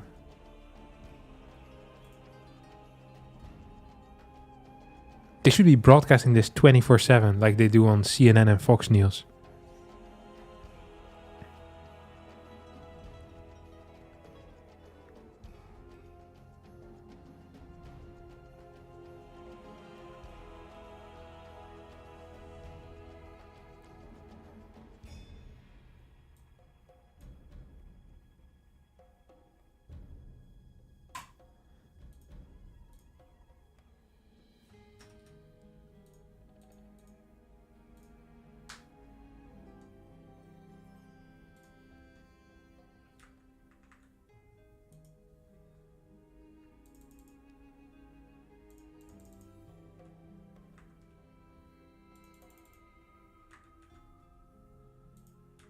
Keep refreshing this page. Surely it will work at some point. I mean, it is what it is.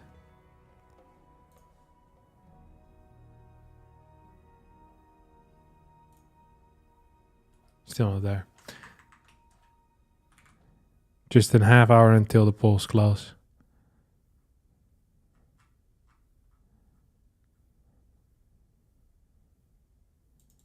The smallest polling station in the Netherlands will once again be found in Marle, Overijssel, Wim Westhof's living room.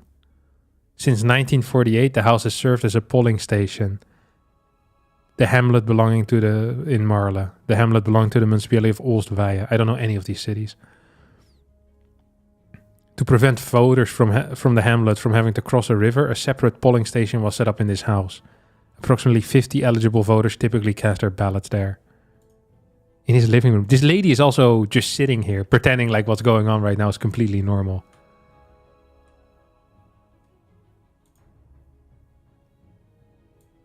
I want to know more about this polling station.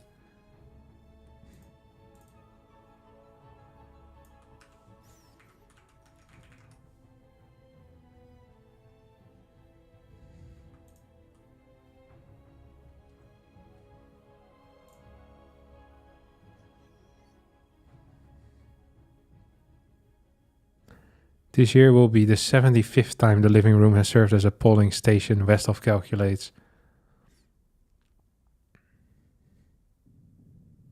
He makes about a bucket of coffee a day.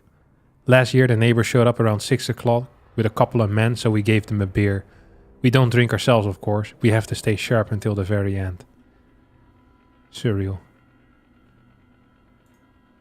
Nice, some pictures. Oh, just 3 of them? I was kind of hoping for the inside.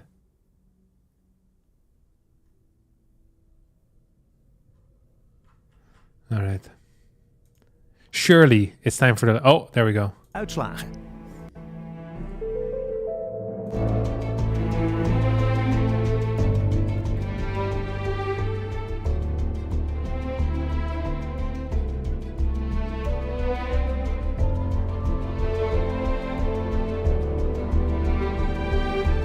What is this? The Netherlands Welkom picks. vanuit Den Haag in het gebouw van de Tweede Kamer. Welcome to The Hague. Deze avond zal geheel in het teken staan van de exit poll en de uitslagen. Onze uitslagenredactie is druk bezig, u ziet ze hier.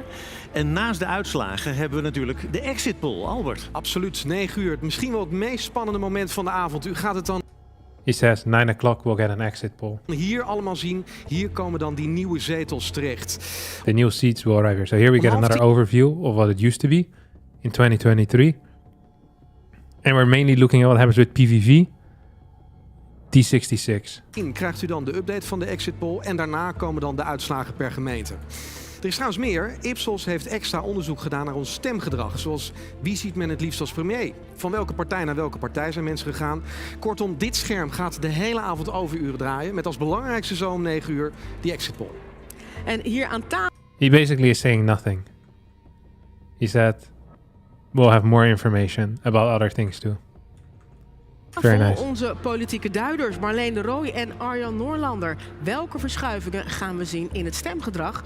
En wat betekent dat? En we praten ook uitgebreid met deze 2 politicologen. We're also going to speak with these 2. En Tom van der Meer. They're pretending like they're not being talked about right now. This is really awkward. Nou, onze verslaggevers zijn op heel veel plekken in het land. Zo zijn we bij verschillende stembureaus. We kijken op meerdere plekken. They have correspondents everywhere in the country. Openbaar. We praten uitgebreid met de kiezers. At different party, what do you call it? Where they go to figure out who won.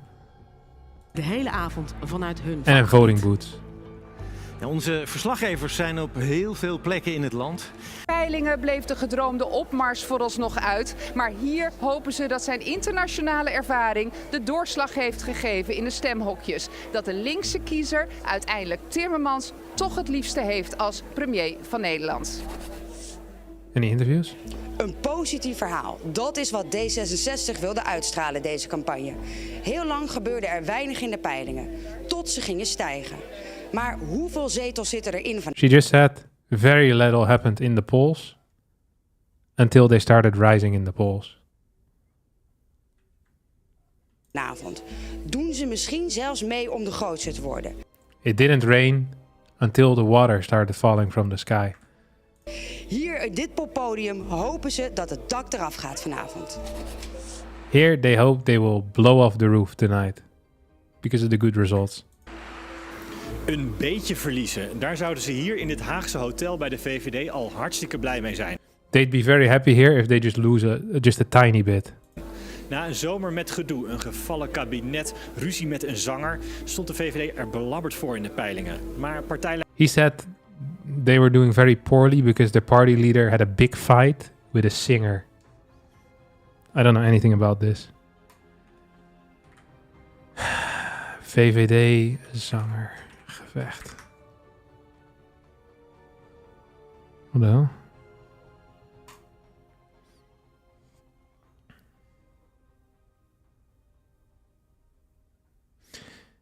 Douwe Bob, which is this guy, has found peace again after a turbulent time.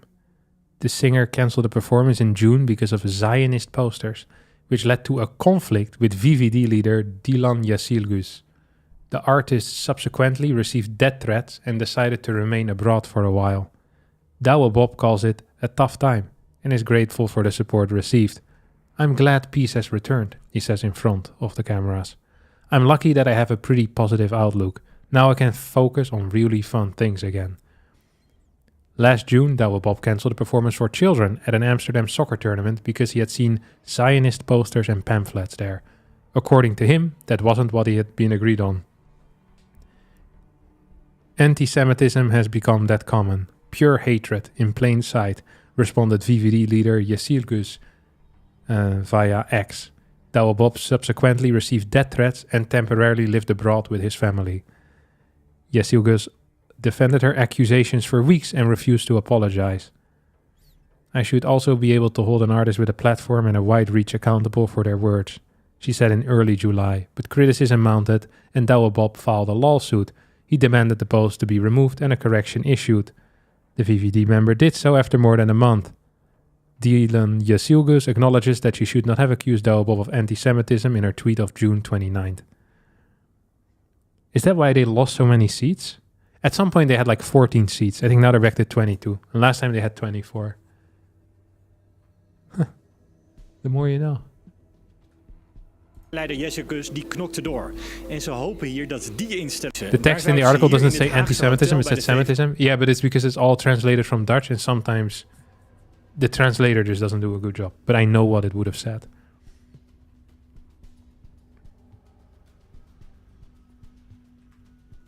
VVD al hartstikke blij mee zijn. Oké, laatste moment gewacht. Ja, nee, maar dat had andere reden. Maar zover is het nog niet, want je kan nog stemmen. En er lopen ook nog steeds mensen binnen. Dus laten we even kijken. Hier staat nog een meneer. Meneer, heeft u al gestemd? Jazeker, ja. There's still a guy standing here. Sir, have you already voted? Yes, for sure. Was u een van die zwevende kiezers? Want u heeft op de... Were you a floating voter? That's what we call people that don't know what they're gonna vote until the day of. Something like 35% of the people have no clue what they're gonna vote until they walk into the freaking voting booth. Het laatste moment gewacht. Ja, nee, maar dat had andere redenen. Nee, ik zweef nooit, nee. Dus het was niet moeilijk He's never floating. He always knows what he's gonna vote. om u ook even te... Nee hoor, nee. He said it was Fijne easy. avond, capuchon op, want het regent. Have a great night. Be sure to put on your hat because it's raining outside. I'm not making this up. Volgens mij... Zeg maar een paar druppels. She said, put on your hat because it's raining, I think. We lopen even terug het stembureau in, want er is één iemand die hier al vanaf vanochtend vroeg is. En dat is de She's gonna walk back into the voting station because there's a guy that's been here from this very morning. voorzitter van het stembureau, Timo van der Velde. Zijn er nog gekke dingen gebeurd hier vanavond? He's the director of this polling station. Has anything weird happened here today? Vandaag? Nou, eigenlijk niet echt. No. Het is behoorlijk goed gegaan. Everything went perfect. Uitzonderingen daar gelaten dat mensen toch... Except some exceptions. Has anything weird happened? No. Everything went well, except some exceptions. You actually cannot write a script this bad. Een verkeerde stem invullen en al een nieuw stembiljet willen hebben.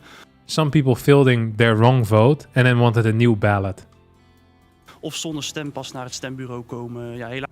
Or they came to the to the voting booth without taking their thing that allows them to vote. A little pass. Helaas kan er dan niet gestemd worden.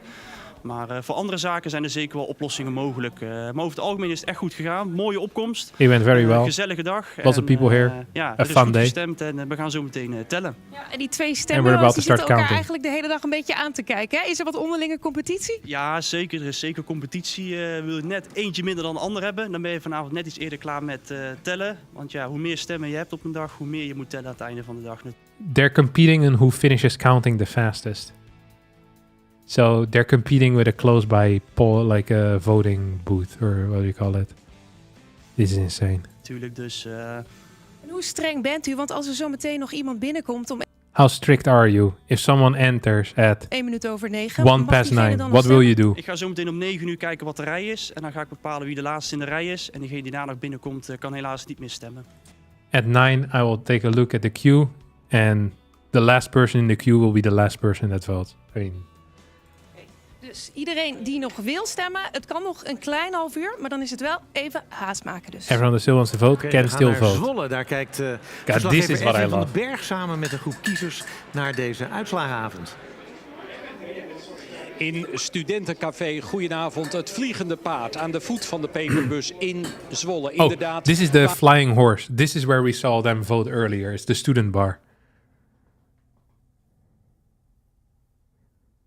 Waar in het café ook afgelopen nacht al gestemd kon worden. Van middernacht tot 1:30. Dat was niet voor het eerst, maar toch veel meer kiezers die hier al waren om hun stem uit te brengen tussen middernacht en Lots of 1:30. people here Zo'n last 300. midnight. Overwegend studenten We already natuurlijk saw die ook Dit is even ook bijna. bleven plakken. Het was druk en ook nu is het al bedrijvig. Daar hebben ze zich verzameld voor een pubquiz die ze straks ongetwijfeld even zullen onderbreken voor de exit poll, klokslag 9 uur. They're starting a pub quiz, but he onze says he uitnodiging- believes they're going to interrupt the pub quiz to see the results of the exit poll.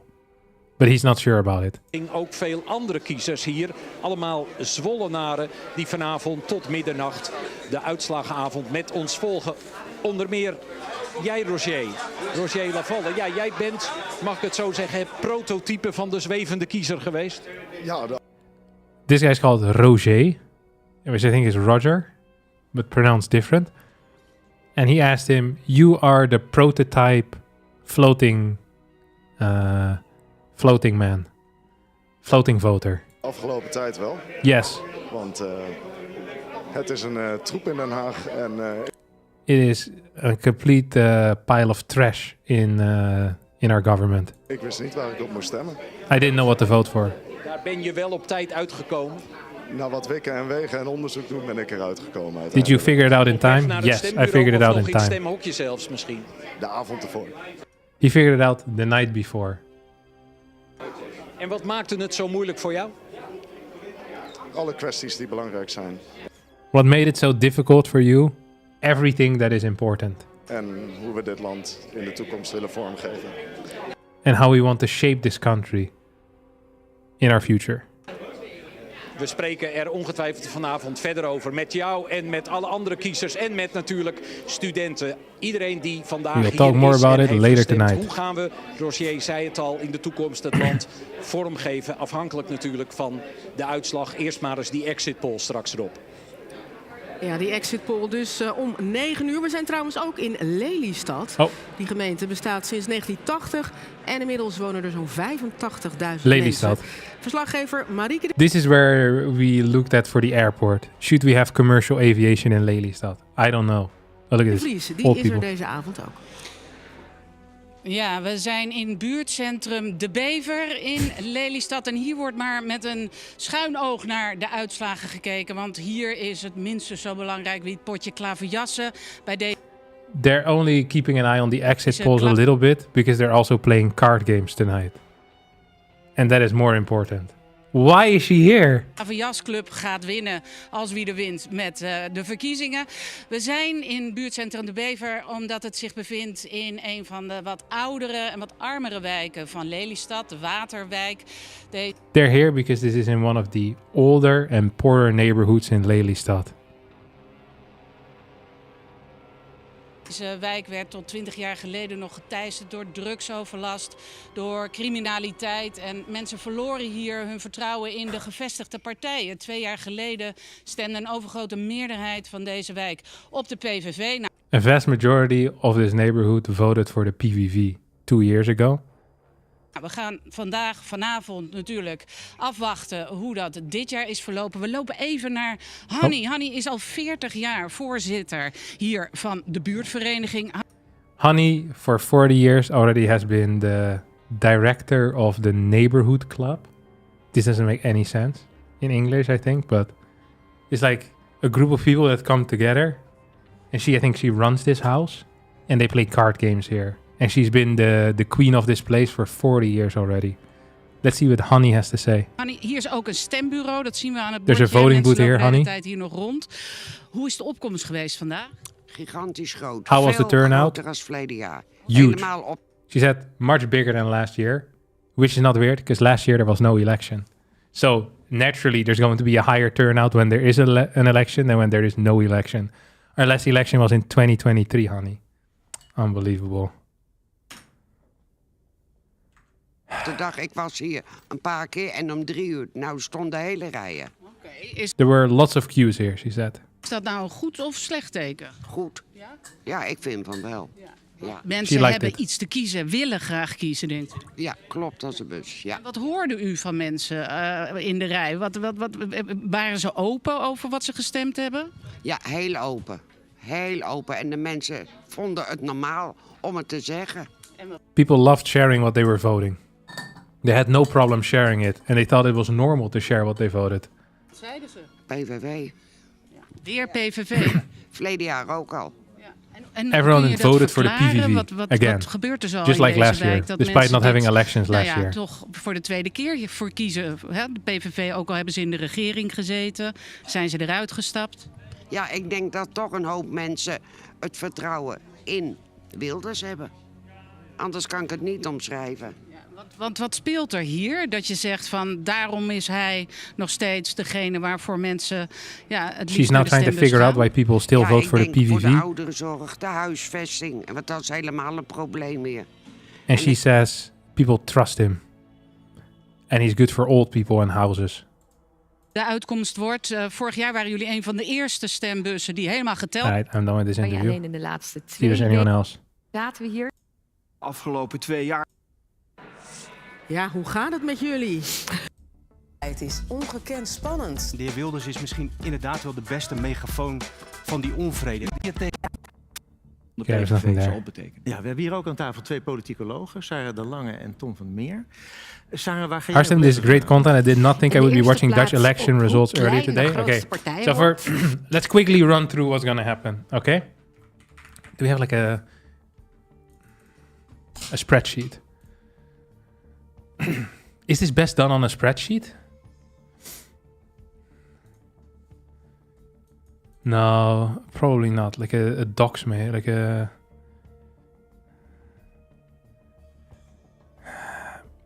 How would we best? Maybe I should draw something. Drawing.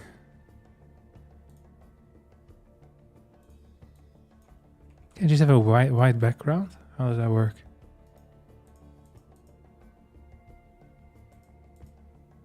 This looks too complex for me. Phil? Yeah, beautiful. Pencil. Yeah. Phil is white. White. What is this? What?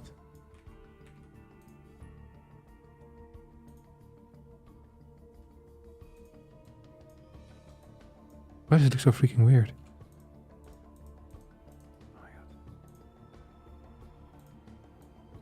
Okay, perfect. Do I fill in black? Okay. So what are we looking for? We have VVD, CDA, PVV, and D66. These will become the biggest four most likely. Wait, I'm missing GroenLinks. Dang it.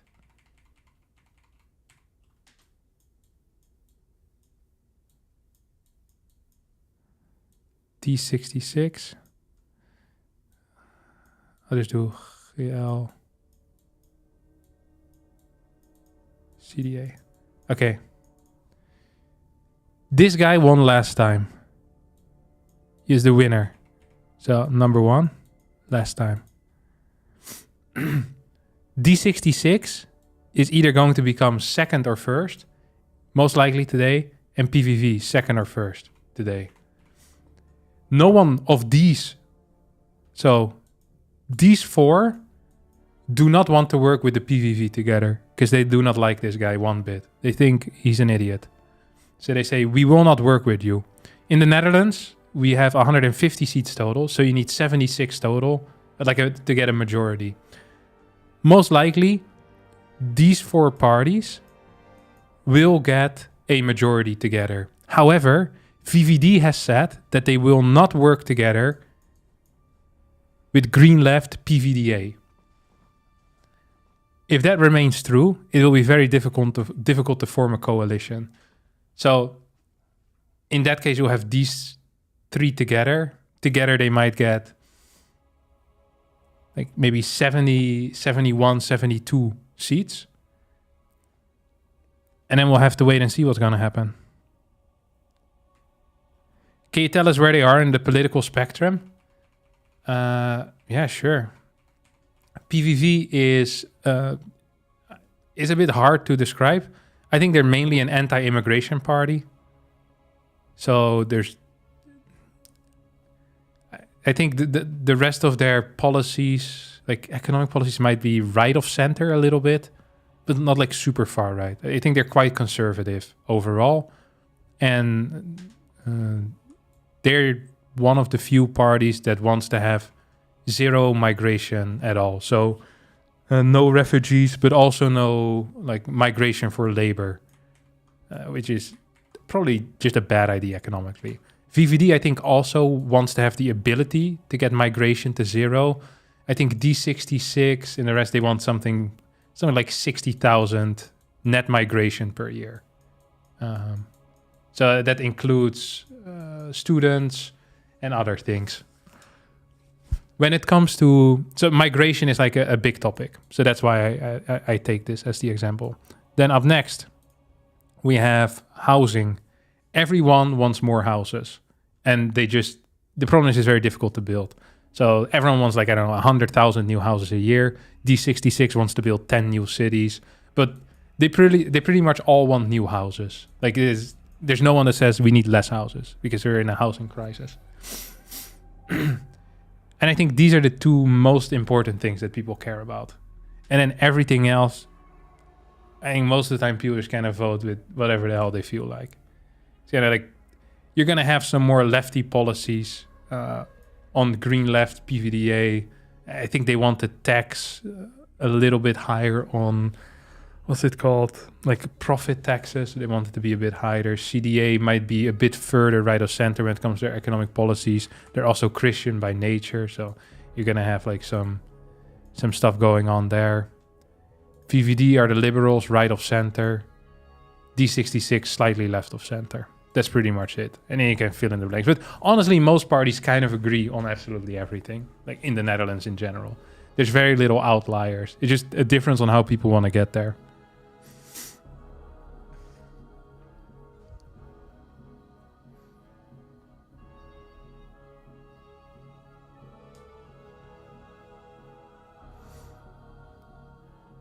The reason why it's hard to build houses is because of red tape and nitrogen oxide rules. But I think mainly there's a lot of red tape. So like in some municipalities, it's going to be very difficult to build because you have like parking requirements. So if you want to build a new house, you need like 1.5 or 1.25 parking spots per new house, which can be difficult to do. Or if you it's difficult to split houses as well from a larger house into, smaller rooms. Where are the Dutch at in terms of capital gains tax and property tax? We used to have a hypothetical capital gains tax. So that was, I think it was 30% on a hypothetical 4%. So no matter how much you gained on your capital, they would say that you had a 4% profit each year, and then they would tax you 30% on that 4% profit, or the capital gain, I guess. I think, and they changed that 2 or 3 years ago, where now I bet it's still 30% or something along those lines, or there might be like different layers. We tend to have progressive tax systems. I don't actually know what our capital gains tax is right now.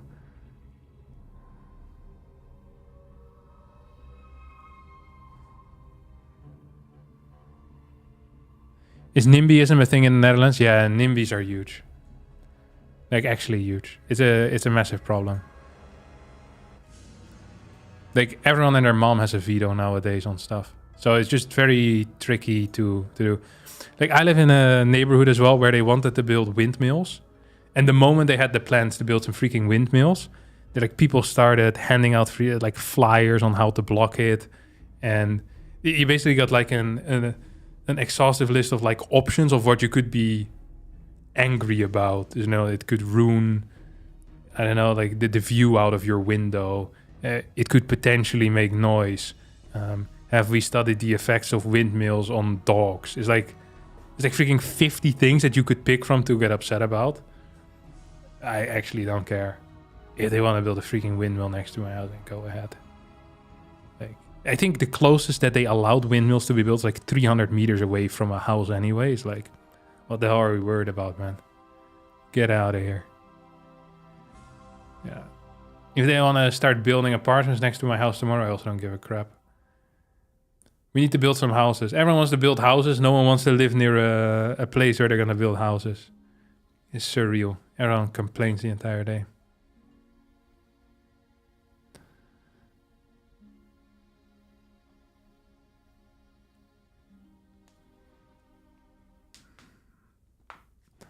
Yeah, it's the same with everything.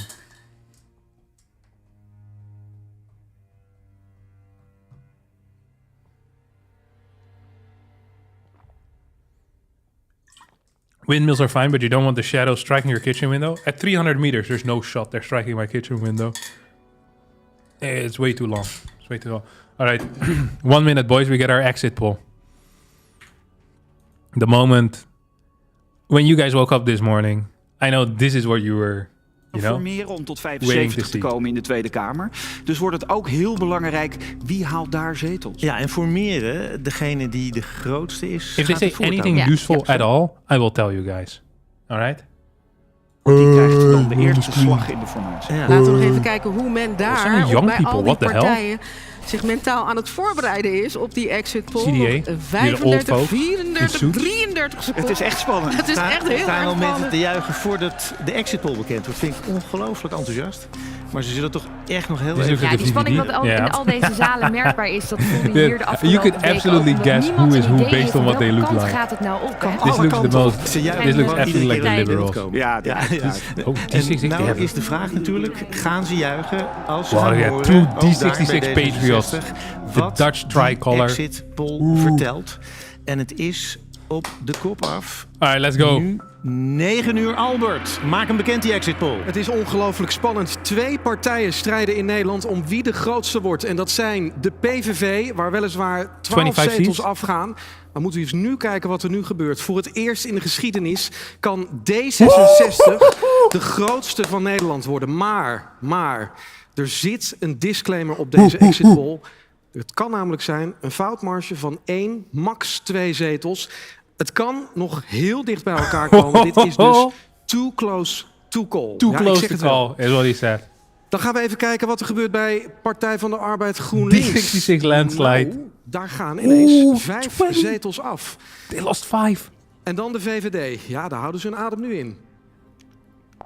23. Er gaat 1 zetel af voor Jesselkus. Oh, Dit zal not daar half bad. meevallen. They're gonna be really happy. Komt dan het CDA in de buurt van de VVD? Of gaan ze er misschien wel overheen? 19? Komen op 19 zetels. Wow. Er is nog een winnaar trouwens vanavond. En dat weten ze bij jaar 21. Daar komen meer zetels bij. Moet u eens kijken. 9 zetels gaat jaar 21 halen in deze exit poll. En waar winnaars zijn ook verliezers. NSC. Dus een grote verliezer vanavond. Ja, bij NSC durven ze nu helemaal niet naar het scherm te kijken. Die partij gaat in rook op. Blijft helemaal niks van over. They lost 0 all. zetels in deze exit poll. Het kan natuurlijk zijn met die disclaimer van die ene zetel dat het Van Heijem toch nog lukt om in de Kamer te komen. They had 20 seats before and now they go to 0. I don't think this has ever been done before in the Netherlands. BBB is the Farmer Party. They lose 3. Socialist Party, this is what you guys voted for. They lost 2. Denk, same. The Animal Party, 3. I think they're gonna go up. FVD, I think they go to 5 or 6. Okay, they get 6. Reasonable. They get 3. They always stay the same. They're gonna have like 2. Oh, they lost 1. Volt. They're very pro-European. I think they have Volt in like every... in like very many different countries in Europe. Dan lukt het Jan Struijs om met 50PLUS in de Kamer te komen. Zeker weten, met 2 zetels. Ik ga het even voor u rangschikken. Dit zijn de nieuwe verhoudingen in de Tweede Kamer. En dan valt dus op, too close to call, met deze 2 partijen. Dat belooft een spannende avond te worden, maar voor het eerst in de geschiedenis kan D66 dus de grootste van Nederland worden. Verder is er winst voor het CDA, maar misschien niet de winst die ze hadden gehoopt. En dus ook winst voor jaar 21. Verlies is er bij alle regeringspartijen, maar hier just zal opening dat my echt calculator wel real als winst fast. worden gevierd. 1 zetel er dus maar af voor de VVD. De PVV breekt en betaalt de prijs. Ja, en dit valt toch ook wel op. GroenLinks, Partij van de Arbeid. Grootste oppositiepartij en toch slaagt Timmermans er niet in om te winnen. Sterker nog, die verliest. Laat het allemaal even bezinken. 9:30 krijgt u de update. Want Albert, alles onder voorbehoud, hè? Dat zeg ik. Ik heb het 3 keer gezegd, maar ik wil het nog een keer zeggen. Ja, blijf het herhalen. 2 zetels. Nou, ze stonden al met vlaggen. Ze waren What the al hell is our coalition then? Is there a tool somewhere I can use?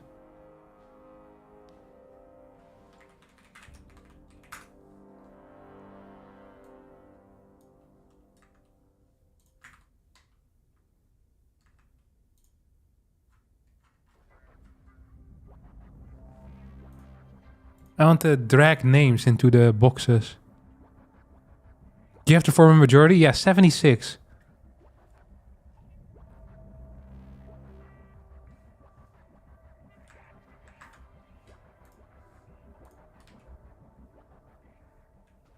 Okay, we got one. So, seat distribution in the House of Representatives. D66 27, PVV 25, VVD 23. Okay, so then D66 goes in, PVV is out, guaranteed. Like no matter, like it's impossible. So the only parties that want to work together with PVV is this. And then maybe on a very good day VVD. But everything else is absolutely impossible. So PVV once again was a wasted vote, just like it was for the past 12 years. I think this is the last time he ever becomes big in an election. There's just no point. Why would you vote for him if he can't govern, ever? You're voting for becoming a majority opposition. Okay, so that's impossible. D66.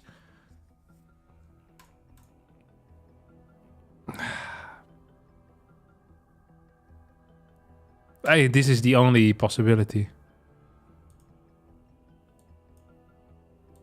There's nothing else. CDA said they won't work with PVV. Yeah, CDA doesn't work with PVV.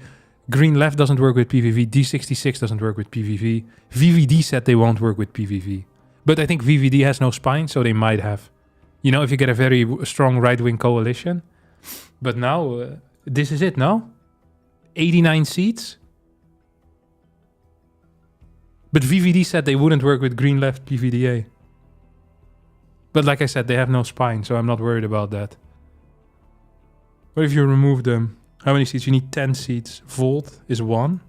What is... Wait, no, Volt is more than 1, no? I thought Volt had 2 seats. Oh, no, Volt had 1. There's no... SP is not going to do anything. Hey, it is impossible. I mean, this is it. Or... Yeah, 21?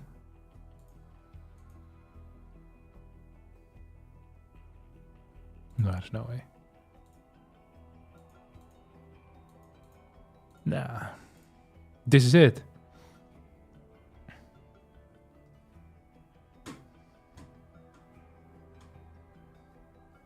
Yeah, I think D66... Like, there's no way... D66 with, yeah, 21. 78. I'm not feeling it. Alright, this is it. It's going to take 7 months.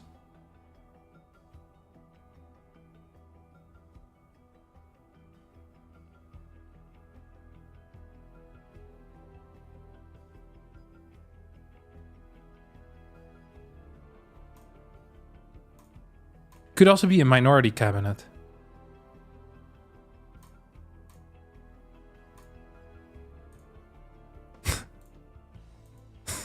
Yeah. Okay, yeah, this is cooked. I don't know what to tell you guys.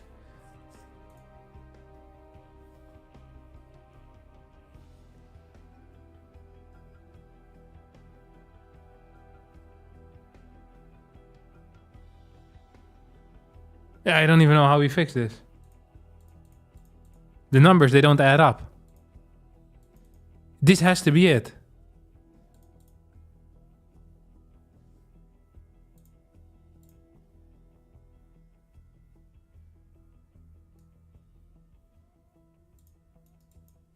Yeah, what's the point? Well, I'll see you guys in 2 years, I guess. Run back the 2 years of nothing? What about D66, CDA, VVD, SP Dank? No. There's legit zero chance VVD will go further left than Labour Party. And both the Socialist Party and Think are going to be further left than that, no? There's actually zero chance. And this reaches 72, and I do not think that this will happen already. Like, there's just nothing. There's nothing here. This isn't the final result. So there's going to be, for the bigger parties, I think +1 or +2 maybe. So it's still possible that PVV becomes the biggest one as well, but it's irrelevant. Like, there's nothing that... There's nothing that PVV can do. Even if they need way too much. Like, these are the only parties that would ever work with him. So they're going to need to find 8 more seats. 9 more seats. In order to get into a government. And VVD said they wouldn't want to work together, but no spine. So that's no problem.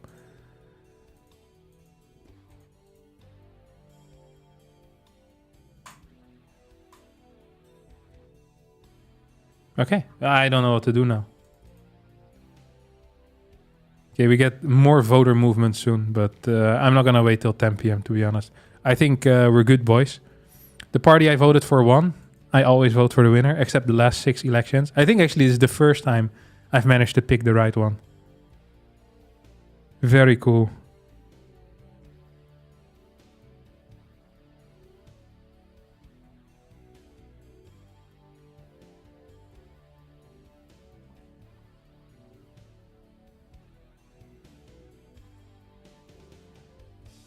Question, if I have a passport of a nation part of EU, I can get a work or travel to any of these nations? Yeah, you can.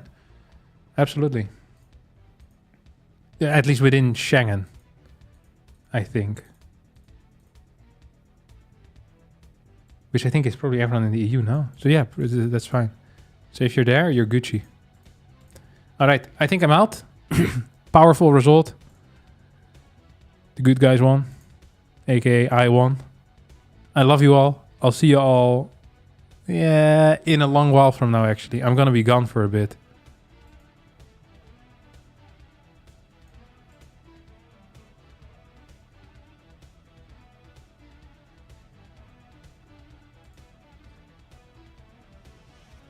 Okay. I'll see you guys next time. See ya. Ciao, ciao.